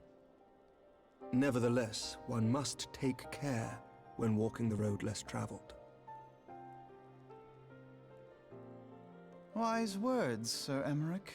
I shall make a point to remember them. Oh, Alfie's had enough of this guy's shit. I must apologize for my earlier outburst.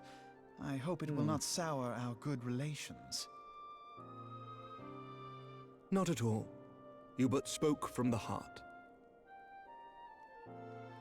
I trust you understand that at times my duties may prevent me from meeting with you. On such occasions, my second-in-command will speak for me. Nice! Lucia, at your service. Ahoy, sailor! Pray excuse our reticence. We are but wary of speaking too freely, lest our sentiments be made known to our enemies. Know that the Lord Commander and I are of one mind. For the sake of Ishgard, and of Eorzea at large, I pray our peoples can put aside their differences. Those who dwell in the past... People look so uncomfortable when they look at my character. Should aught befall one of our shipments, pray inform Lucia immediately. You may also relay to her any words you might have for me alone.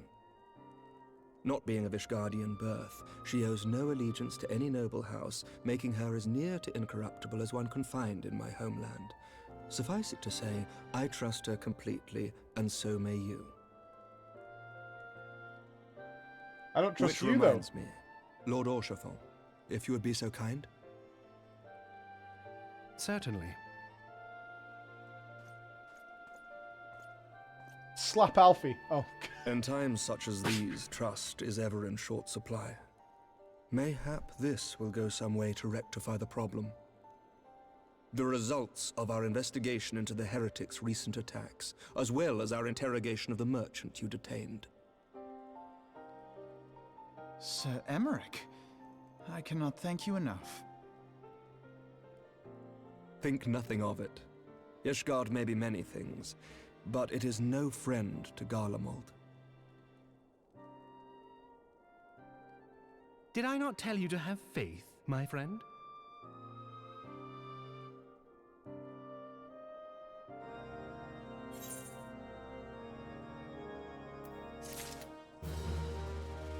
You can say pray in real life, just don't say mayhap. Mayhaps. Wedfaller, thank you very much. But one with reason to celebrate, Alphinaud looks rather grim. It would seem we have much to discuss with our friends at the Rising Stones. If what you say is true, Iceheart's method of summoning Shiva defies all precedent. It necessitates a complete reappraisal of the primal threat and of an approach to combating it. Moreover, there are grave ramifications if word of this incident reaches Imperial ears. The Garlean Empire believes that primals are an insufferable menace, that their mere existence is a threat to this very star. As such, they deem any action taken against the beast tribes to be justified by default. Imagine, then, if it became known that it was not only the beast tribes of Eorzea that could summon primals, but her civilized peoples as well. Any lingering objections to the Eorzean campaign would vanish overnight. Where before have we contend with a single Imperial Legion, we could well find ourselves facing the combined might of all Garlemald. But I speak unadvisedly. Come, Floor, it is better we continue this conversation in Mordana. Sounds good. Let's go home. Oh, egg check. Boiled egg consumed.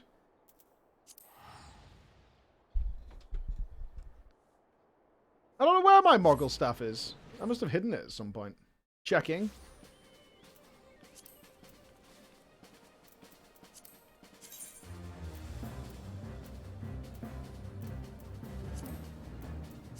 He's back! There you go. The Moggle is back on the case.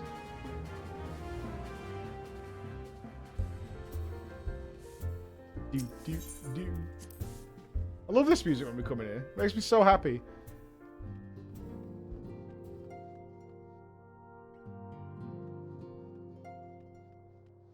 Oh, he's moved on to Moonbreeder. That makes sense.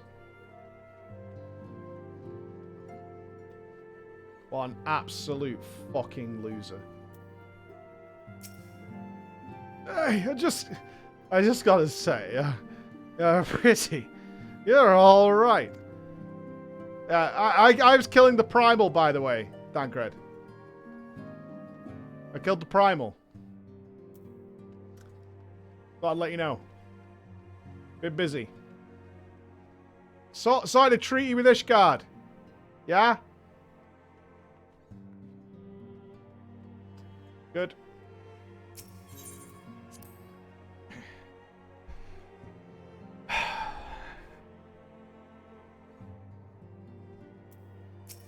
Get off his back. I think you should get on his front, don't you? Words cannot well express how glad I am to see you return to us hale and whole. Was I already on the proper one? Needless to say, I am most eager to hear your account of that which occurred in Kurthis, assuming you're ready to speak of it. No. Ishgard was there. Excellent. I shall summon the others at once. Oh, we're having an all-out pie.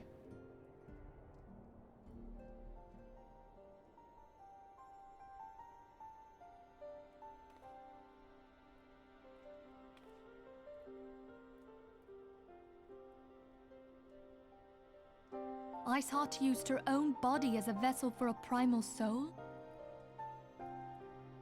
Master Louisoir's writings make no mention of such a possibility. Can we be certain this entity was a primal? As certain as we can be that good King Mogglemog the 12th was a primal, I should think. Both were ostensibly summoned. Let's not quibble over definitions. Of more concern is the implication that Iceheart retained her will, even after she was possessed. We are talking about a mortal, wielding the power of a primal. Alright, calm down, pisshead. We'll have another drink and relax. It can't possibly be that easy, can it? There must be some sort of sacrifice required. Or maybe she's just special? What qualities this woman possesseth, I know not. But full sure am I that she was groomed for this role. Few are privy to the secrets of summoning, and but a single party standeth to profit from their dissemination. Well, I wouldn't presume to comment on how the lass came to know about summoning, but I will say that what she summoned was a primal. The readings were the same, or near as damn it. Near as damn it. That's Strange a as it classic all British sounds, comment. It's really no different from what you faced before. Then mayhap it is time that we re-examined our previous encounters. Oh, pack your things, Ida. We're going back to Gridania. Yes, sir.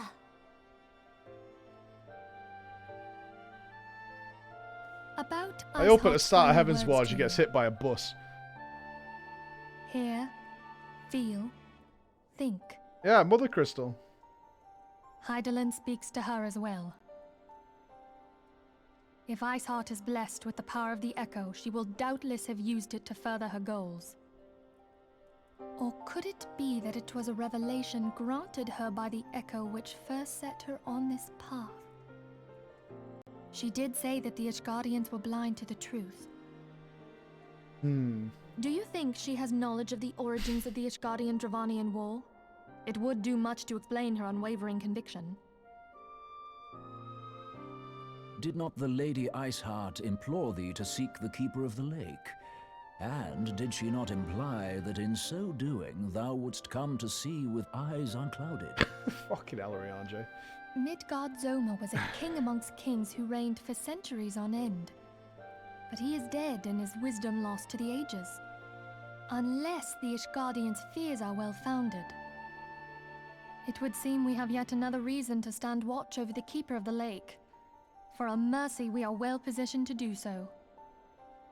Keeper of the Lake. Iceheart, Shiva, Ascians, and Midgard-Zoma. I shudder to think how they're all connected. Same. I was thinking that before. And Pope Boy. Don't forget Pope Boy. The Ascians are tickling his cherries.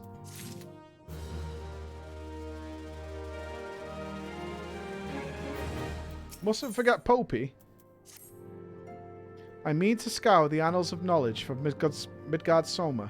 Given his great age, I dare say he appears in more than a few... Do you hear that? The commotion outside? Would you see if aught is amiss? There's commotion!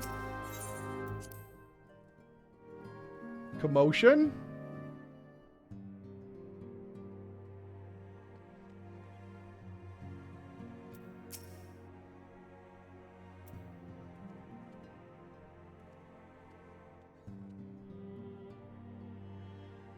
You okay? I can hear you rattling around. Floor, 'tis well that you are on hand. We have a problem. Raoul has escaped. It happened shortly after the immortal flames took her into custody. She had been placed in a dungeon cell ahead of her coming trial, but apparently the accommodation was not to her liking. The turnkey was found slain along with 2 guards. It is plain she received inside help. Citizens report seeing Raoul quitting the city via the Gate of Nald with a bloodied spear in her hand. She makes for Castrum Meridianum. I am certain of it. With her fate in Eorzea as good as sealed, what recourse has she but to flee to her imperial masters? Even as we speak, Captain Inbred and the First are hot upon Raoul's heels. Pray, make haste to Camp Bluefog and join the hunt. So she is guilty. I kind of suspected we got the wrong person, you know. But that seems to not be the case. Maybe. Right, I need 2 minutes. Do you want to clear my plate and wash my hands and do things like that? So give us 2 minutes. Emma's not dressed to come on camera, I can see that. Emma's in full Jarmas work mode. Back in a sec.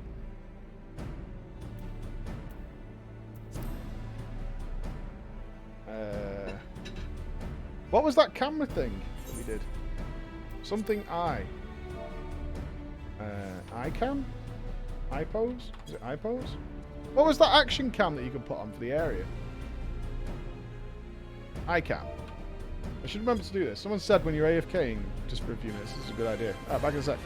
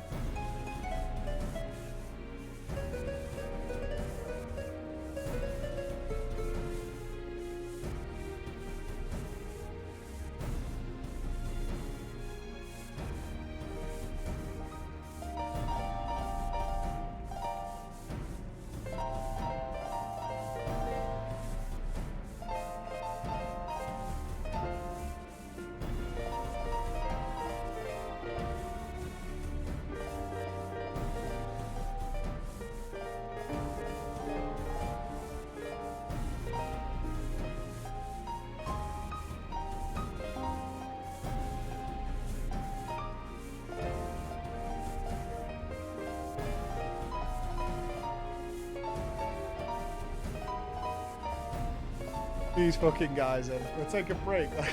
They all come dancing on the screen of all sorts. It's really cool. With a destructive stare. Why did you get the central focus? That's my question. I don't know why you got the central focus. You absolute madheads.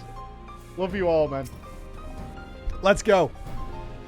My thanks for coming, Scion. I have spoken with the soldiers here. They say that Raoul walked through the camp not a bell ago. Aye, she walked right through. Did you not mishear? You did not mishear. We have Raban's decision to keep the matter secret, thank for that. Bad for morale, he said. As a result, not a single flame in the garrison made any attempt to detain her, and so here we are. Raban? Raoul must not be allowed to reach Castrum Meridianum. Raban trying to sweep it under the rug. Politics, man. Politics, get it in. Sabalding, thank you for the prime. Zic2, Windfaller, and Squimbly, thank you for the 2 months. It's a pleasure to be experiencing this with you all. You are incredible. But the song, I mean, you have Spotify, you have the YouTubes. Thank you, USA Face.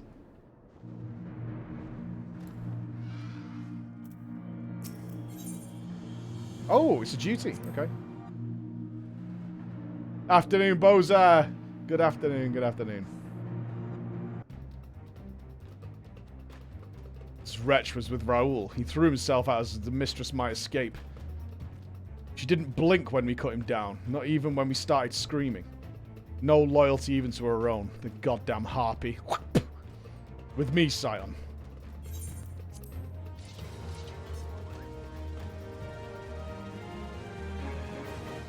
Aldre, 15 months. Oh my god. Laughing face.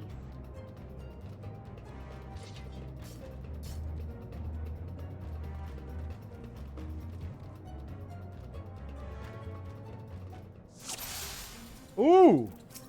Much to AoE. Allow me.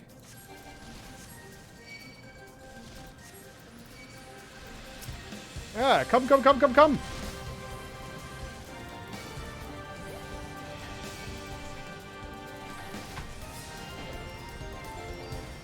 AoE!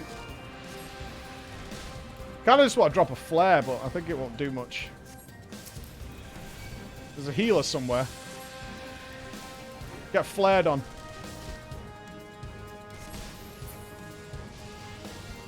Oh, it spawned more of them. Fair.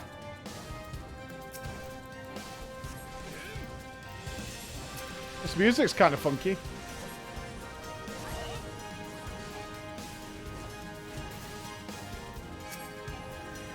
Are these big hands?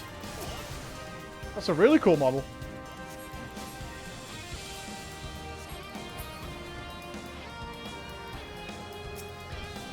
This music is jamming.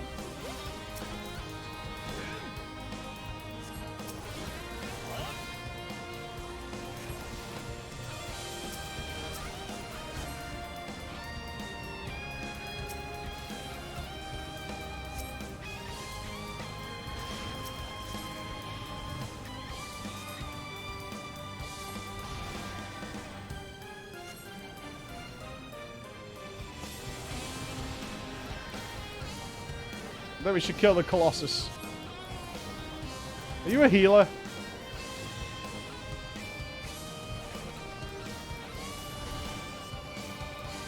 Well, you're gonna die now. Was it worth it? Okay. Was it worth it?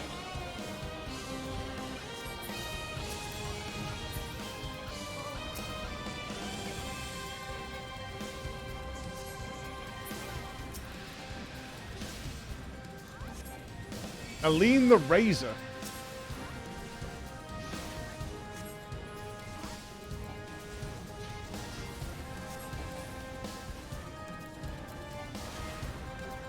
Or if these keep spawning while we kill Aline. Oh, she's down now. You just keep coming, huh?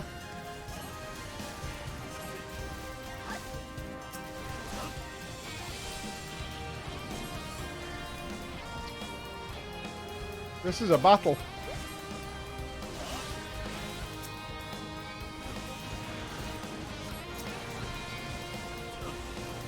Tanking it.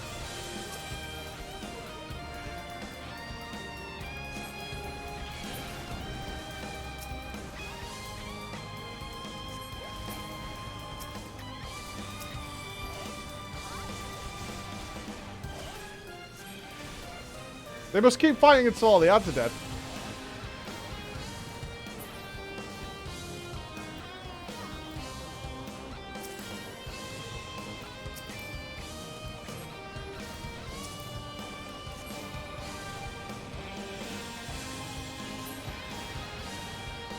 That was cool.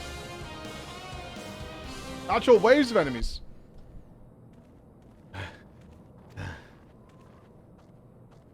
Bind her and do it tight.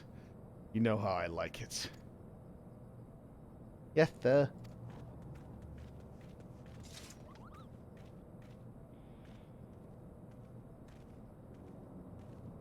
Good work, men.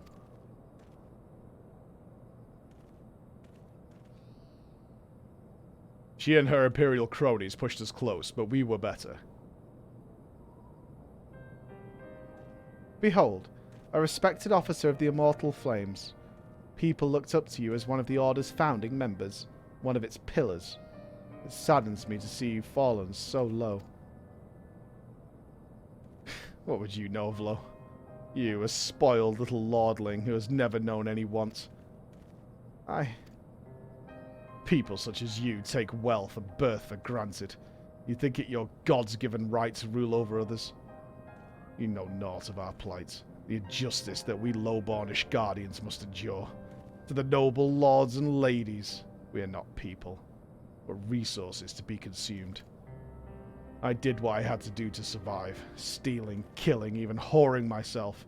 It is not my fault of mine if fools imagined me a paragon when I joined the Flames. To hear you tell it, one would think you're the only person to have ever suffered. In case you have forgotten, Raban himself was born into poverty, as was I. We lived hand to mouth with little more than our shirts on our backs. Hunger was our constant companion. Yet never did we bemoan our lot in life, nor did we begrudge others their fortunes. We accepted the hand that we had been dealt, and it played to the best of our ability. Life was a battle, aye. But no matter what fate threw at us, we took it on the chin and came back for more. Everything we have, we fought for. How are we any different then? 'Tis true that we were both mercenaries of lowly birth. And 'tis true that we both had our fair share of struggles.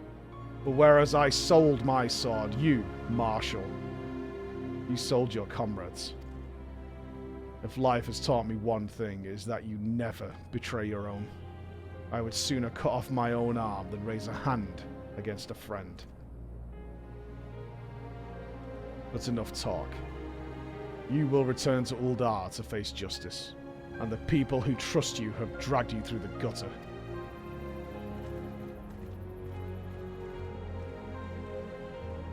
A fallen soldier.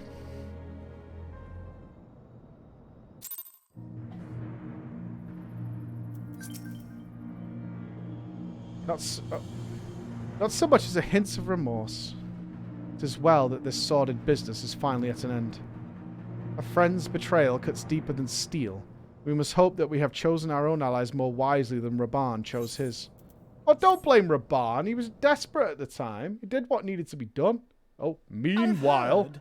Truly bothersome business. Meanwhile... No, I do not foresee a problem on that front. The main concern is Raban. There is no telling what the brute might do. Have the Blades watch him in the flames day and night. You may leave the Sultana to me. I shall personally attend her grace.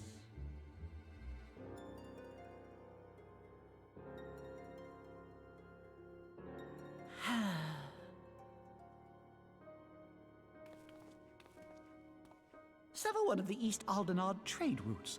That ought to keep Lolorito occupied for a while.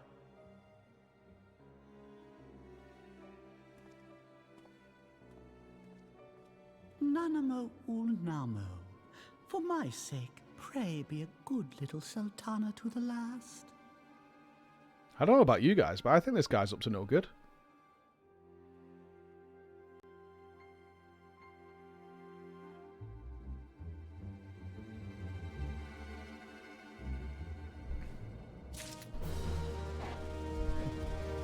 Got some suspicions, you know?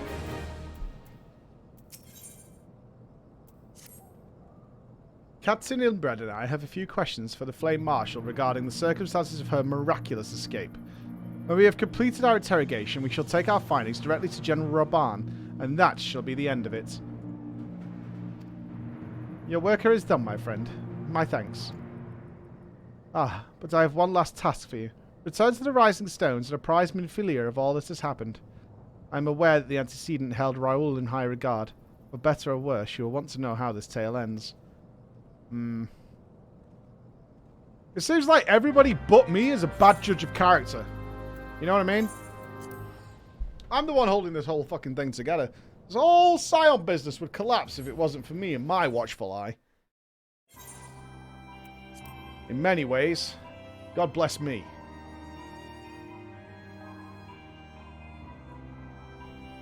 I didn't want to join that little team.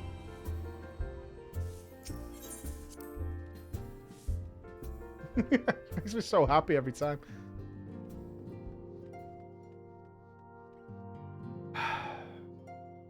Still at it, are you? Alright. Yep. Good to know. Good to know. No big deal.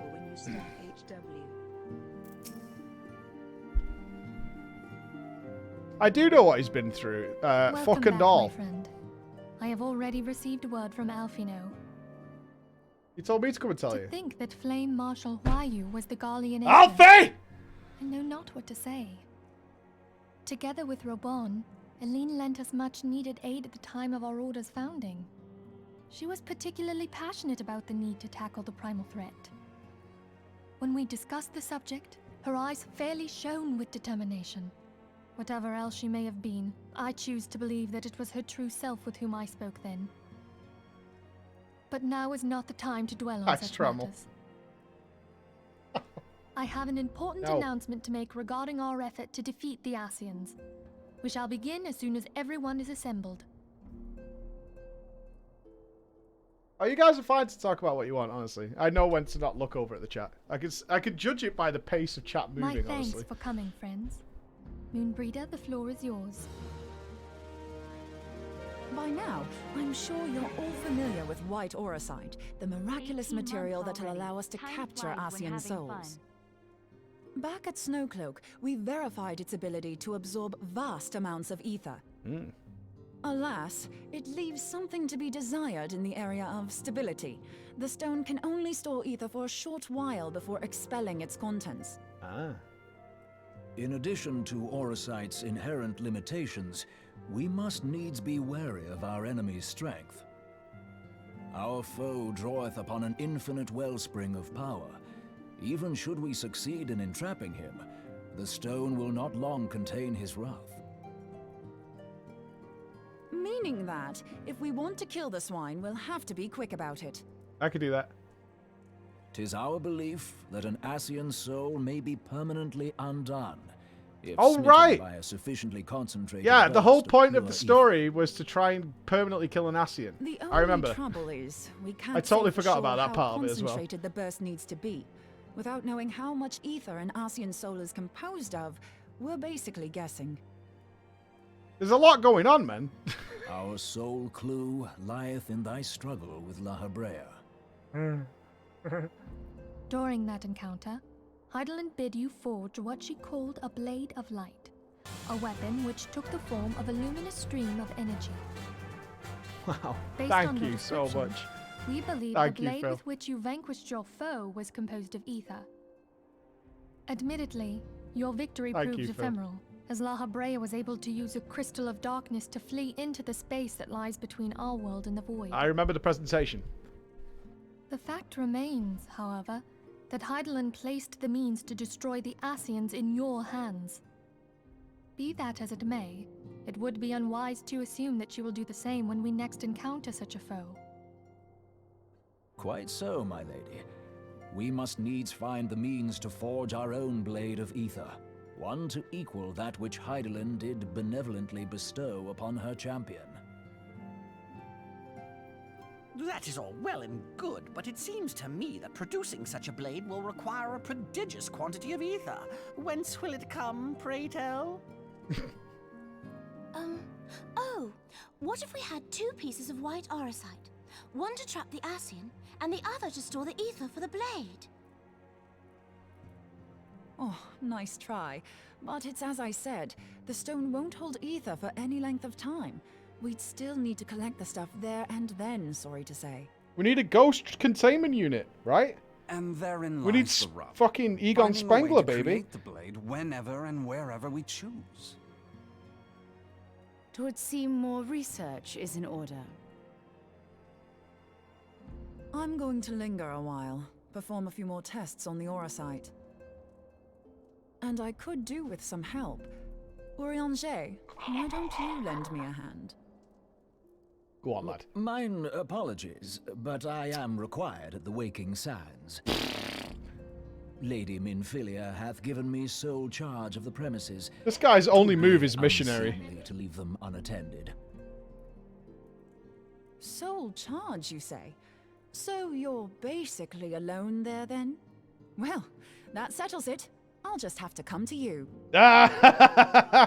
Thirsty lady!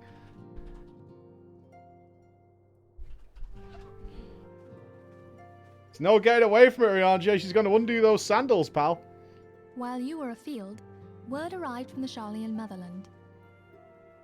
You will recall that a survey party was dispatched to investigate the incident at the Isle of Val. What they discovered was troubling, to say the least.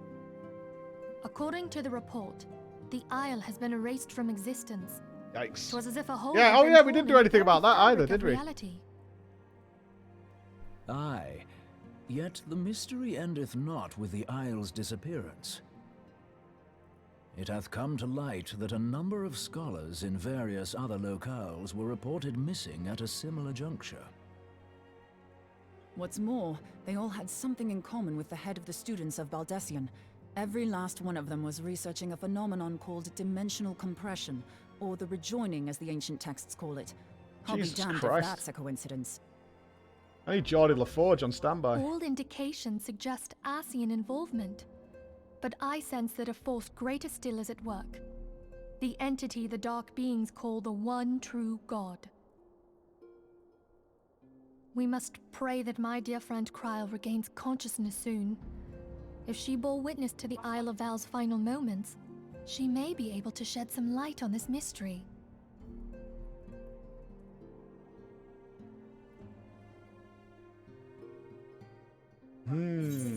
Alright. Dimensional compression. Yes. Yes. Uh-huh.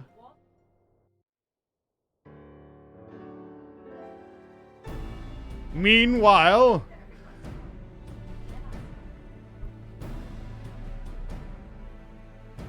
Following the calamity, the forces of the 14th Imperial Legion entrenched themselves in strategic locations across Eorzea. So swiftly did they accomplish this, it was suspected that they had received help. To think that it came from Huayu, my That's not how you say it. Huayu? Huawei? There is more. We have reason to believe that Huayu didn't deal exclusively with the 14th. She also answered to a higher authority in Garlemald. But this higher authority could not have been the Emperor. By consenting to the media project, Solus Zos Galvus showed himself to be more concerned about preventing the spread of primal influence than claiming Eorzea for the Empire. He would happily have seen the lot reduced to ash. We believe a number of high-ranking figures within the royal household were against the decision. but that they knew better than to oppose the Emperor openly. Of course, this didn't prevent them from making clandestine provisions, in which Huayu played a part. Alas, these provisions did not prevent Dalamud from falling, and the ensuing chaos changed the face of the realm forever. Yet Eorzea survived.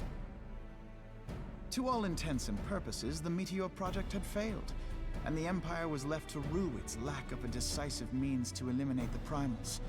Until, that is, it stumbled upon the Ultima weapon. Even before the accursed thing was dug up, it seemed to me the 14th had the might to overwhelm our weakened armies. Yet they chose to hide behind their walls. Why? The Black Wolf was wary of making the denizens of Eorzea desperate, lest more primals emerge to bleed the land. The discovery of the Ultima weapon, however, emboldened him to resume his war of conquest in earnest. But there was one in Garlemald who believed that Van Belsar's actions were premature. One who stood higher in the Imperial Army's chain of command.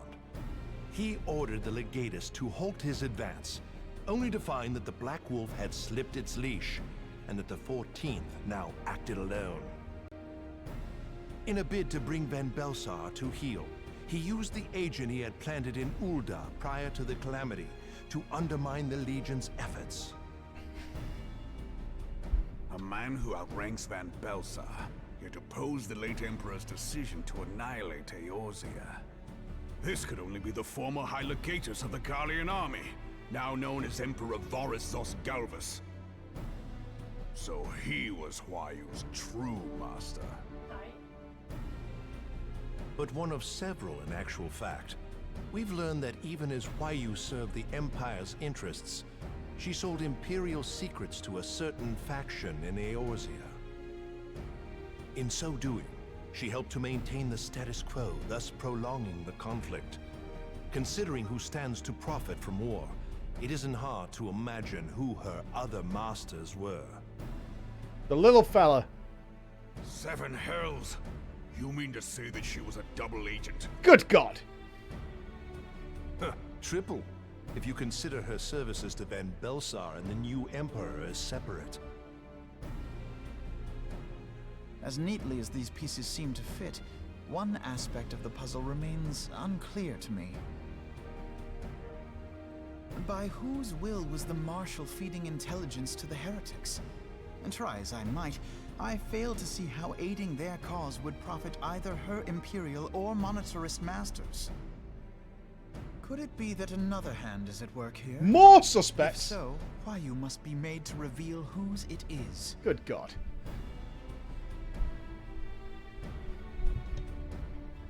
We need to rattle some cages. Not only have I lost a trusted friend, now I must interrogate her as a stranger. Not a pleasant task, I grant you, but a necessary one. Unless we weed out the ivy, root, stalk, and stem, it will simply grow back. We're gonna have to take this all the way to City Hall, folks. Full well. Those closest to Huayu have already been detained, and I will question them alongside her. General, pray keep in mind that there may be unwitting abettors among them. All will be treated fairly. On that you have my word. Those who are innocent have no cause to fear. Heard that before. Why are you running? You did nothing wrong. You have ever been a friend of truth, General. I hope the unpleasant task of weeding out falsehood will not detain you too long. Though it be for the sake of Eorzea, doubting one's comrades is poison to the soul. And with that, I take my leave.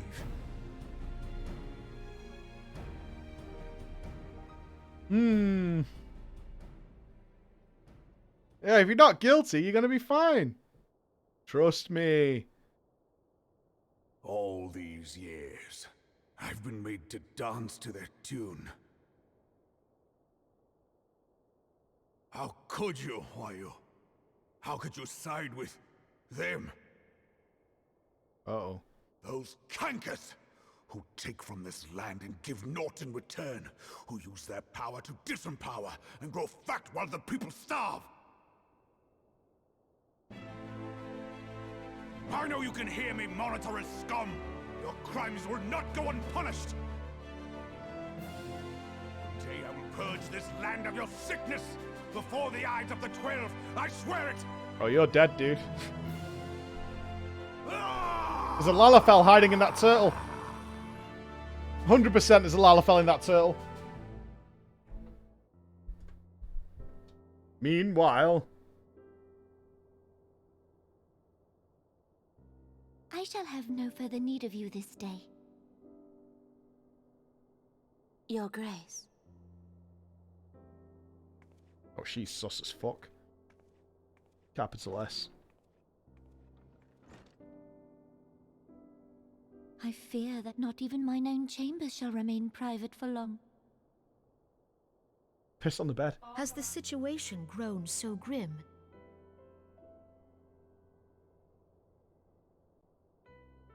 Ever since he proposed the Cartiner Reclamation Bill, Teleji Adeleji has risen to greater prominence upon the backs of impoverished refugees. The monetarists were ever united in their pursuit of profit, but the man's actions have torn a rift in their ranks. They snap at each other as rabid dogs. Yet now is not the time to be bickering among ourselves.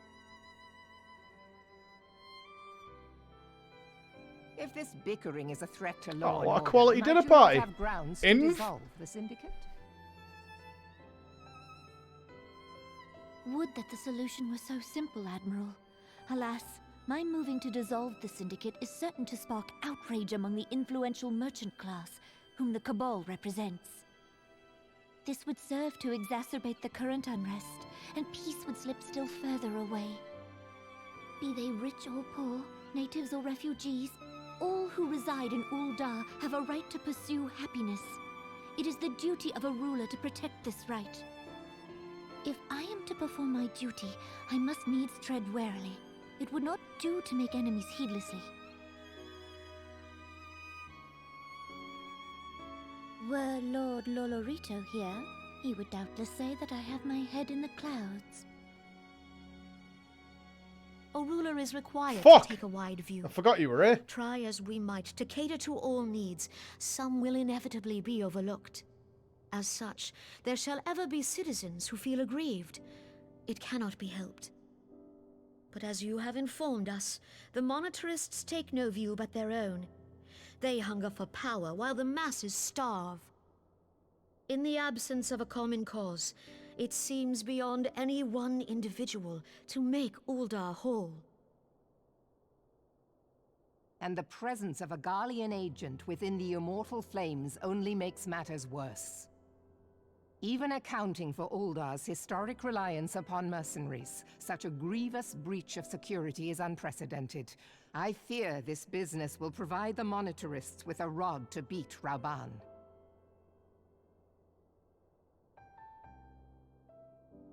Eorzea can ill afford for the Immortal Flames to be dampened now. Ere long, the Garleans will turn their ravenous gaze toward our lands once more. If we are to resist their might, our nations must stand together. Yet for this to happen, our nations must be whole. Cannot be done to improve the situation in Ul'dah.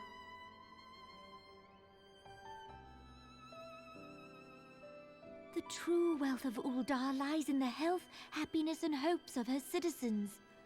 Alas, the citizens shall never know these things, so long as their lives are ruled by the ambitions of the Gotta few. drain the swamp, man. The monetarists claim to represent the best interests of the people, but in sooth they desire only to manipulate them for their own selfish ends. For the government to serve the people, it must be formed of the people. Tax the rich. For Ul'dah to move forward, it is not only the syndicate that must be dissolved. Nay, you jest. Burn it all. My friends, it was for no other reason than to make known to you mine intent that I requested your presence here. When I make my declaration to the people, chaos shall inevitably ensue. As the last monarch in the line of Ul, I make unto you this request. When's the orgy? Help Roban to preserve order and protect the people. Forsake them, and you forsake yourselves. For a strong Eorzea will ever have need of a strong Ul'dah. Is she gonna die? That sounds like Your Grace, are you certain of this? She gonna kill herself or something? There is no other way. When the time is ripe, the nation shall become a true republic. Both royalists and monetarists shall cease I mean, to she be. might abdicate, but she's also sounding off like Ul'dah will she's no longer done, you belong know. to kings or queens or merchant princes, but to her people.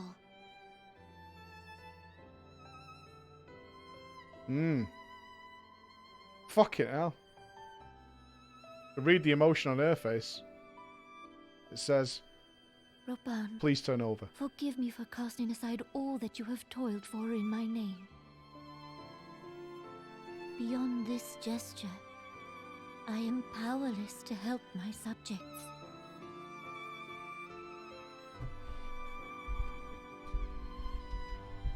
Man, abdicating? Giving up pie and cake? That's rough. That's rough.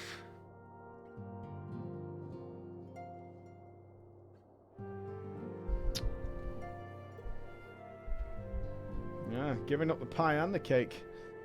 You hate to see it. Good intentions. Minfilia is considering which of her many responsibilities demands her attention. Yeah, there's a lot happening. There is a lot going on.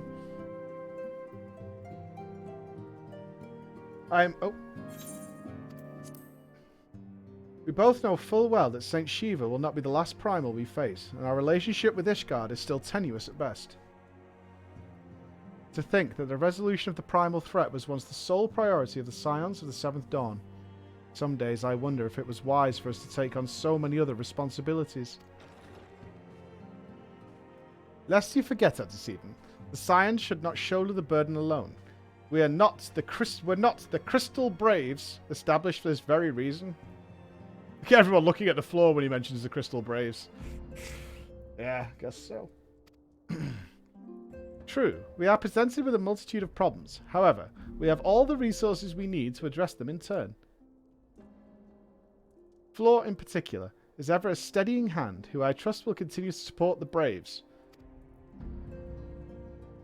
To what do we owe the pleasure? Have there been further developments regarding the situation in Ul'dah? As expected, the Immortal Flames have been struggling to cope with the revelation that one of their highest-ranking officers was a Garlean agent. Suffice it to say, Teleji Adeleji and his monetarist ilk have wasted no time in attempting to turn the situation to their advantage. Coupled with ongoing unrest, the Flames are finding themselves hard-pressed. Plainly, General Roban needs our help, and I will direct the Crystal Braves to offer what support they can. If I am to stay abreast of the latest developments and issue effective orders, however, I cannot afford to waste time travelling back and forth. As so for the foreseeable future, I think it would be for best if I were to remain in Ul'dah, unless you have any objection. No, please go. It's fine. None whatsoever. We have matters here well in hand, Alfie. Breeder's research is proceeding as planned? So she tells me, though I am not familiar with the details. Urianger is poring over his tomes at the Waking Sands, and the others are contributing in their own ways. Alas, the key problem, how to form an ethereal blade at will, remains unsolved. Nevertheless, it is only a matter of time. Flor, while we focus on that task, mayhap you could assist Alfie and his braves with theirs. It would do much to restore faith in the Immortal Flames if the Warrior of Light was seen working on their behalf. Never forget that your esteemed status allows you to act in ways that those more tightly bound to organizations and nations cannot. As ever, I implore you to do so. Okay. Not that your response was ever in doubt, but I humbly thank you once more for aiding our cause. Now then, there are preparations I must attend to before my departure, such as receiving Riol's latest report. He has proven to be quite skilled at gathering information others wish kept secret, hence why I placed him under my direct command and ordered him to investigate the Ul'dah riots. When you have finished here, join me outside, depending on what he has to say. I may have a favour to ask. If there are any developments on our front, I shall inform you at once in the usual fashion. Yeah, call me. Call me. Call me, dude. Call me. Alright, upwards we march.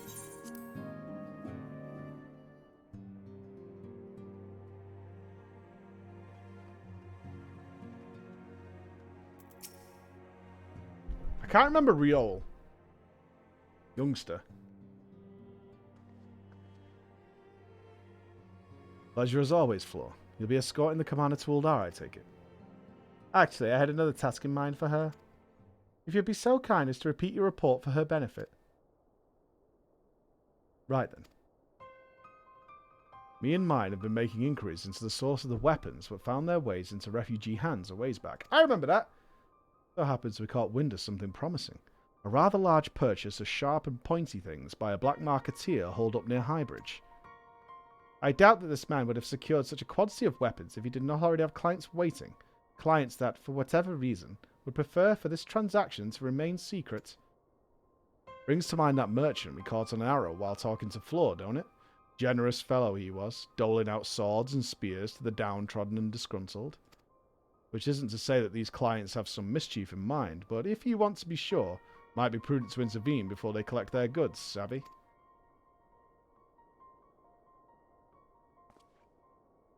Seizing the weapons before they fall into the wrong hands would be for the best. However, if we strike at the appointed hour, we might capture the black marketeer as well as his clients. What say you, Floor? Okay. Then it is settled. Rendezvous with Captain Inbred at Highbridge, and intervene when the exchange takes place. Now then, if you would excuse me, I must leave for Uldar. I expect good tidings. Alright. Alright. To Inbred! Post haste! Let's ride, people! So we're in patch 2.5, are we? Wunderbar. Is this the final patch for Heavensward? Are we actually getting towards Heavensward? And you said I couldn't do it. Ha! Ha! Oh, it's not. Okay. Closer, though. Right? We are a step closer. So we can look at it that way. One foot in front of the other. We'll get there. All due haste. My hope is ideally to finish all ARR content by Friday, because we've got Halloween week next week. So that'll give us a nice breather before we get into Heavensward. That's my plan. So we've got like 3 extremes to do, we've got coils to do, and we've got the story to do. Floor. My scouts have been keeping a close eye on the Black Marketeer, and it would seem that his guests have arrived. It would also seem that he has hired more than a few men to stand guard. Common thugs of no consequence, but they nevertheless pose a threat. Even so, I feel compelled to apologize. This is far beneath a woman of your standing, and Commander Liviere needn't have dispatched you hither. But powerful men ever have need of a loyal, able-bodied friends. Having found one in you, it is only natural he would come to rely on you, without hesitation. Yeah, he does ask me to do, like, all sorts of nonsense. Honestly. He does. Basically, if he goes to the toilet, he asks if I'll accompany him. Now then, we should make for the burning wall without delay and secure those weapons. The first unit will ensure that the clients do not escape. With me, Floor. Yep, gotta gobble my eggs up.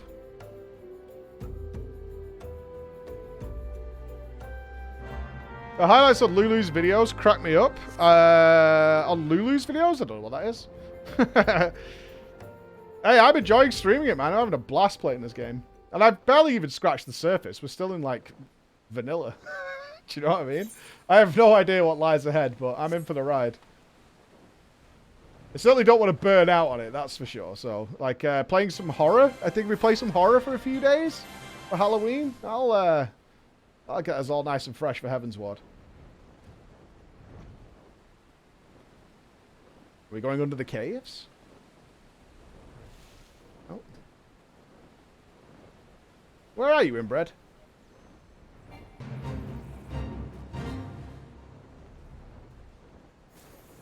I'm motherfucking blind. Oh, he's all right at the top. There he is. I spy the one man, but there are sure to be others. Where are we looking? I have a plan. While you approach the sentry and create a distraction, my men and I will slip past and catch the black marketeer unawares. Once you've disposed of the thugs, wait for us outside the tunnel entrance. Any questions? No? Then let us be off. Good journey, my friend. Good journey. Good journey. Good journey.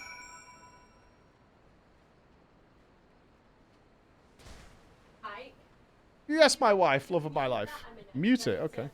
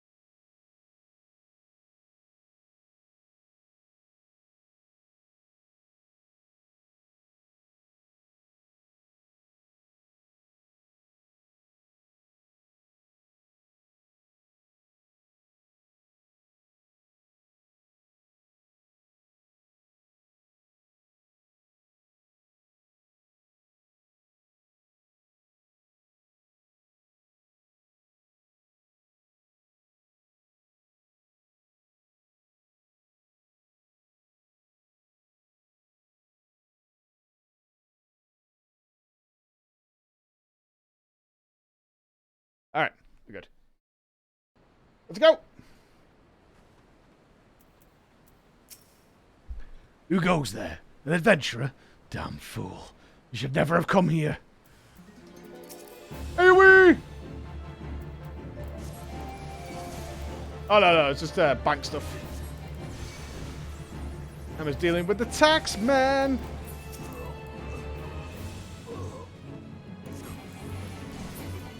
Oh, by the way, Emma and my brother went to see potential new office on Friday. Extremely promising. Looks like it could be sweet.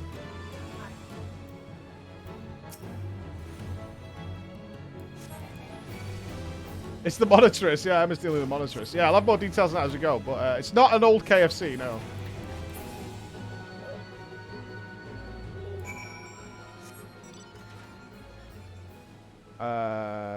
Speak with the hired thug. Yeah, extremely promising. It is very near a KFC, yes. It is. They have done a map check. It is very near a KFC.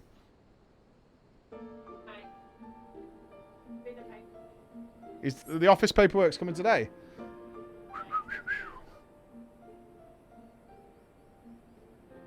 So it looks like if we can get it, we're probably going to get it.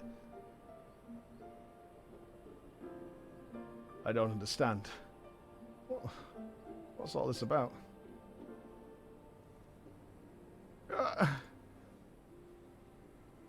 What's happening in there?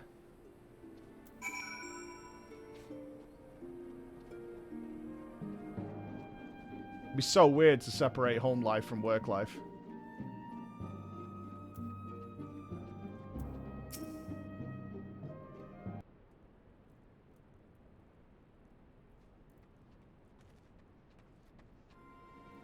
As you can see, this is a fine mess. When I tried to restrain him, he drew a hidden blade and lashed out. Before I could disarm him, one of my subordinates panicked, and this is the result. How foolish of me to underestimate the bastard, and to bring an inexperienced recruit. Commander Leveler will be most disappointed. Damn it! Golden opportunity wasted. Somebody of your experience wouldn't make that mistake, would they, inbred? That's a rookie mistake. As for the clients, though we know not how, they slipped past our perimeter. Did they? At present, the first is currently tracking a party of Duskwhite sellswords we suspect may be them.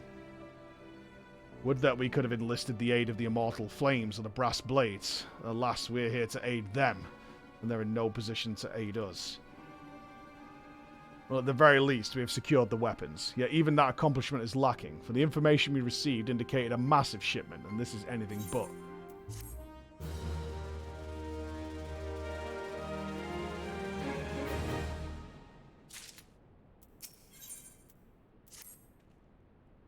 I will join the first in their hunt for the Duskwhite sellswords. If the gods are good, we will catch them before they escape into the Black Shroud. In the meantime, I ask that you deliver these weapons to Uldar in my stead. Entrust them to the third's Yuhuhasi. He will take care of the rest. Okay. I have doubts about you, inbred.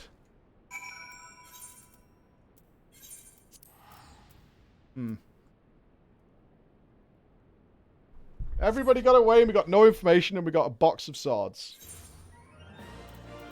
Wunderbar. Right, where are we going?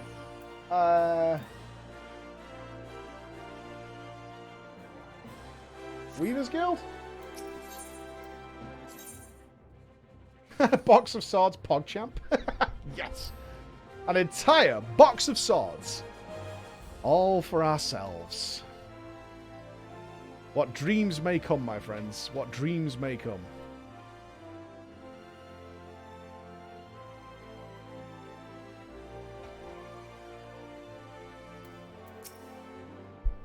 Ah, Warrior of Light. I have a reliable friend to the Crystal Braves. You have my aren't we on the same team? You have my deepest thanks for your assistance in Kurthus. Now, what brings you to us this day? Box of swords!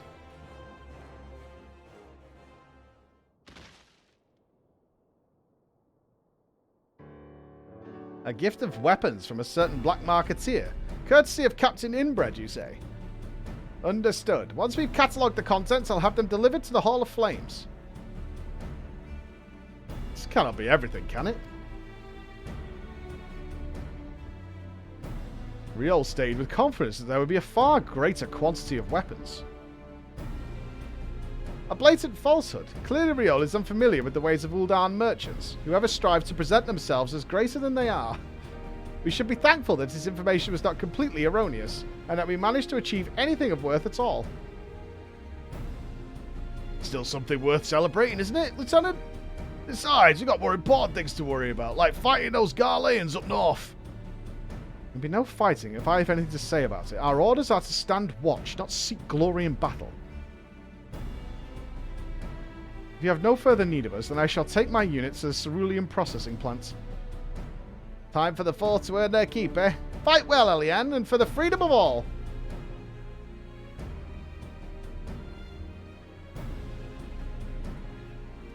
You gotta leave that little Lalafell to sort of that giant box of weapons.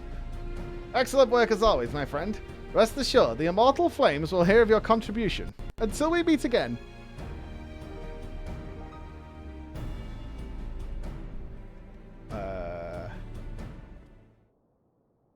Laura, a word if you please, you.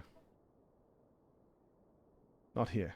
Look for me at the Sapphire Avenue exchange. No need for whistling this time, don't you worry.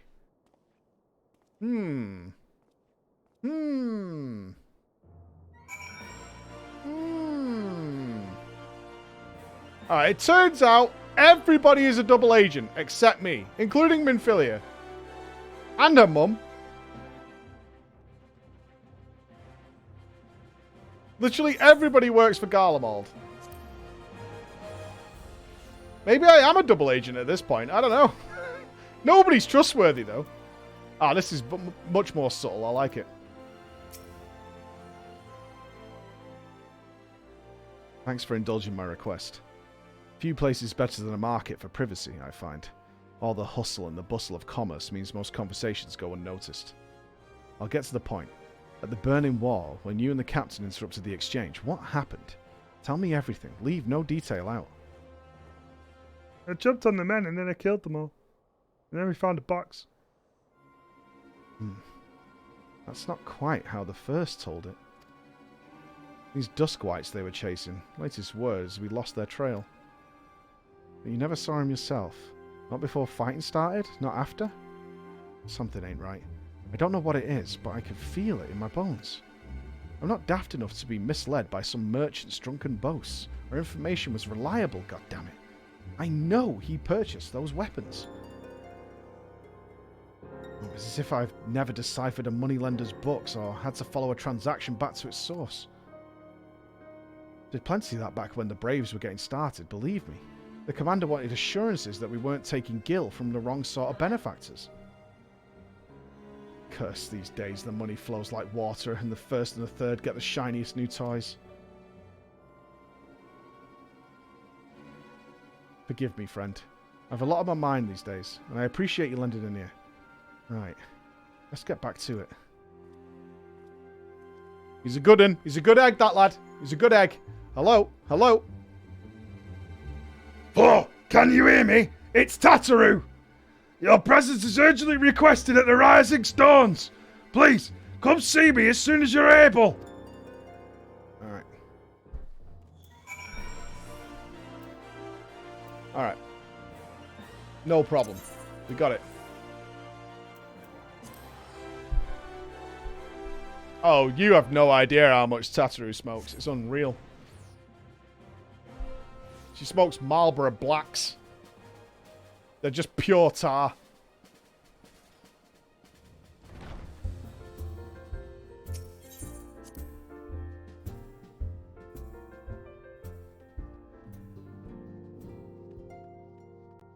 Her fingers. Looks like she works in a coal mine. Thank you for coming so quickly, Flo. We have a guest from Ishgard who wishes to speak with you. A most, determined lady by all indications.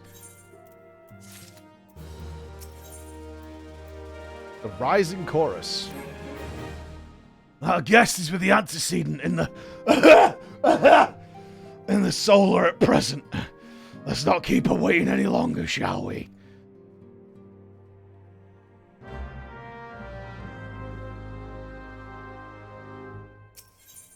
Let's go.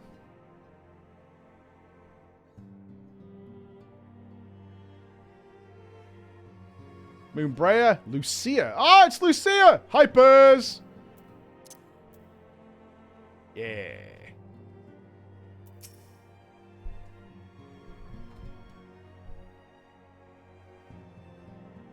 We have a guest from Ishgard who wishes to speak with you.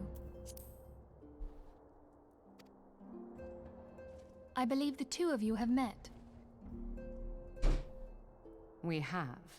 I had hoped to speak with Commander Leveilleur as well, but I cannot afford to wait any longer. The Lord Commander sent me hither to request your aid in a matter of grave import.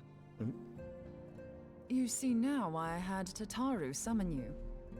Tataru? I mean Tataru. Now that we're all assembled, perhaps you would be good enough to elaborate on the nature of the matter which brought you to us. The Observatorium's astrologians have sounded the alarum. Not the alarum. Last night, the Dragonstar burned with an intensity not seen in 15 summers. Not since the Dravanians engaged the Empire in the Battle of Silvertear Skies. The northern sky doth burn full bright upon the Wormlord's call. The red behemoth beckoneth, and flame consumeth all. The old Curthin Rhyme. Sounds bad. Aye. The brightening of the Dragonstar is said to accompany the roar of a great worm. The astrologians believe that it was Midgard Soma himself who cried out on this occasion. Yikes. After an absence of centuries, the King of Kings did return to lead his kind against the might of Garlemald. Only to fall in his duel with the Agrius, proud flagship of the Garlean fleet. Devoid of life, his corpse remaineth entwined about the Magitech monstrosity even unto this day. Urianger has the right of it. Whatever this alteration in the Dragon Star portends, the Great Worm has shown no sign of life. Tataru, have the Domans reported aught out of the ordinary? No!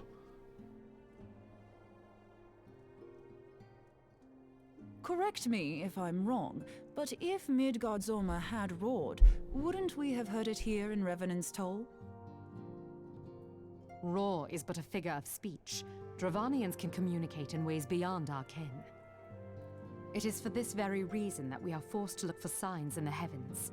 We cannot say with any confidence that a great worm roared at all, much less that it was Midgardsormr. Interesting. Only by directly Thank you, Professor examining the Oaks. Keeper Papa of the slap. Lake can we be certain. However, it will take too long to gain the Holy See's approval to dispatch the Temple Knights. Therefore, Sir Emric would entrust this task to you. Do you accept? Okay.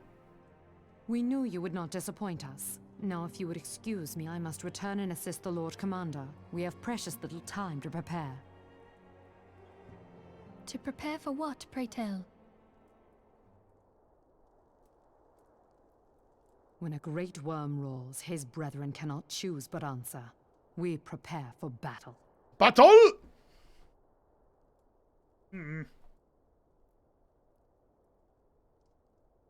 Tatsu's twitching, she needs a fuck. There it is. Sweet relief. Forgive me if I state aught which you already know, but I would ensure that you understand the nature of your destination. Dragon Pace. As Oriange stated, what we now call the Keeper of the Lake is the wreckage of the Agrius, former flagship of the Imperial fleet, and the corpse of the worm responsible for its destruction.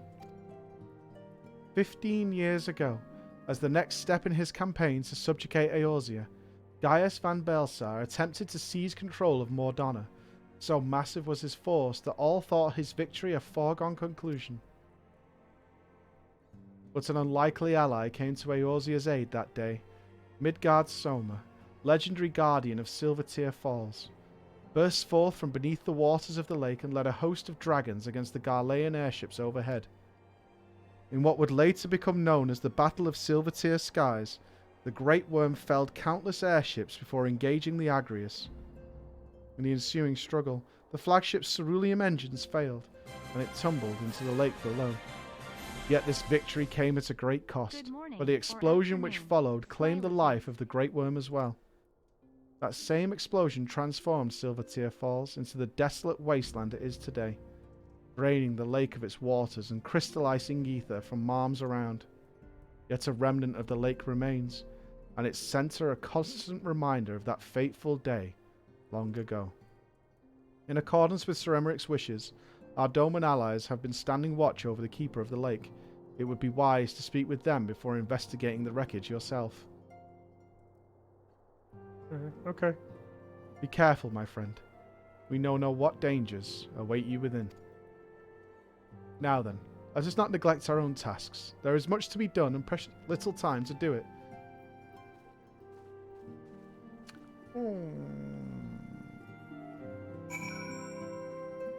Alright, rock and roll. High fives, high fives, high fives, high fives. Let's go.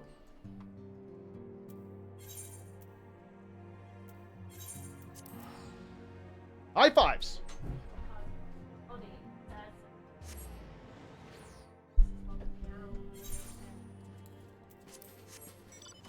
We ride. I don't want this mount. Change it. Yeah.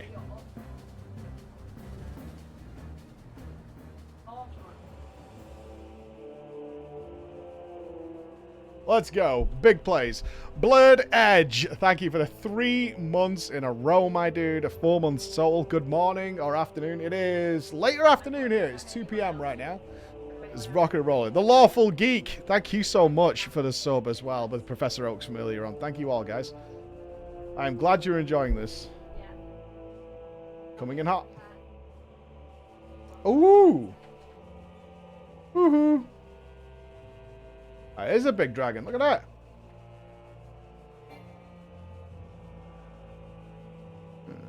Big boy. Is that the tail all the way around? Whippy. Yeah, yes. Alright, other side, guys. I've just got to talk to the bank.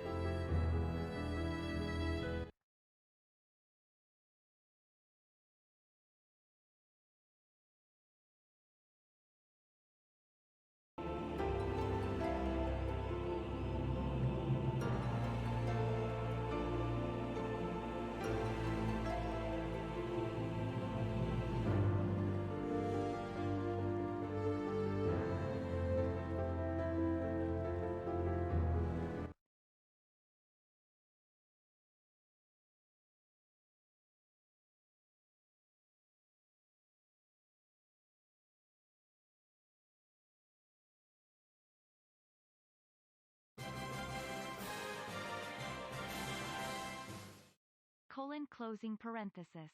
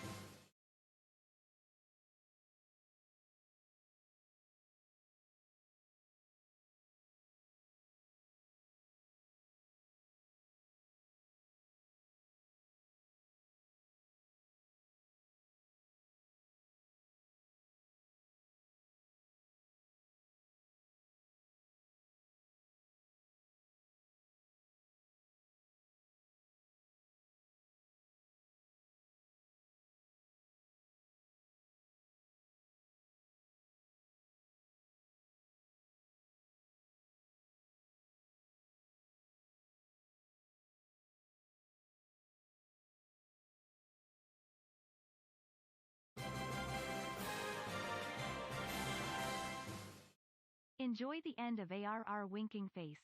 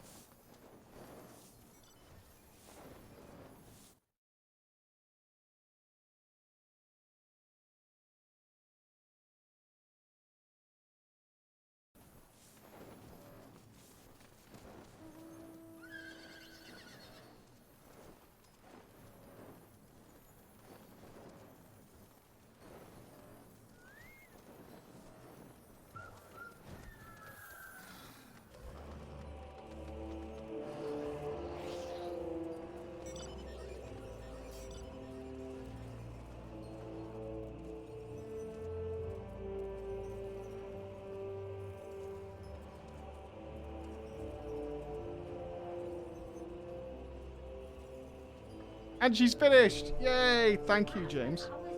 I know you spent hours doing it, which is why I'm glad I don't have to do it. Right. Right, son. Your usefulness has run out.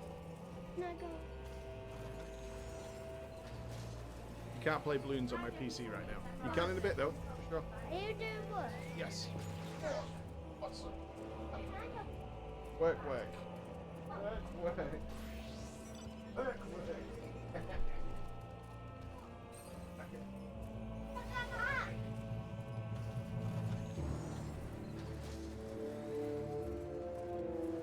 Thank you, Emma. All right. I don't know why he's wearing your jumper, but thank you everybody for entertaining the stream and my son with that. You will glad to know he didn't dislike any of your mounts at all. A most fortuitous fill in there. Poor Emma has apparently been doing banking stuff for hours, and she sounds ready to lose her goddamn mind. Thank you, everybody. Thank you. Thank you. Thank you. He was very impressed, especially with this one, Sundrop. Oh, kids love mounts. Yes, they love that very much. Let's see what has to be said, eh?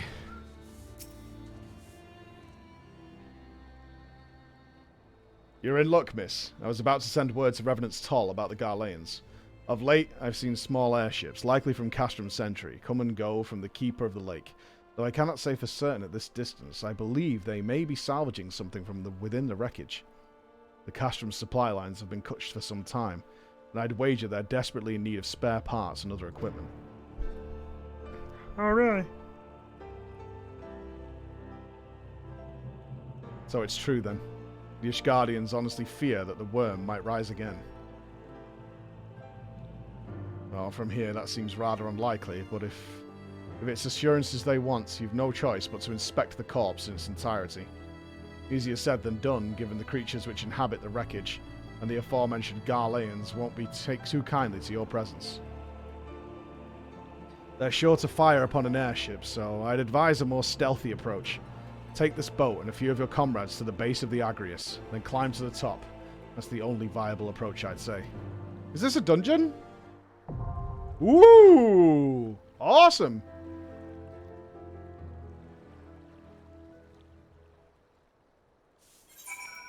Dungeon hype!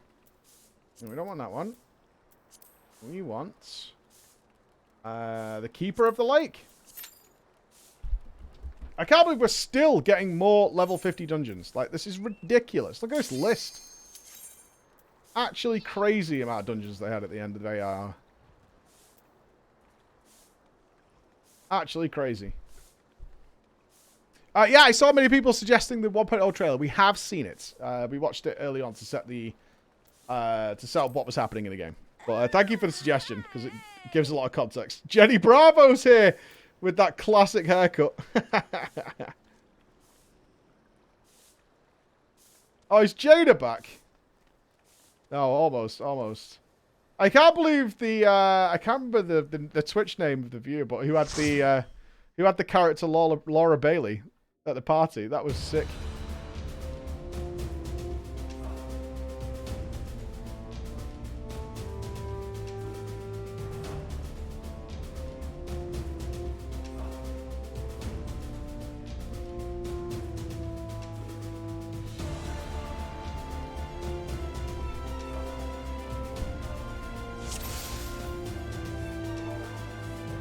Ahoy, team!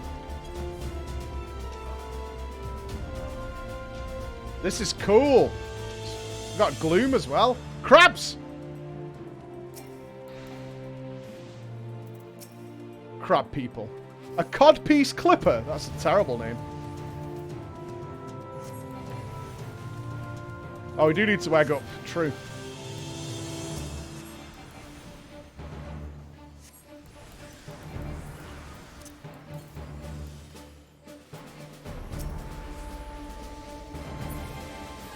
Snipping at the codpiece. Never good. Keep it up.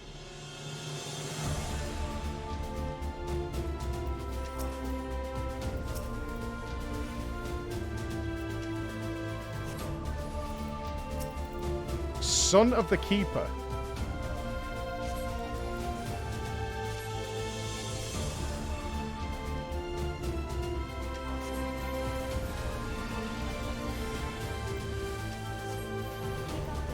I'm trying to keep up with the good work, man. Still finding new dungeons at this stage of the game? Crazy. I assume this was added with the patch then. This is really cool.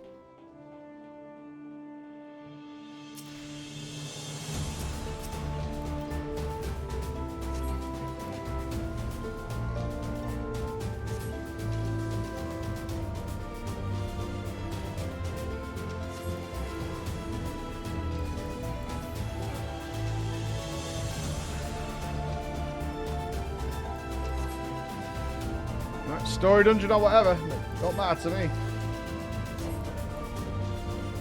They basically got a new dungeon nearly every patch. Or like every major patch, yeah? I like the mix of the body of the dragon mixed with the mixed with the hardware of the airship.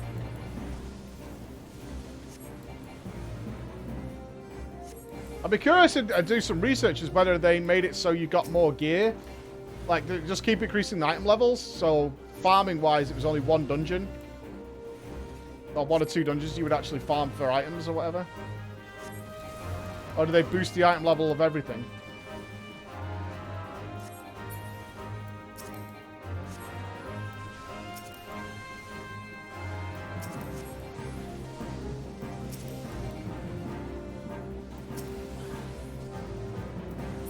Are we ignoring these?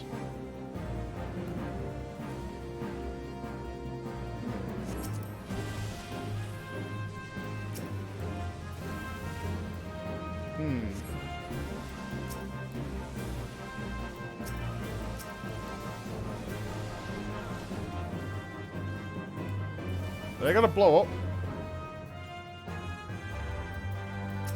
I don't know what's happening. Uh-oh. I'm getting a little spooked.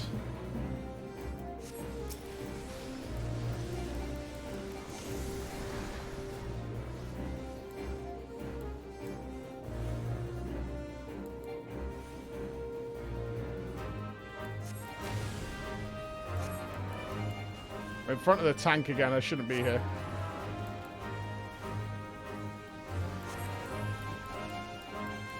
Why don't we do anything with those?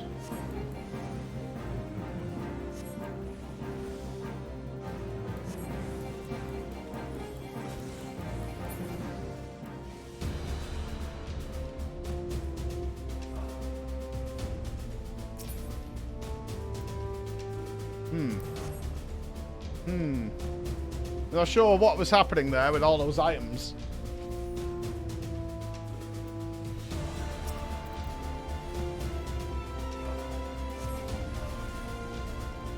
Seemingly, well, they had so much HP, it wasn't worth killing, that's for sure.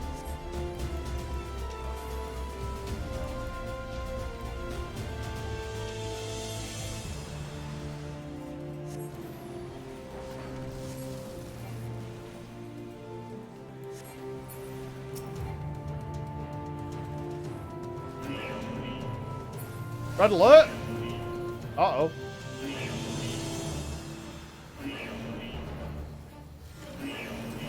Oh, no.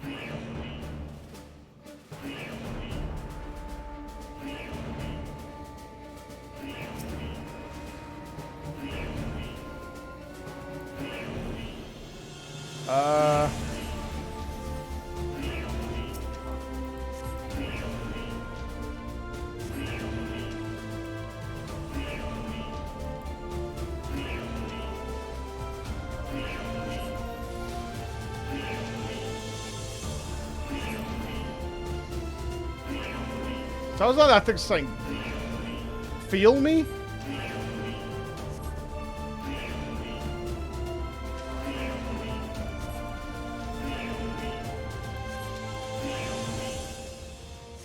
Kill me? Sounds like feel me.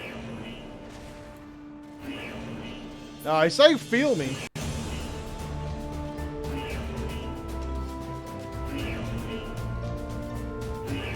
Could be heal me.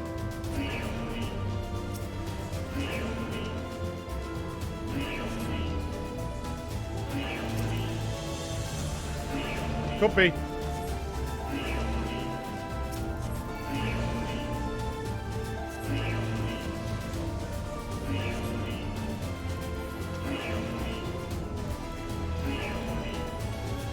Eel me? No, I think it's feel me.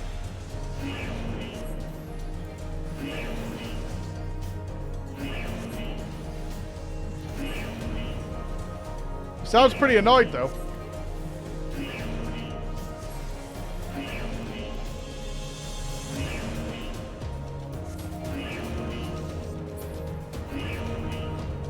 An Imperial identification key.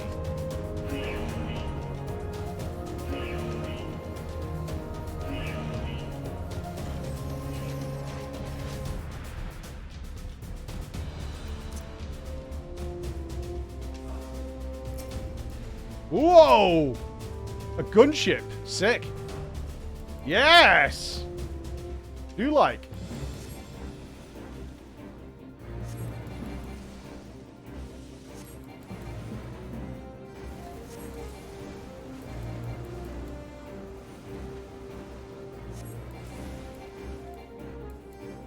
Uh-oh.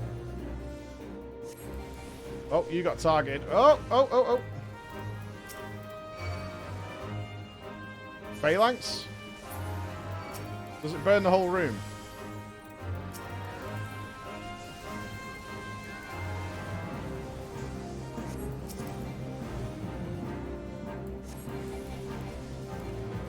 Kind of want to stay to the side here, I think. Move over here.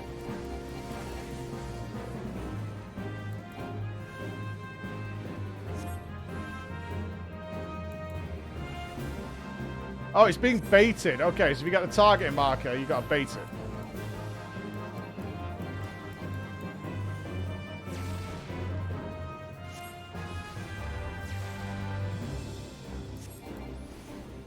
Oh, it's always on Slurp. Slurp is the master baiter. That's on me.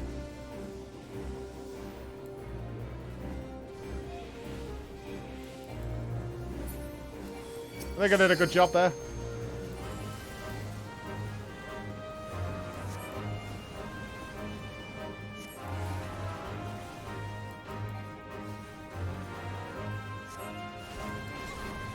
Oof.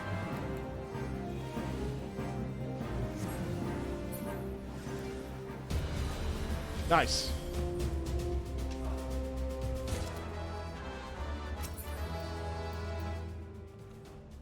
Booty. A PlayStation controller. Sick.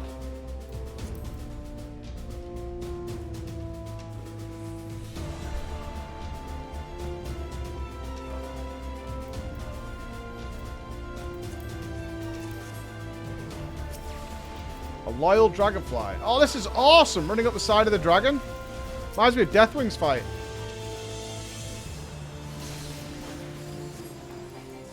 Definitely going to have to fight some toenails in a sec.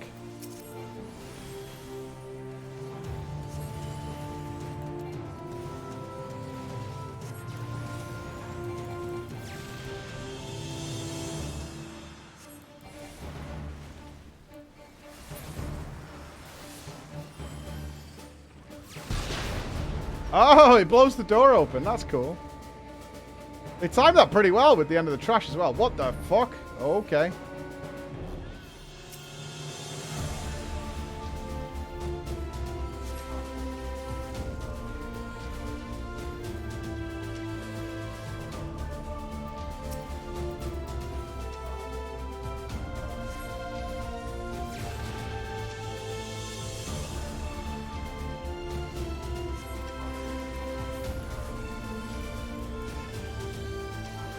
Seems to like targeting me on this one.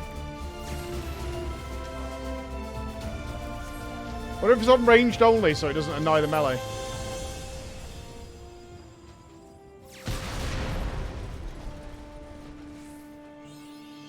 What is this?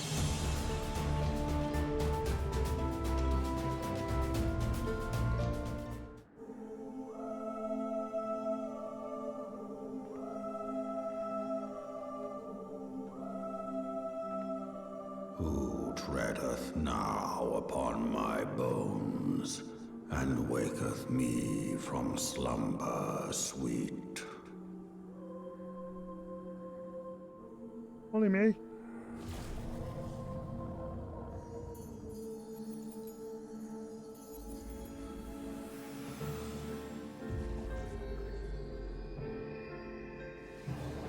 Thou hast forgotten the face of thy lord.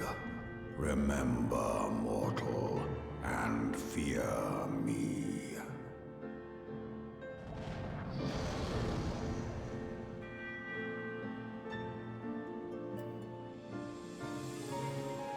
These two dragons are definitely coming into it somehow, right?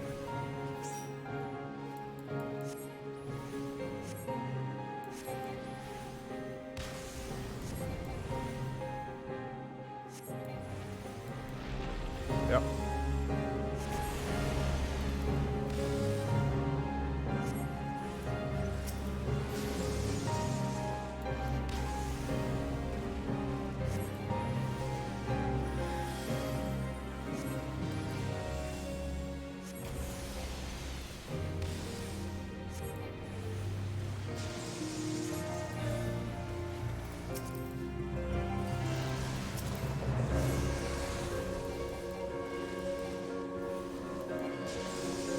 Estrella.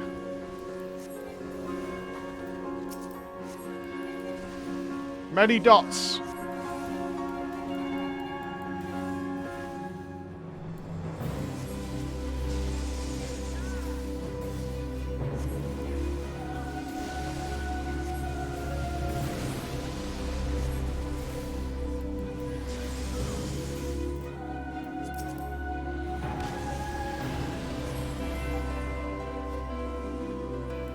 I love spotting a shield, man.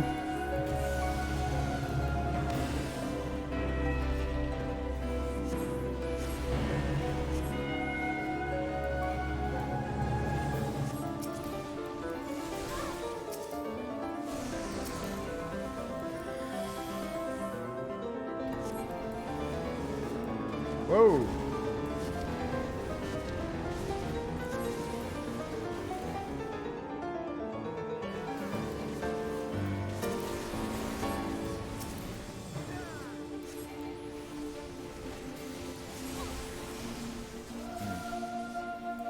Get out of the way of the breath.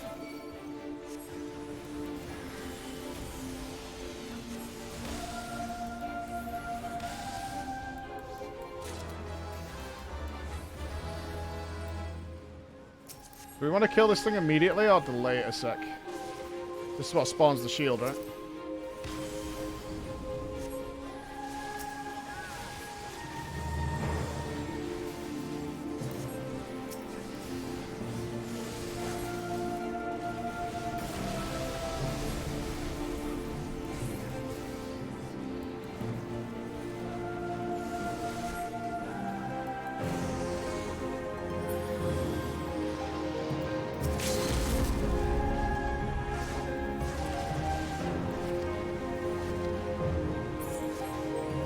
Nice!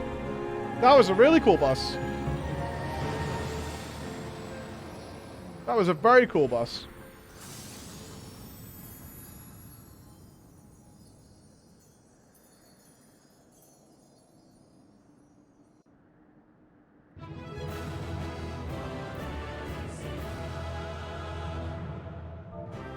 GG's, team. Read it all. Oh, non-toxic, non-toxic. Slurp Loafus. Take it.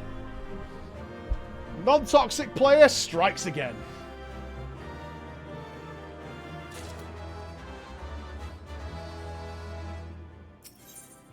Alright, so it awoken and we put it back to sleep, I guess.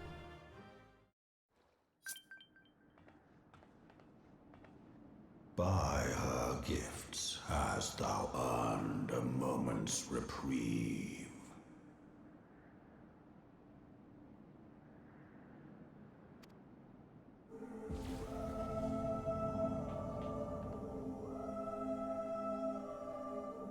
Speak, mortal, and I shall don't speak. Listen.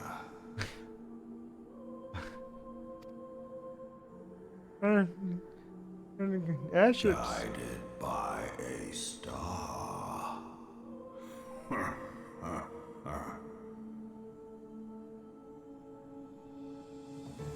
My people have heard the song. Ishgard shall burn. I don't really care about that. That's fine. Okay. Okay. Sons must answer for their father's misdeeds.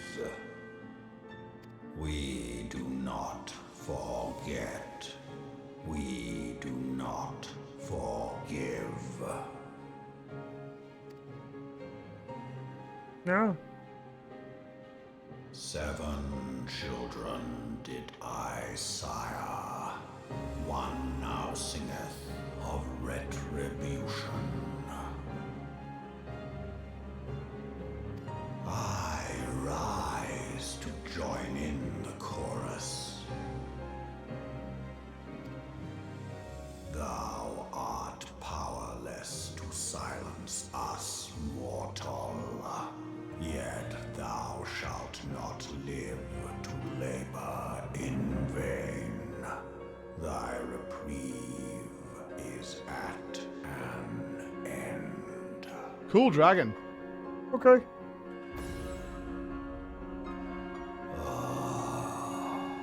Trickery is thy shield. This frail, ignoble creature is not gifted, but chosen. Hearken to me, Hydaelyn. I remember, and I consent. Fear not, mortal. I shall not harm thee. Interesting. The Hydaelyn's still there.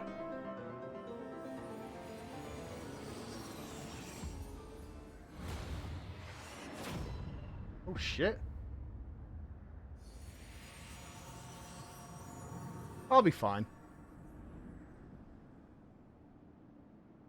Heal me or what?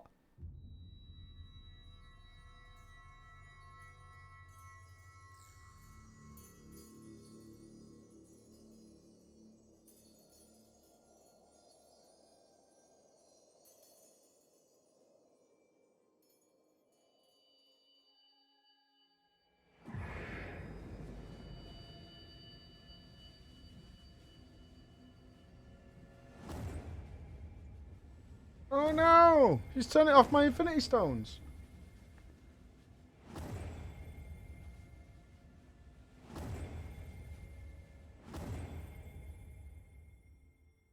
Need batteries.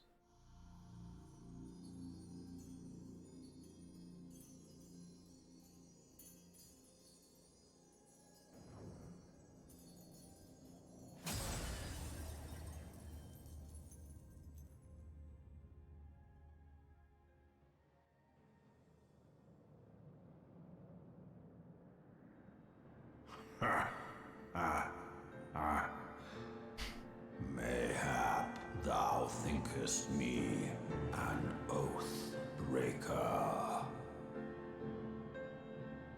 Thou art mistaken. If thou comest to harm, it shall be by another's hand, not mine. Interesting. I did but strip thee of thy mistress's feeble. So have I lost the echo now?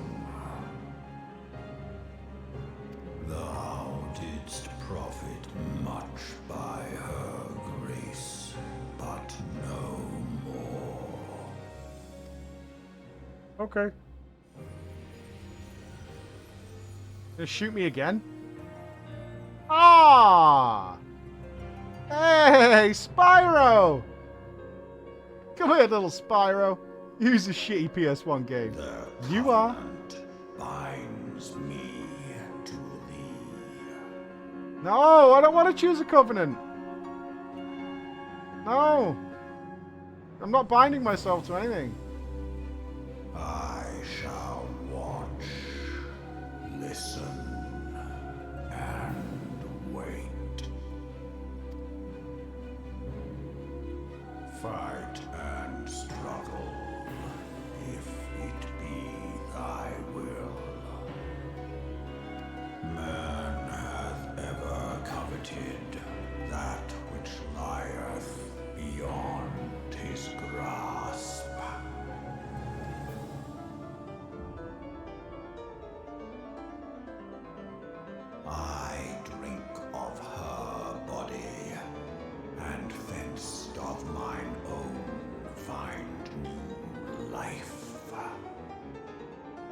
When it hath grown whole, the loyal and penitent shall rejoice. Yeah, I don't think so.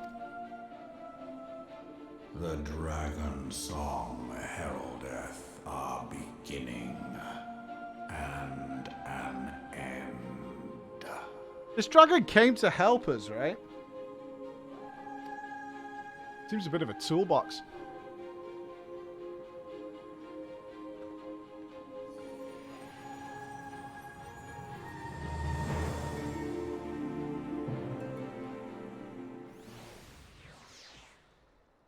You may summon Midgard Soma by selecting the corresponding entry within your minion guide under character. And oh, I got that little Spyro guy. Sweet.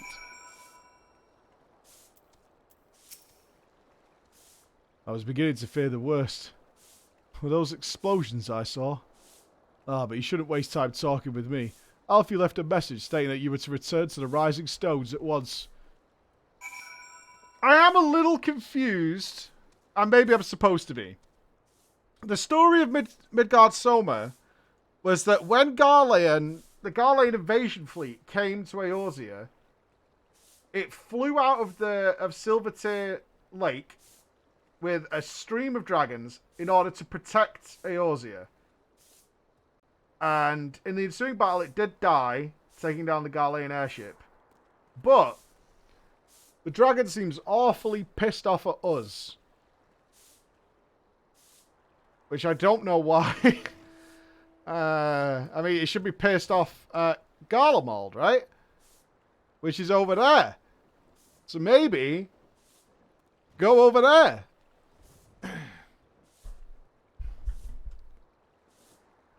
Yeah, we'll see. But we will see tomorrow, ladies and gentlemen. It's time for me to crack on and make some videos. I have got some YouTube work to get done, so that will be tomorrow. I can't keep playing. I'm sorry. We have so much to do. We're busy bumblebees, man. We're busy bumblebees, so I've got that to do. Pee-wee trailer, we will do it first thing in the morning. I promise you. I absolutely promise you. We will do it first thing in the morning is we'll do the Pee-wee trailer. I promise. Let's go say hi to Zeppler. Give Zeppler all our love, my friends. And I will be back to see what the hell is supposed to be going on with this goddamn dragon. Because I'm really super confused about the dragon. I don't know why the dragon's pissed. Ishgard knows. I know that.